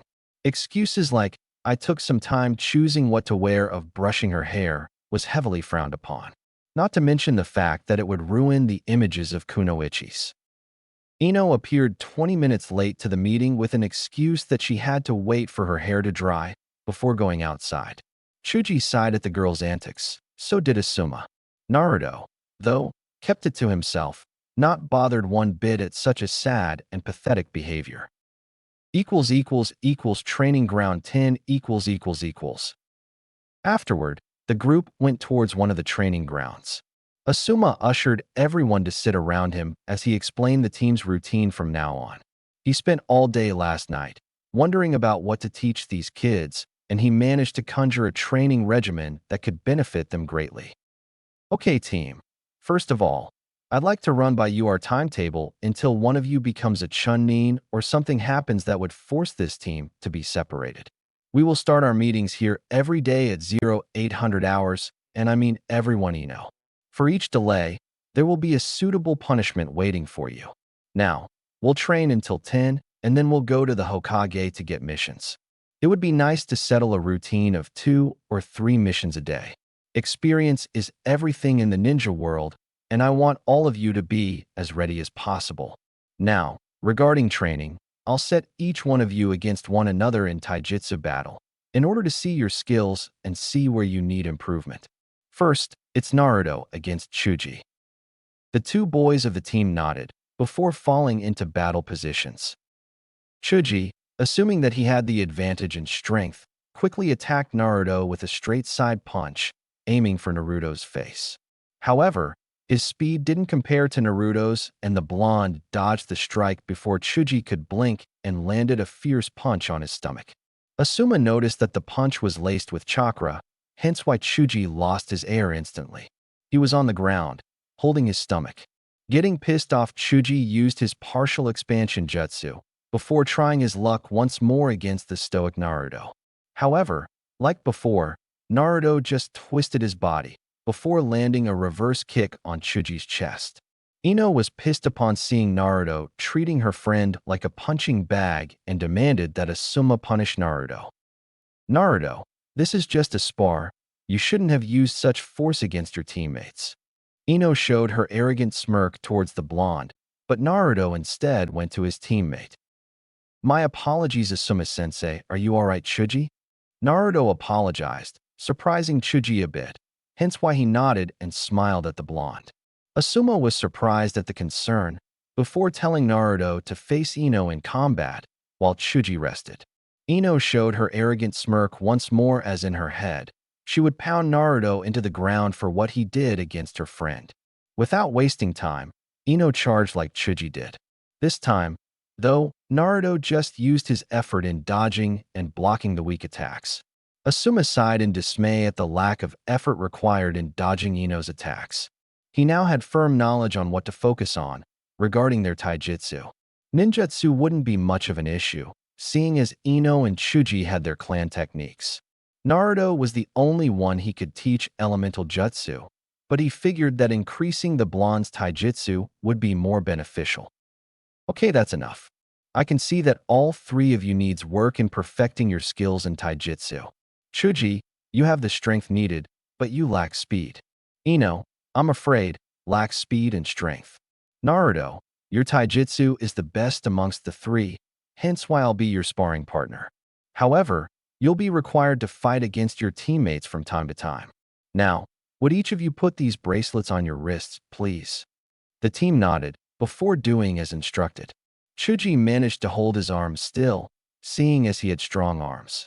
Naruto managed as well, but his unsurprised look showed that he already trained with weights before. He made a mental note to ask Kakashi everything about Naruto's training. When Ino placed the bracelets, though, she was on the floor instantly, cursing Asuma and the bracelets at the same time.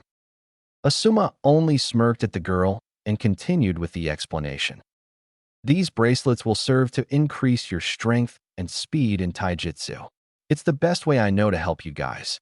At first, it will be tough, but then you get used to it. Now, the bracelets weighs 10 pounds each, and in Ino's case, 5.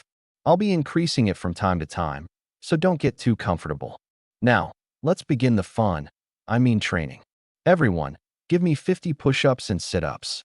After that, 3 laps around the training ground. Ino tried complaining once more, but she realized that doing so would only increase the torture, so she kept her mouth shut. You'll get it eventually, Ino, Chuji said, trying to encourage her as he and Naruto started the exercise. Getting up alone was the hardest workout she ever performed as she started with the sit-ups. 2 hours later. After the end of training, Team 10 was seen walking towards the Hokage Tower for their first mission. Ino, sometime during the training, didn't have the strength and stamina necessary and fainted. That meant that Naruto and Chuji had to rotate in carrying her around, which surprisingly, no one complained. Sure, Chuji wouldn't mind, but Naruto was a surprise. In no time, the team appeared before the Hokage, before Hiruzen expressed his concern over Ino's state of health. Asuma, please explain why on the first day of training, one of your genins is already unconscious? The man's tone was firm, though he was surprised to see that his son was such a slave driver. Well, Tusan, Ino here has very little stamina and strength, hence why I decided to change that, through the usage of weights. She actually handled more than I thought she would. Now, I believe my team is ready for their first mission. Is there any available? Asuma smiled at his father, who in turn just sighed in dismay. He supposed it wouldn't harm anyone since the missions aren't dangerous. It was just chores posed as D-ranked missions. Now that Hiruzen looked at the situation, he smirked at his son's hidden reason. He wanted to see the Genin's faces complaining about the missions. Okay then, Team 10's first bunch of missions. I managed to separate 2 missions here that your team could perform today, even considering that Ino won't be doing them. The first mission is to help an old lady who lives far from Konoha. Because of her old age, she can't just come to the village and buy her groceries, so she hired a. Both Naruto and Chuji looked at the Hokage like he was an alien. "Excuse me, Hokage-sama," Naruto said, interrupting the Hokage, who in turn stopped and looked at the blonde. "I thought you said we would be doing missions now. Helping an old lady with her grocery is hardly one, to begin with," Naruto concluded, receiving a nod in approval from Chuji. Both Saratobi laughed at the question immediately while Irika looked at Naruto just like he did at the academy. It was the Hokage who decided to enlighten the Genins. "It seems you forgot about some lessons given at the academy, Naruto-kun. Our shinobi system has 5 different kinds of missions, going from D to S. D-ranked are reserved for fresh out of the academy Genins. Their level of difficulty is practically 0, and to most is considered simple chores.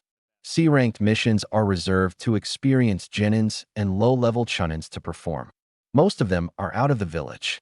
B and A-ranked missions are reserved for high-level Chunins and Jounins. Last but not least, S-ranked, which are reserved to high-level Jounins and Umbu.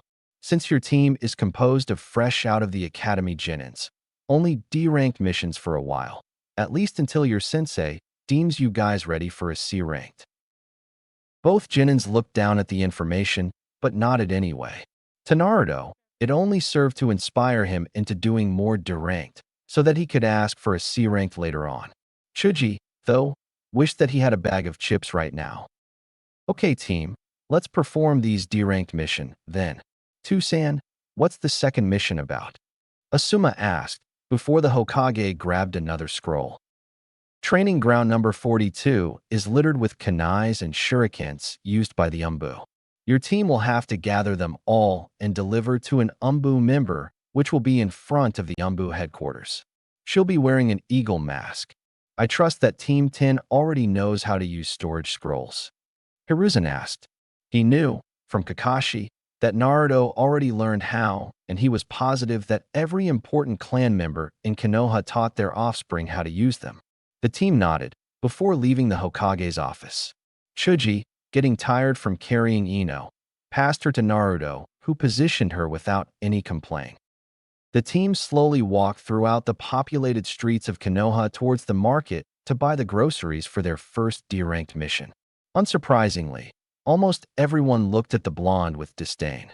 Chuji noticed this and frowned. The stories he heard was that Naruto meant trouble and that he was present when the Uchiha clan was murdered by Uchiha Itachi. He remembered that Naruto received a Katon Jutsu straight at his face, burning his eyes. And because Sasuke was dead, they transplanted his eyes and gave them to Naruto. Chuji wondered, though, why everyone looked at him like he was the plague, based purely on rumors that Naruto helped Itachi in killing the Uchiha clan. Last night, he questioned his parents and Shikamaru about it. His father told him that it was important to make his own judgment of Naruto, and Shikamaru told it would be troublesome to believe what everyone said. Chuji was quite mad at him when they fought, hence why he started remembering the stories and almost believing them to be true. It all shattered when Naruto came and asked him how he was.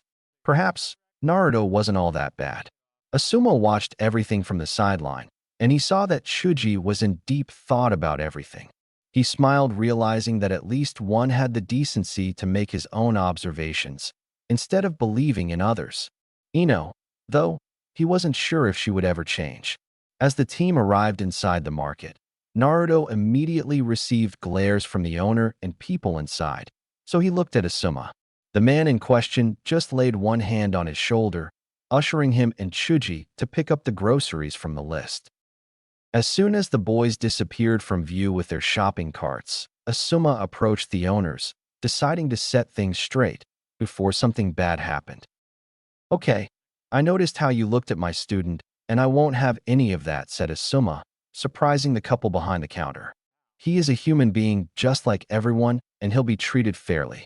If you do not comply, then the Hokage will hear of this and shut down your store. Do I make myself clear?" The fact that Asuma leaked a small amount of killing intent forced the two civilians to nod quickly, not from fear of the Hokage shutting the store down, but for their lives. Afterward, he just stood there in front of the counter as he waited for the two genins with the items requested by the client. It took both half an hour to go over the entire list before they stopped next to Asuma. The Jounin paid for everything before giving the bag to Chuji, since Naruto was taking care of an unconscious Ino. As they left the store, Asuma wondered if it would be prudent to stop at the hospital after the first mission. Ino was taking too long to wake up, and he was beginning to worry. If something happened to her, then both the Hokage and Inoichi would blame him for it.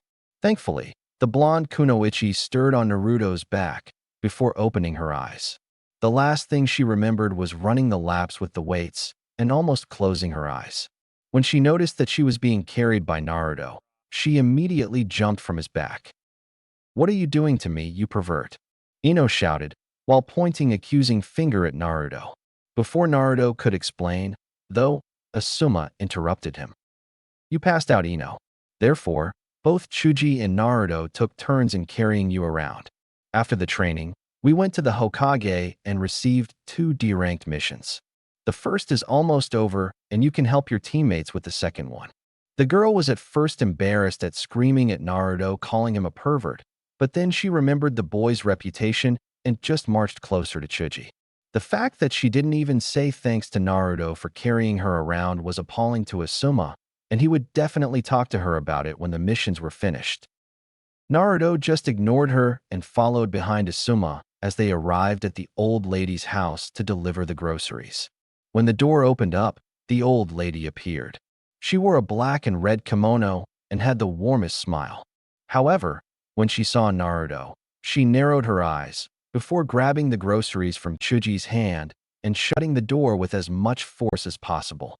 Once more, Naruto ignored it and walked away. Chuji, though, wondered why such a sweet old lady would look at Naruto like that. Ino, though, didn't care and followed Asuma. As he followed the team, Chuji looked at the blonde and wondered why he wasn't bothered by how the others were looking at him. He acts like he doesn't care. People gave him the same treatment close to 3 years now. Maybe he got accustomed to the situation.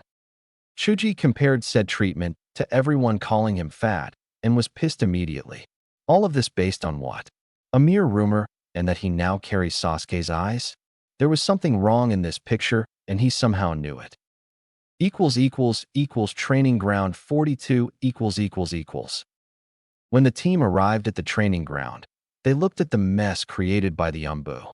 It was like the aftermath of a bloody war, with shurikens, kunais, swords, all types of weapons littered on the ground. Since she wasn't awake at the time, she didn't know what her team was supposed to do. "Asuma-sensei, what are we supposed to do here?" Asuma remembered that Ino wasn't awake at the time, and he could see her face of horror when she heard of the mission objective. He just wished he had a camera to show Inoichi afterward. "Well, the mission is simple, Ino. We just have to gather everything and take it back to the Umbu." The look on her face was enough to warrant a great deal of laughter from the seasoned Jounin, and he just wished that he had a photo to remember this moment of pure victory over his genins. "What are you guys waiting for? The sun will be up for about 1 hour. You have until sunset to collect everything. Get to it." He smirked upon hearing Ino's protests. Little by little, the 3 genins collected a great load of projectiles before dropping it on top of the huge scroll that Asuma opened to seal everything. Throughout the exercise, Ino's scream was constantly heard by the others, seeing as she tried catching too many kunais and one usually slipped from her hands, cutting her arm. Apart from this, though, the team managed to collect everything just as the sun began its descent. "Okay, team, let's just deliver the scroll to the Umbu officer and go home afterward."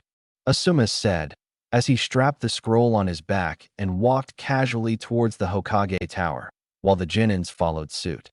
Ino was busy nurturing the kunai wounds from her arms. Sensei, can I go home now? I don't have any medical kit with me. Ino asked, earning a nod from her sensei. You are free to go. However, tomorrow I wish to talk to you, Ino, regarding something very important. Chuji, please escort her home, just in case. The two friends nodded before leaving. Chuji was the only one who told Naruto goodbye, quite surprising to the blonde, but he managed to bid Chuji goodbye in return. You seem surprised that someone would befriend you, Naruto? Asuma asked as they walked towards the Umbu headquarters. More like intrigued to the fact that Chuji was the first amongst my age that didn't believe in rumors. Of course, he wouldn't do what he did if he knew the entire truth about me. All he knows is what happened with the Uchiha clan.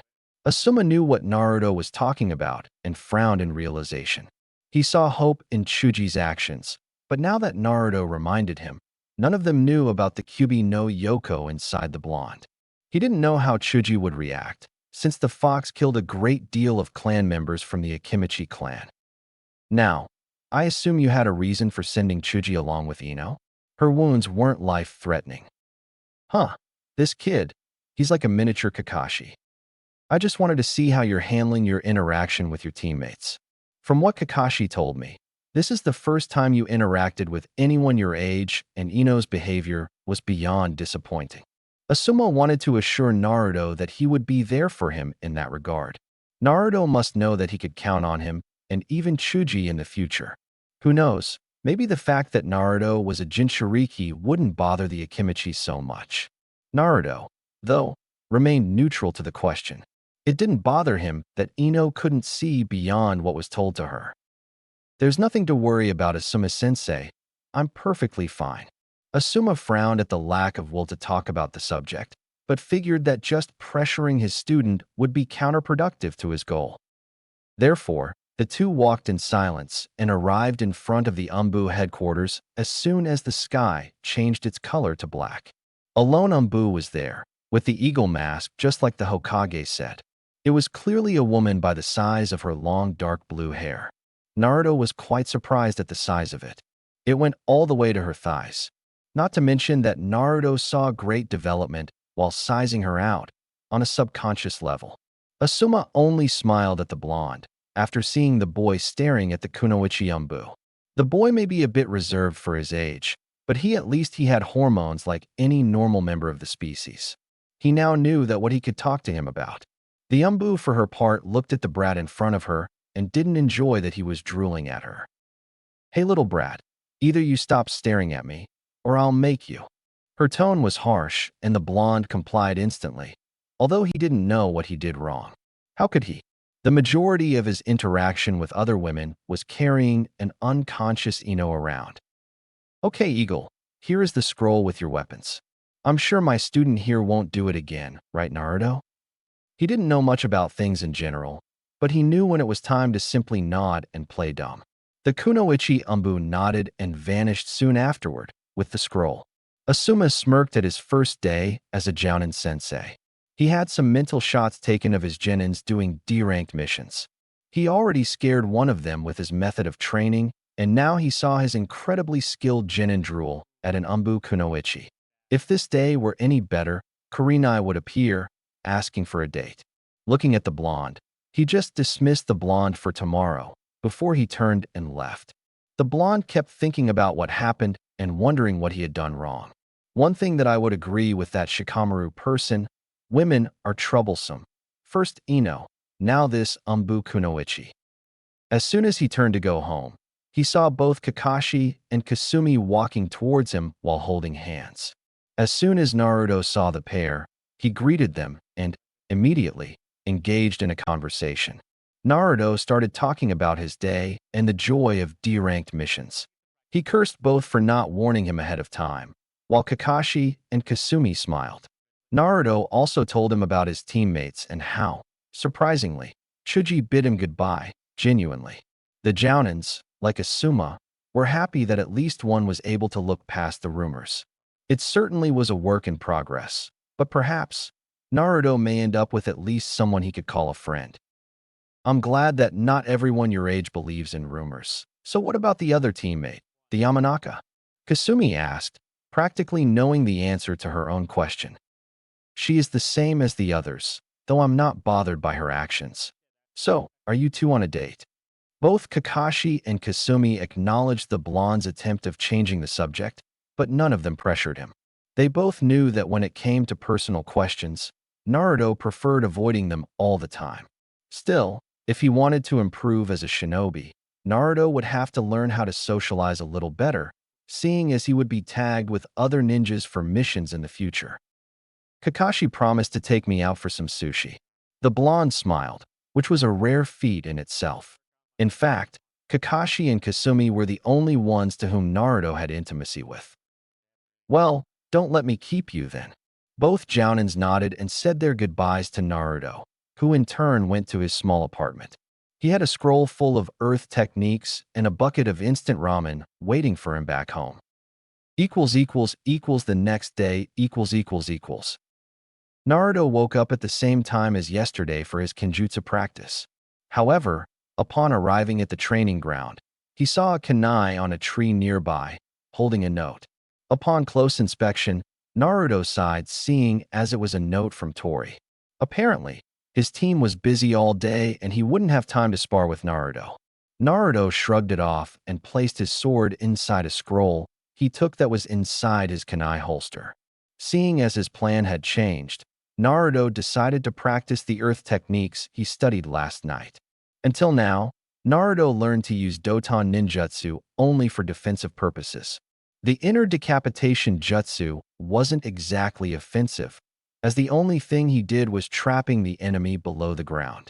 The scroll, elaborated by Kakashi, related C and B-ranked earth techniques for him to learn.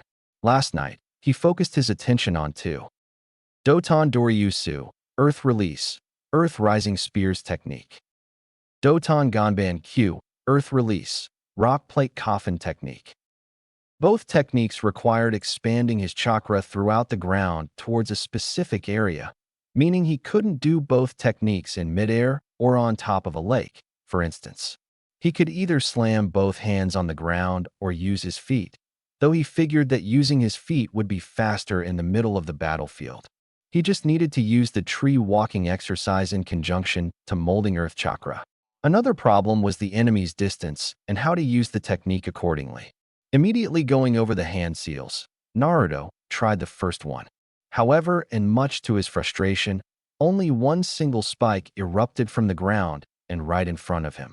He needed to focus on two things: how many chakra would be needed for a full 10 spikes, like the scroll said, and how to make it erupt further away. This time, pumping more chakra, he smiled upon seeing 8 spikes erupting from the ground in front of him. He recorded the amount of chakra needed and tried once more. This time, he tried using his hands on the ground and expanded his chakra throughout the earth and was surprised when the spikes erupted close to 10 meters away from him. The blonde supposed it was a work in progress as he now changed to the second technique. The second one, like the first, demanded the distance control. However, he didn't need to focus on molding the earth into spikes. The technique consisted of creating 3 plates of rock before sending them into collision course with one another. The unlucky enemy would be crushed immediately. It required a long series of hand seals, though, but by a difference of 3 hand seals. After finishing the sequence with the snake hand seal, Naruto smiled upon seeing the pillars of rock emerge from the ground and crashing with one another. The distance part of the technique required more practice, but at least he managed to mold the technique accordingly. With the second one almost covered, the blonde returned to the first technique for a while. He was happy upon managing to use his feet, instead of his hands, to send chakra below ground. However, no matter how much he tried, he couldn't mold the spikes and make them erupt at a distance at the same time. Deciding that it was enough training for Doton, Naruto now went through his fire techniques. It was important to learn new ones, but it was also important to practice the ones he already knew. Team training .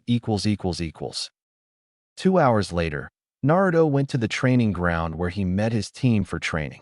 Chuji and Ino were already there, but only Chuji greeted him.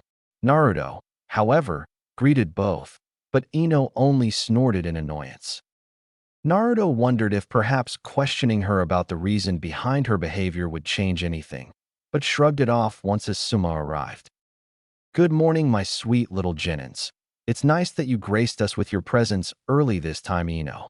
Now, seeing as Ino can't take the regime from yesterday, her workout will be reduced for the time being.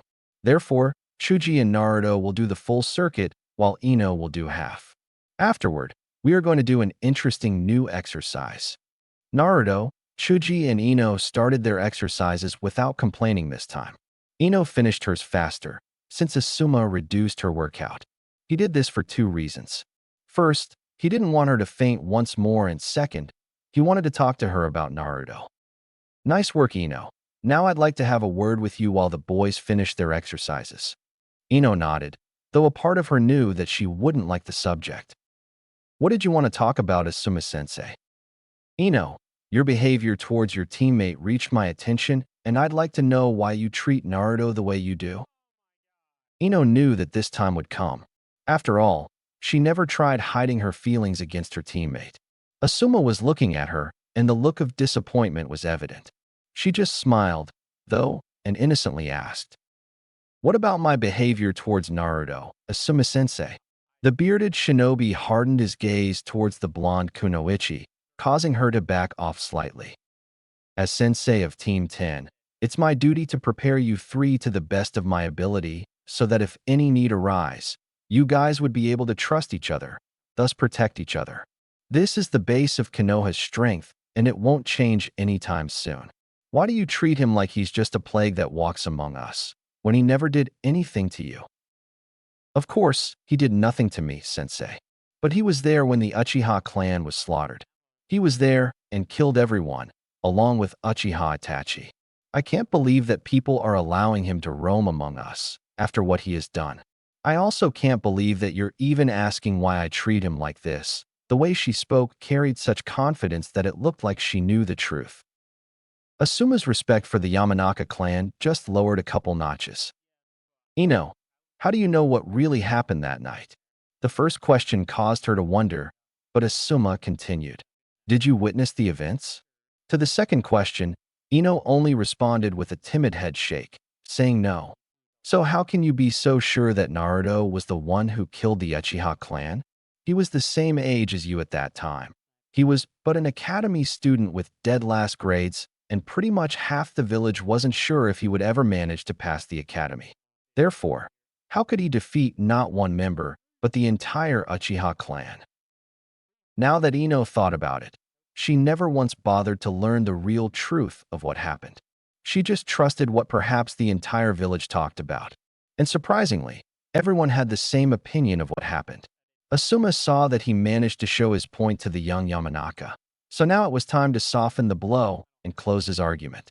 It was never his intention to slam the truth to her face, but rather train her mind to think like a shinobi. Of course, he wasn't expecting to change her mind over this matter so soon. After all, you just don't change your way of thinking overnight. "Ino, I'm not saying that you should never believe what others say about something or someone. I only ask that you interpret the situation like a shinobi. It's always nice to ask questions, and you must always see the variables of the situation. Chuji made the same mistake you had, and right now, he's questioning his beliefs as well. If you wish, you could ask Naruto about it. I'm sure he'll provide you what really happened to him and why he was there at the time of the slaughter. Now, I believe the boys already finished their exercises, so if you wish, we can talk later." She nodded, just as Chuji and Naruto appeared by her flanks. All three of them eyed Asuma as he had a smile on his face. "As I was telling Ino, Konoha's strength is based on our teamwork. It's our ability to work in teams that we managed to survive this long as the strongest hidden village of the elemental nations. Therefore, today, we'll be training Team 10's teamwork skills. For that, you three will be facing your sensei together. The objective of the exercise is to land a hit on me. Now, you three will have 10 to 15 minutes to talk between you regarding your skills and to settle on a strategy against me. Remember, though, In the battlefield, the enemy won't give you time to plan ahead. I'm just doing this because it's your first time fighting together. We'll be doing this exercise 2 times a week. Now, feel free to talk, and then let me know when you wish to begin. As soon as Asuma stopped talking, he saw the 3 genins huddling up, what he could imagine, in order to discuss their strategies. Ino, Chuji, and Naruto looked at each other, not entirely sure of what to talk about. Naruto never had much interaction with people his age other than the occasional greeting. Chuji was slowly adapting to the fact that Naruto may not be what everyone say. Ino, although conflicted with herself, wasn't necessarily convinced that she was wrong. Sure, she answered no to every of Asuma's questions regarding Naruto's involvement that night. Now, if he was actually innocent as few said he is, then why did the majority of the population consider him guilty of something that wasn't proven? As a passionate gossiper, Ino enjoyed digging into people's lives. The only problem was that she was too trusting in what others said and didn't investigate it further to discover whether or not Naruto was responsible for the vile act made against the Uchiha clan. So, she supposed that for now, she would give him the benefit of the doubt. Alright then, since we don't know each other that well, aside from the fact that Chuji and I practically grew up together, I suppose it's best for each to tell our skills. Naruto, you go first. Naruto narrowed his eyebrows, at first, but shrugged it off.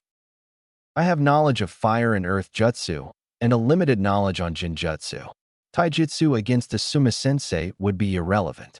Also, from what I understood from both the Yamanaka and Akimichi clans, you two work well together, so it would be prudent to devise a strategy using your coordinated prowess, in which the case being close, mid, or long range, I can provide the necessary support. Naruto didn't much care about sharing custody over the team's leadership or berate the people he was going to work together with for quite a while. The least he could do, then, was to be supportive and not exert his superiority in skills. Ino and Chuji, though, looked at him like he was saying nonsense. Elemental ninjutsu was so far out of their reach of knowledge, so they wondered how Naruto knew 2 elements. Nevertheless, they figured that, if Naruto was telling the truth, then they had an advantage over their opponent. 15 minutes passed, and Asuma was alone in the middle of a clearing, with his arms crossed. It was hard to predict which sort of attack would come from this team, seeing as all 3 of them were different from the other. Chuji had his brute strength and the Akimichi clan jutsus, which focused on expanding their body parts and using it to attack the opponent. Ino's clan techniques were more focused on the mind, or rather the opponent's mind. Both Ino and Chuji, even together, would be ineffective against someone with knowledge on their techniques. Ino's techniques are restricted, and so were Chuji's. Without a third party to back them up, surely one of them would be dead in the battlefield. Here was where Naruto came in, he supposed. Being a jack of all trades as he believed the kid to be, he could adjust to any strategy the team might conjure. In all fairness, the blonde was an Uchiha with limitless amount of chakra. All of a sudden, 5 projectiles appeared in his line of sight, before he grabbed one of his and deflected the projectiles effortlessly. He didn't have to wait long, before he saw Chuji expanding his entire body and rotating towards him like a tank. Asuma was about to jump away from the technique when he sensed 2 hands grabbing both his legs, before bringing him underground. Asuma looked at the approaching tank and used a simple replacement technique to get out of the way. He didn't have much room to breathe, before more kunais, and this time shurikens came at him.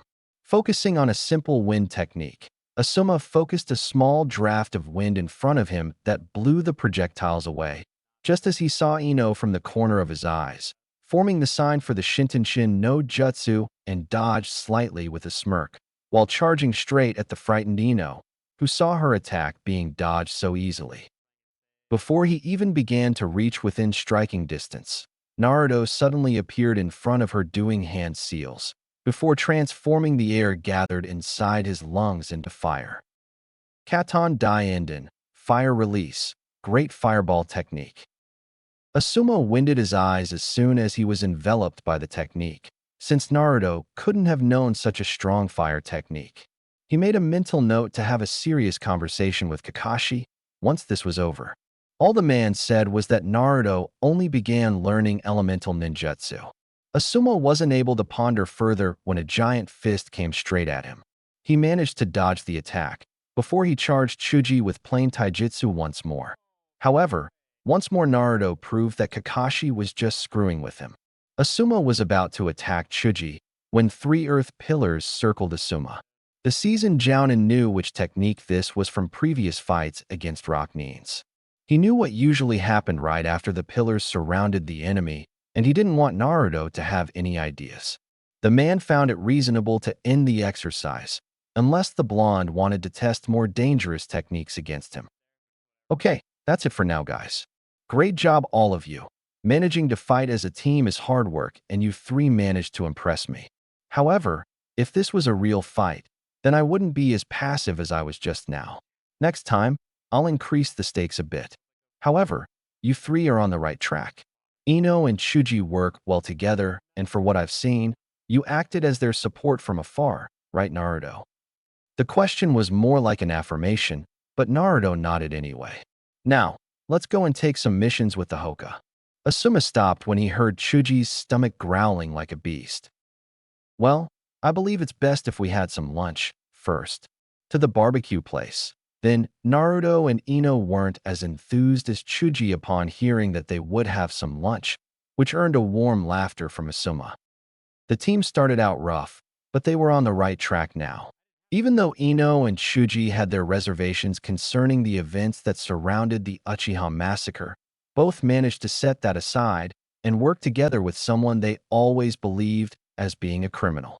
Asuma sure had his work cut out for him, but after watching the fight, he knew that, in the right circumstances, Team 10 could very well be a force to be recognized in the future. Tonight, he would conjure a different set of training for each of his three genins. I did the right thing, asking Tusan for a team of genins.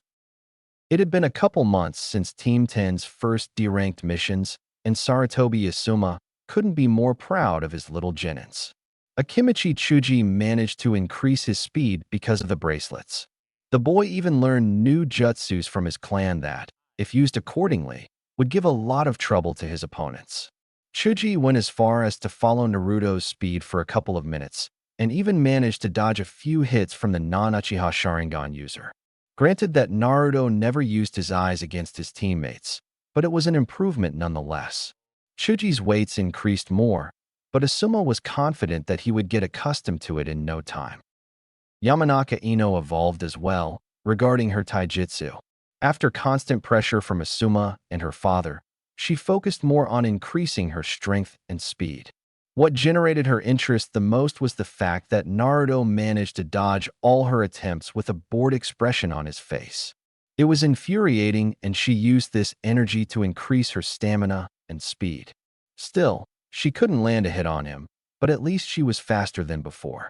Like Chuji, she also got training from her father regarding the clan's jutsus. She practiced the Shintenshin further, learning to adapt the technique in stress situations. Now, she was learning the next one called Shinration no Jutsu. It consisted of disrupting the opponent's control over his or her body, forcing him or her to do things like attack the opponent's partner.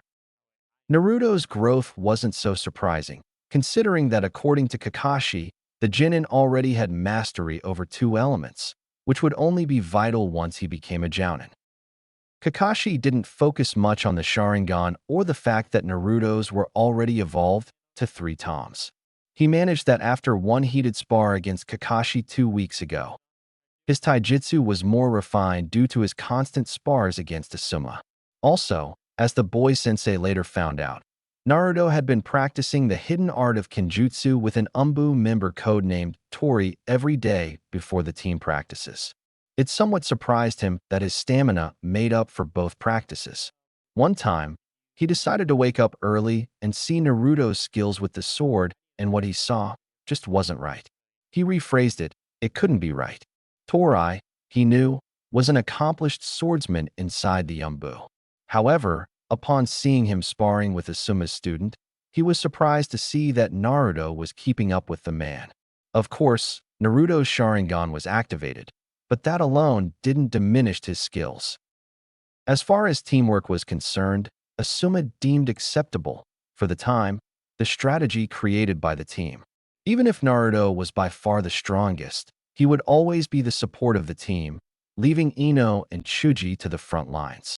At first, it wasn't as effective, because while Ino wasn't focused on attacking others, leaving Chuji alone to face the enemy, with Naruto backing him up just in case. With time, the strategy bore fruit, as Ino saw the opportunity given by her teammate and improved her skills with projectiles and her taijutsu. Also, Naruto managed to anticipate the enemy's movements quite well. He would step in once he realized that either Chuji or Ino wouldn't be able to avoid the attack.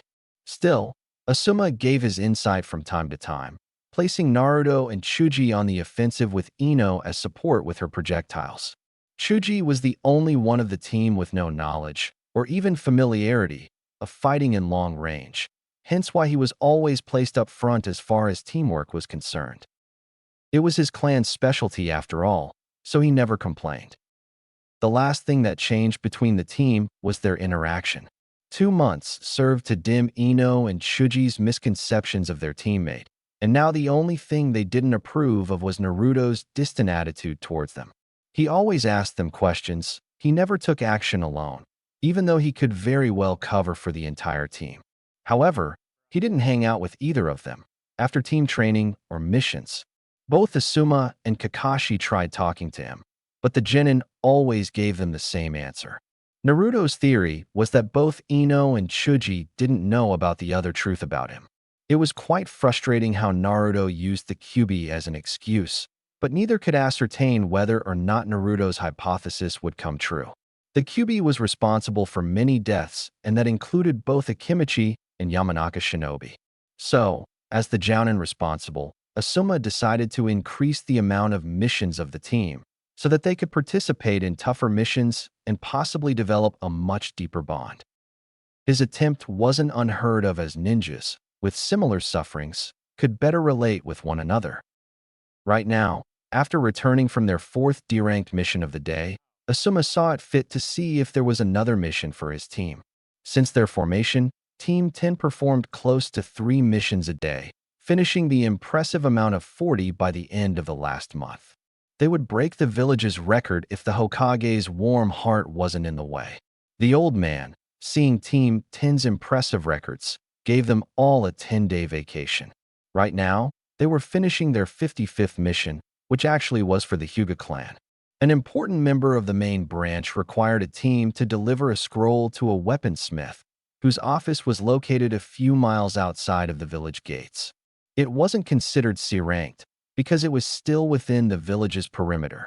Once they delivered the scroll, the man handed a black case to Asuma, containing a gift to said member of the Hyuga clan. Despite having increased her stamina, Ino was against the idea of yet another mission. "Sensei, we are already at the end of the 4th mission today. Can't we go home for the day? I'm exhausted." Naruto and Chuji remained quiet while Ino and Asuma were talking. The first, though, didn't mind another mission much, considering that he didn't have anything to do besides that. Chuji, on the other hand, wished that Asuma gave in and sent them home. Despite improving a lot, the Akimichi still maintained his old habit. Their sensei sighed in dismay, seeing that his plan backfired. According to his experience, the Hokage would consider his team ready for C-ranked missions after 2, maybe 3 more missions. But Ino was right. He was already pushing them harder than usual. "All right, Ino. After we deliver this to the Hyuga clan, the team is dismissed." A sudden smile appeared on her face at the possibility of a great bed to rest in after today's training and missions. It wasn't long until the mission was finished before the members said goodbye to one another. Naruto shrugged it off and, with hands inside his pocket, roamed towards his apartment at a slow pace. Despite not being late, the street he was in was rather empty, considering the number of restaurants and pubs. The scene alone was strange to him as he activated his Sharingan briefly and realized the reason. He just resumed walking, though, like he was not aware of the danger that was looking at the genin from the roofs. The lone Chunin loathed Naruto since the Kyuubi attack. The beast devoured his little sister at the time. He didn't even had time to get her out of the way, and since then, he trained hard every day, so that one day, he would avenge her death. Almost everyone was inside the restaurants right now, leaving the street empty for a clean execution. The man casted an altering perception genjutsu, so that once his attack hits, Naruto wouldn't be able to dodge. The kunai was sent flying straight at Naruto's back, before piercing it all the way to his chest. The Chunin then vanished from his position, before appearing right in front of his target. He cursed at a tree log that was in Naruto's place. The Chunin was clueless when Naruto, from below the ground, grabbed both his ankles and dragged his entire body below ground. The Chunin was surprised once the blonde appeared in front of him, looking at this face with apparent boredom like always. The Chunin's name was Ishizaki, no clan related, and he was 28 years old. He, suddenly, saw Naruto's Sharingan eyes spinning like a vortex, until the man's eyes were closed.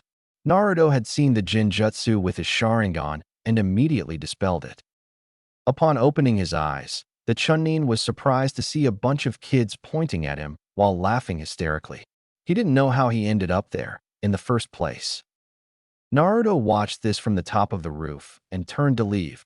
However, he was stopped once Kakashi appeared and placed a hand on his shoulder. His only visible eye showed concern, whereas Naruto's eyes showed disinterest. It wasn't so surprising, right, Kakashi-sensei? At least, I didn't cause him much damage besides being humiliated like that. Kakashi nodded. Do you wish to press charges against him? Attacking a low-ranking officer is a serious charge, and he could be placed in prison. Naruto, though, didn't want this. No, it won't be necessary, Kakashi-sensei. I'm already used to this treatment. I'm sure it will fade with time. Until then, I can handle it.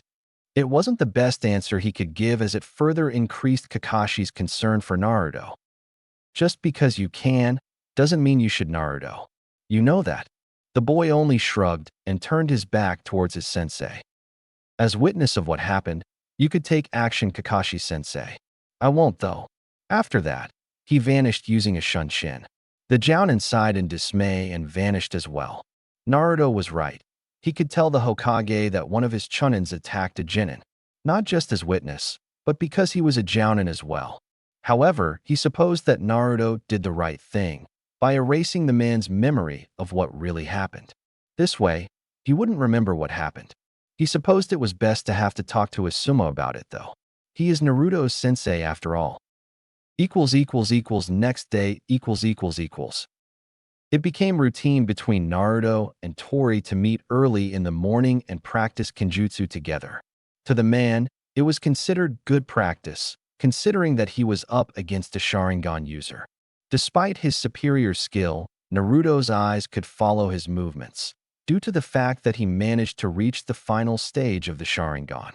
It didn't mean that Naruto was useless without the eye, as he could see that Naruto's strikes were increasing fast. The spar was progressing nicely, almost developing into a showdown between swordsmen. However, it was time for Tori to end the training, as he sensed one member of his team approaching. With brute strength, he forced Naruto to lose his footing, leaving him open for a front kick that sent the boy flying. Naruto managed to flip his body using the momentum, despite the pain on his chest. As soon as he looked at his sparring partner, Naruto was surprised that another Umbu had joined the party, and it was the same Umbu from 2 months ago. He recognized the long blue hair. Naruto, it appears that we must end the spar for today. Same time tomorrow. The blonde just nodded, before hiding his sword once more. The eagle-masked Umbu remembered the brat from 2 months prior and decided to have some fun. Finally learn to respect your superiors, kid? The eagle Umbu asked, earning a questioned look from Tori as Naruto turned to look at her. I don't know what you're talking about, Umbu-san. Tori-sensei, see you tomorrow. Naruto then turned and walked away, leaving an infuriated Umbu who didn't enjoy being ignored. Despite this, if she ever showed that the brat got to her, she would no doubt be the laughing stock inside the corporation. She heard a small snicker coming from her superior Tori. Probably, she was already too late in avoiding her fear, she reasoned. Eagle then vanished and went to look for the kid, seeing as, being a junior Umbu, her mission was to scout around the village. It took a while before she saw him purchasing a few sticks of dango, possibly for breakfast, and took a seat below a sakura tree. Being privy to confidential documents, she had access to Naruto's file and was interested. Because of the Kyuubi and the rumor behind the Uchiha clan's massacre, Naruto received several attacks by Chunins. Despite this, he managed to defeat them with the use of the Sharingan eyes. Eagle sort of admired the kids will to fight despite the odds. "Are you stalking my student Umbu-san?" Eagle was already on edge, but relaxed once she saw Asuma standing behind her. "I'm not obliged to explain myself, Asuma-senpai. I'll take my leave now," Eagle said, before she vanished, earning a snicker from the Jounin. He, then, analyzed Naruto for a bit. It was strange to see the boy so at peace with himself, despite its cold exterior towards others. Perhaps after years of being ignored by others, he ended up getting accustomed to it. Asuma feared that Naruto enjoyed being left alone. He left before Naruto could turn and see him, despite knowing that Naruto saw the entire thing. The Jounin was correct, though, since Naruto's Sharingan was activated the entire time, and he was able to feel the trace of chakra from both the Umbu and his Jounin sensei nearby. He didn't say anything at the time, but he really wished to be left alone. At training ground 10 ===. Once everyone was gathered, Asuma decided to change their routine for today. Today it was time for chakra control exercises, instead of just taijutsu and stamina training. However, when Naruto said that he already had tree climbing, as well as water walking mastered, Asuma frowned and cursed Kakashi once more for not telling him that.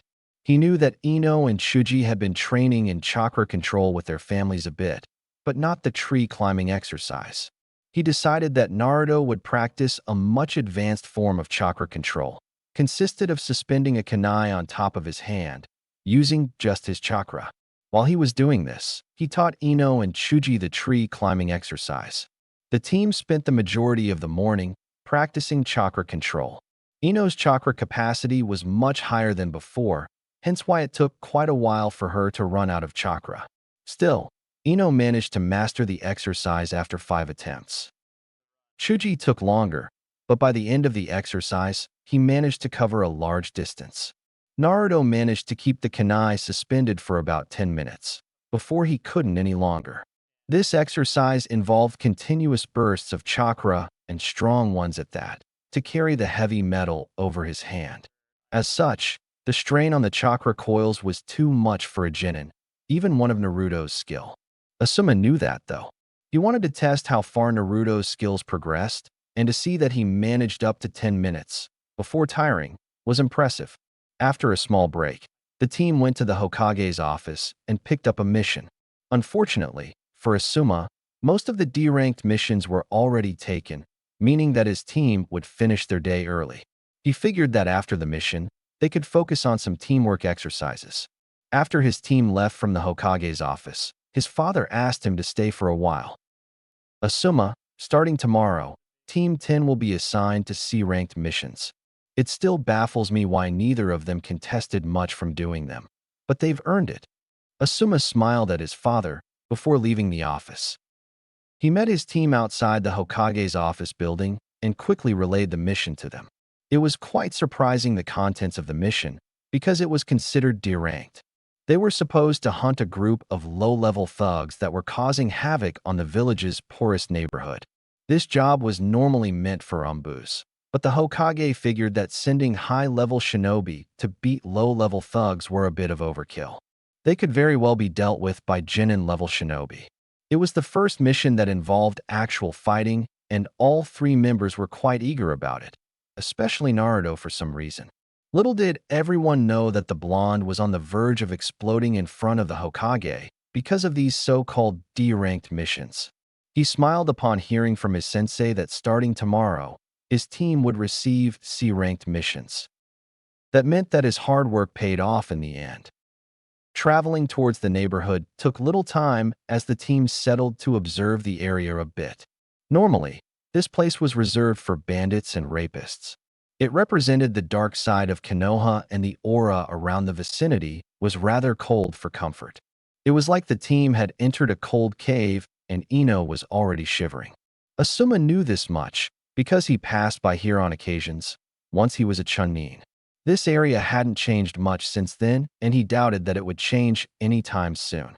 The population roamed freely throughout the crowded and littered street. Their mission was to capture a gang of bandits that were accused of starting a new drug point in Fire Country. The mission, although relatively easy from the ninja standpoint, had a lot of variables. This area was forsaken by the shinobi population, so if anyone showed up, people would be suspicious and the gang would flee, or worse, take hostages. It was imperative that the team didn't appear as shinobis, hence why Asuma instructed them to take off the headbands for later use. With that done, they split up in twos, Naruto with Chuji and Ino with Asuma. Obviously, the Jounin used a minor henge to change his clothes, since he was the only one with the standard Konoha ninja uniform. They were only supposed to look around and observe the population for a couple of hours. The drug dealers weren't that good in hiding their activity, probably because they believed the area to be of no interest to the Hokage. Despite that being the case, the Hokage realized his omission and called in Team 10 to clean up the location, so to speak. Although it was considered a forsaken zone, there was no heavy crime being committed, like murder, because if that were the case, Umbu would come and sweep the entire area. The boys appeared to be chatting amongst themselves, while looking around for clues as to the gang's activities, or, if they're lucky, their hideout. The condition of the villagers was below poverty, if the street's condition was any indication. The houses were almost on the verge of collapsing due to lack of maintenance, and the only attempt at commerce was a local magazine shop that happened to be closed. Apparently, no self-respected businessman would want to invest in this place, at least not before Team 10 dealt with the drug dealers. After walking for about an hour, the boys met their sensei and their teammate at the same place where they separated. Naruto reported to Asuma that they had little luck in finding anything. However, the triumphant look on Ino's face showed a different story on their part. We saw a man selling 10 grams of opium as soon as we separated, and we followed him to a dark alley. Ino, then, used her clan's jutsu and gathered enough information about the gang's activity here. She also hit the jackpot. We know their hideout's location. The boys nodded and even congratulated Ino for a job well done, which she appreciated. Chuji's compliment wasn't such news as Naruto was, and it still surprised her how he could be this nice while on missions and completely distant afterwards. Asuma decided to just lay low for a while, until nighttime. According to the intel, the gang would have a big meeting tonight regarding their operation and how much money will be split between the dealers. It was the perfect opportunity to swoop in and beat the crap out of them, until no one was left standing. Both Naruto and Chuji would handle this part as he had a different plan for Ino. Their unwillingly source gave them the identity of the gang leader. With the Shintenshin, she will command his body and walk straight at the authorities, confessing every one of his crimes. Takashi's rule of terror would meet his end tonight. There wasn't any need for the team to remain there the entire time, though, so Asuma took his team for a quick meal located on Konoha's merchant district. Asuma turned to Naruto and decided to ask to the boy, hence leader of the team, what would be his strategy to beat everyone along with Chuji. I'll sneak inside the house and cut the lights off. When the lights go off, it will be Chuji's signal to barge inside the house with his human bullet tank technique. With that alone, he would be able to deal with quite a few of the criminals. I'll, then, enter the fight and knock the rest down with taijutsu. I'll leave the leader untouched for Ino to take possession of his body. At least, that's what I was thinking about doing, Asuma-sensei. Is that okay? The bearded Jounin just smirked as he flipped his cigarette from the left side to the right side of his mouth. He was sure that Naruto would use either fire or earth jutsus, hence why he would have to bring in another strategy. He smiled at the blonde. I think that's okay, Naruto. Just don't take any chances. We don't know if any of these goons had ninja training or if they'll carry weapons inside. If that's the case, use one of your ninjutsu. Everyone nodded before Asuma paid the meal. It was already getting dark outside, so the team rushed back to the poor side of the village, which right now happened to be empty. No one was stupid enough to roam throughout these streets at night. To the ninjas, it was perfect. Naruto and Chuji saw the house where the meeting was being held, and they could hear lots of noises inside. Probably, they were busy getting wasted with opium and sake. It worked for the best in Naruto's opinion. He signaled for Chuji to hide until the lights were cut off. Naruto, then, jumped to the roof and entered through a small crack on the roof. He slowly increased the hole with his kunai before jumping inside. Once inside, he activated his Sharingan and started looking for activity near him.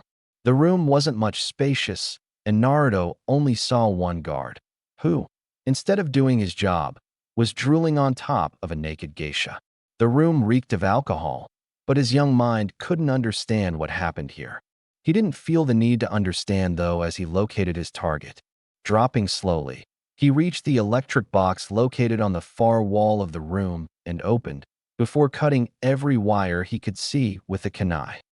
When the lights were out, every member of the gang started screaming, asking what the hell was going on. They were all surprised upon hearing someone screaming outside. Nikuden Sunsha, human bullet tank technique. All of a sudden, a giant ball invaded the house and smashed quite a few enemies, before Chuji smashed himself in the wall. He immediately let go of the technique as he looked at the rest of the gang. Their eyes screamed blood murder at the Akimichi, but Chuji wasn't threatened by them. Mostly because it didn't take 1 second for Naruto to appear and engage everyone from behind in a clean taijutsu match. With the group's attention divided, Chuji got in the fight as well and used his superior strength to deal with the bandits. Asuma and Ino were outside the house, just watching the spectacle. Ino even flinched once she saw Chuji landing a kick on a man's sensitive member. Asuma saw one man picking a sword from behind his back and worried for his students. However, Naruto was using the Sharingan right now, so he was able to escape the attack before the man even moved and landed a fierce punch on his abdomen. He was out the next second, while the Genins dealt with the rest. A shadow was seen trying to escape, before Ino appeared in front of him with 2 shurikens on her hand. When the moonlight illuminated the man's face, Ino smirked upon seeing the leader of the gang in front of her.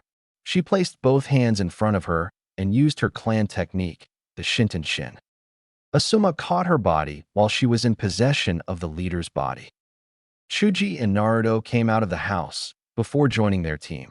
The mission was complete now, and their last part was to walk towards the authorities where the leader, while Ino, would confess the man's crimes and request his arrest.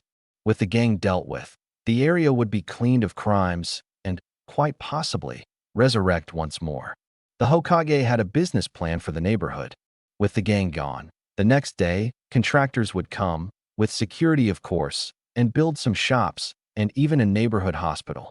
The best part of the contract, in the Hokage's possession, was a new bank agency there. Possibly, in about 3 to 4 months, the area would grow, financially, and even attract future residences. The good thing about Konoha being a ninja village was that ninjas tend to protect the area where they live in.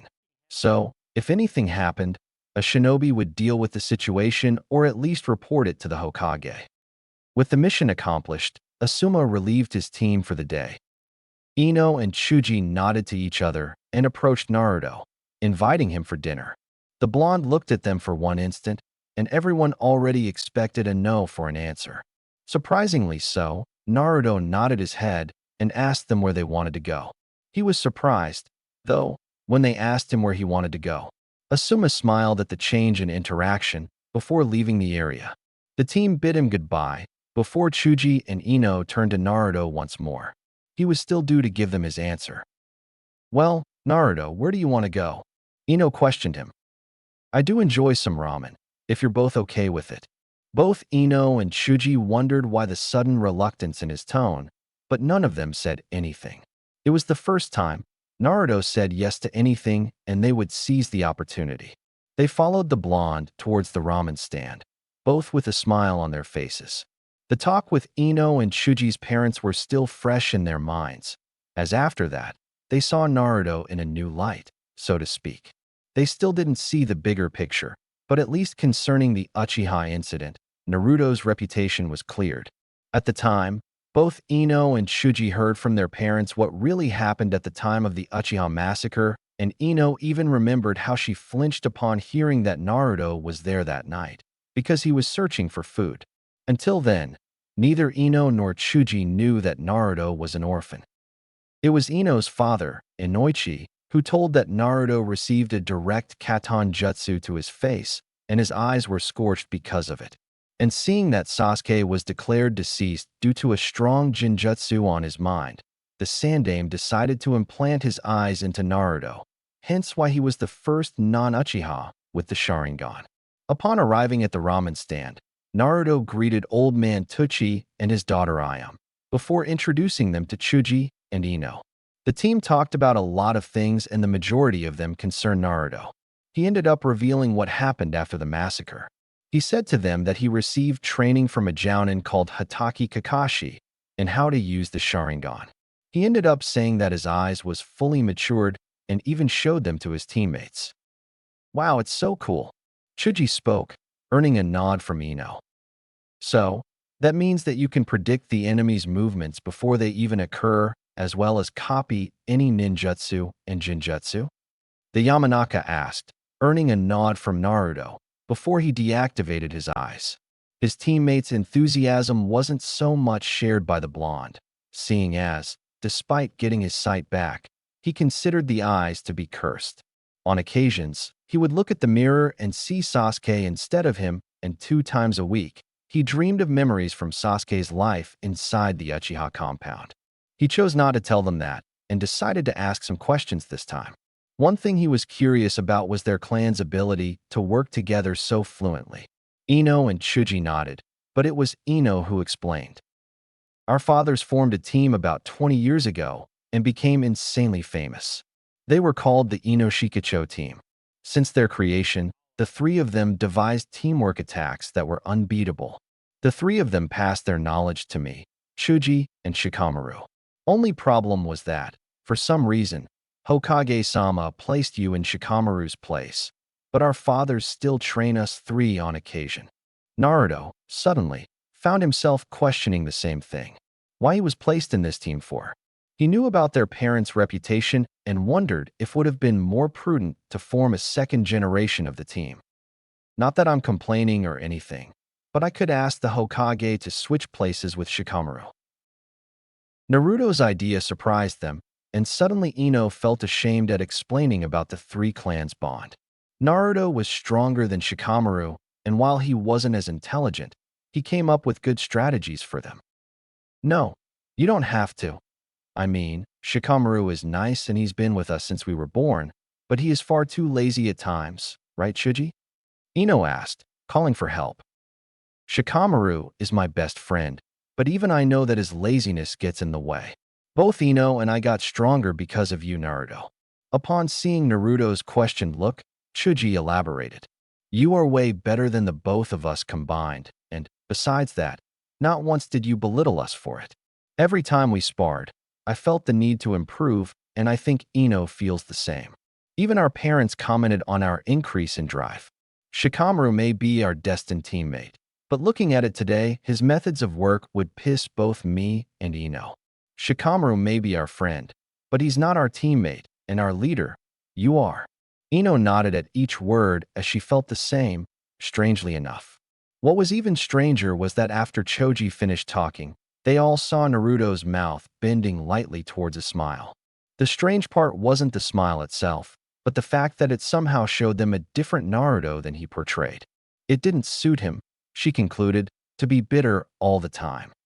Thank you, Chuji, Ino. Both smiled before the meal was served. The 3 of them ate in silence, but the aura around them was softened, indicating that the team just overcame an important obstacle. This earned a smile from Asuma, Kakashi, and Kasumi, who happened to be passing by the ramen house and listened to the whole thing. Their topic of conversation was precisely the team's lack of interaction and ways to solve it. They heard Naruto's idea regarding his replacement with Shikamaru and frowned in worry. It was, indeed, a questionable call from the Hokage at the time, but now they were teammates. In the end, though, Chuji and Ino managed to break Naruto's invisible barrier created around himself in order to avoid outside interaction. It seems we worried over nothing, Asuma, Kakashi said, earning a nod from the bearded Jounin. Next day equals. Asuma could see the difference in interaction between the three as they practiced more chakra control exercises. Because of Ino's smaller chakra capacity, compared to Chuji and Naruto's, she managed to finish the tree walking and was now attempting the water walking. Chuji wasn't much further behind, and he even managed to reach the top of the tree he was in. However, instead of going to the water, Asuma told him to stick with the tree climbing for now, until he could fully master the exercise. Naruto's time with the kunai increased only a couple minutes, but at least it was an improvement. He wanted another thing from the blonde student, instead of chakra control, so he ushered Naruto to stop for a moment. Naruto, I understand you're learning the arts of Kenjutsu, correct? The blonde nodded, not even interested in keeping that a secret.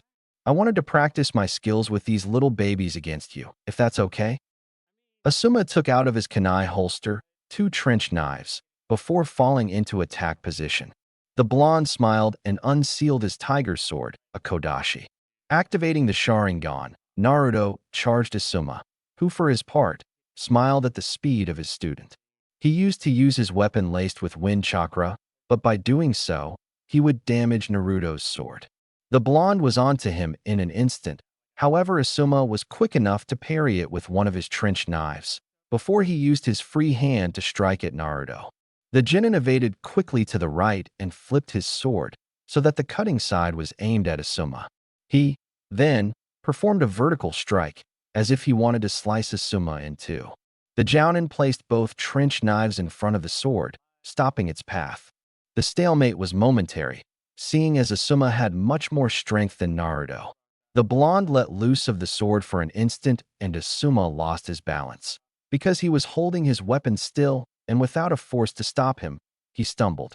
Naruto took advantage and jumped high into the air, already flipping his body to land a strong kick at Asuma's head. The Jounin just resumed his momentum and avoided the kick. He let go of the trench knife on his right hand and closed his fist for a punch.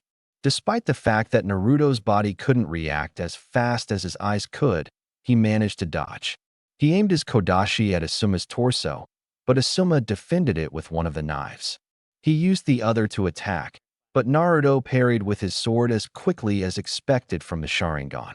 Naruto focused some chakra to his legs and increased his speed. He appeared behind Asuma and aimed a powerful strike at the Jounin. Asuma managed to dodge, though, by creating some distance between the two. He took some shurikens from his holster and threw at Naruto before doing some hand seals. Shuriken Kage Bunshin no Jutsu, Shuriken Shadow Clone Technique. Naruto smirked at yet another technique acquired before he started a quick series of hand seals. He gathered a great load of mud inside his mouth while molding necessary chakra. Doton Doria Hiki, Earth Release, Mud Wall Technique. Naruto took the cover supplied by the wall of mud and took some projectiles of his own. After throwing at Asuma, he used the same technique that the Jounin used on him. Asuma was surprised upon seeing the shurikens multiplying and realized that Naruto must have copied the technique. Still, the man used a simple substitution jutsu and vanished from sight, just as Naruto appeared to deliver a powerful strike. His Sharingan showed him the source of chakra coming from behind him, but he couldn't follow the speed of a seasoned Jounin. He used both arms in front of his exposed face in a weak attempt to block Asuma's punch, but to his surprise the punch never came. Upon opening his eyes, he saw Asuma's hand in front of him. The Jounin was smiling the entire time. Naruto, nice spar, but you shouldn't focus on copying every technique you see before you. Perhaps, focus on those who would be useful to your fighting style and nothing more. Be ready for future spars like this as I expect you to improve constantly. Now, gather around everyone. We're about to start the real missions. Quite possibly, Asuma was the most enthused of the four, regarding the initiation of C-ranked missions. Ino was actually dreading the possible outcomes as she knew what C-ranked mission represented. It was their first, and quite probably it would be outside the village's perimeter. Once out of the protection provided by the village's walls, who knows what could happen? Chuji, being Chuji, only thought about the amount of food that he would have to pack once he went home. Naruto, on the other hand, was more interested in meeting new enemies to face in battle. The Hokage's office .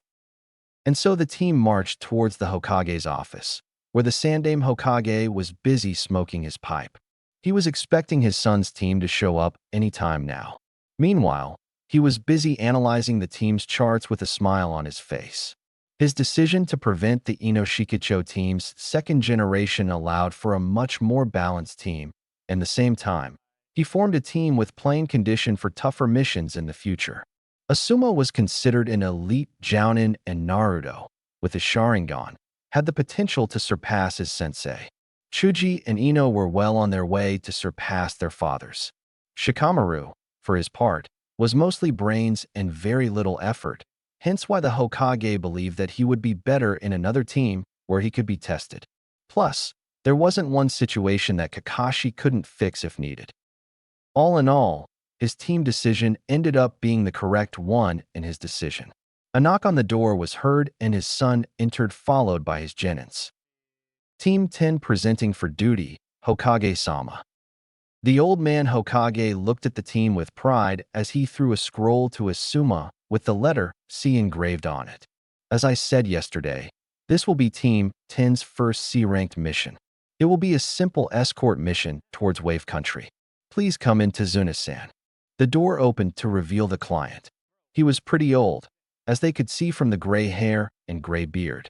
His outfit didn't show much as they later knew his profession to be a contractor.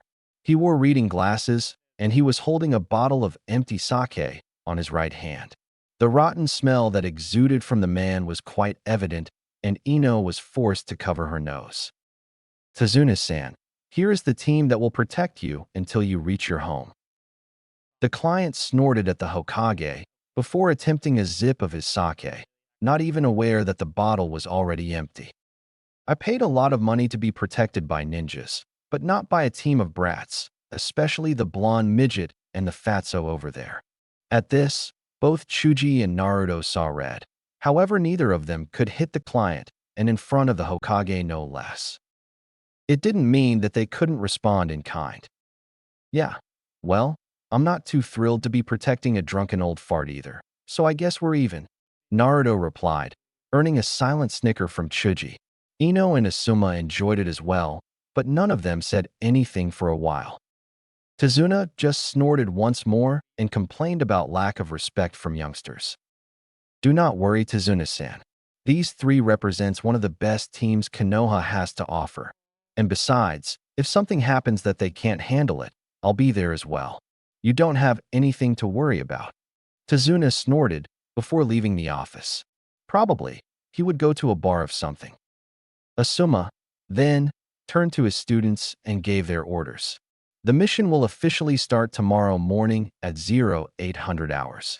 Take the rest of the afternoon to train if you so wish, but I'd advise a good rest. Wave Country is a good walk away from here, and we won't be able to use chakra while traveling. The team nodded before leaving and going their separate ways. Ino and Chuji went to their respective homes, but Naruto wanted to train some more. It was only 2 in the afternoon after all, and he wanted to practice some fire techniques. The chakra control exercises aided him in how much he needed for the technique, so he wanted to practice a bit more. Asuma was alone with his father for a bit, as he reported the events from yesterday and the bond formed by his team. The Hokage nodded in appreciation that Naruto found, at least, acceptance from his teammates. With the Uchiha incident out of the way, the only obstacle left to overcome was the Kyuubi. However, the Hokage had faith that his teammates wouldn't resent the blonde. Only time would tell, though. With Naruto . Once on his own, Naruto went to a nearby training ground in order to practice a new technique that Kakashi taught him. It was extremely difficult to perform, since it involved a lot of pure fire manipulation. It was a B-ranked jutsu named Kitan Kane no Erasure, Fire Release, Firestorm Technique, and it consisted of releasing a powerful and thick fire stream before manipulating it to form a fire hurricane in front of him. It was consisted a mid-range jutsu, but Naruto could adapt it to becoming a short-ranked one by manipulating the fire a bit earlier than normal. He already managed to perform it once or twice, but it was mandatory to practice the technique more in order to master it. First, though, he looked up the sky with a smile on his face at his growth and skill. His fight against Asuma showed him that, but at the same time, showed him what he had to improve in, his speed. The Sharingan could very well anticipate the enemy's movements. But what good would that do if his body couldn't react in time to prevent it? He would take today and practice the fire technique, the new one he copied from Asuma, and finish with a couple of physical exercises meant to increase your stamina and speed. He would overcome every obstacle in front of him as he grew up. This mission could very well bring forth new challenges that will help him improve, possibly new enemies to face, who knows? Maybe Naruto may run into some missing nin from another village or something. If only he knew.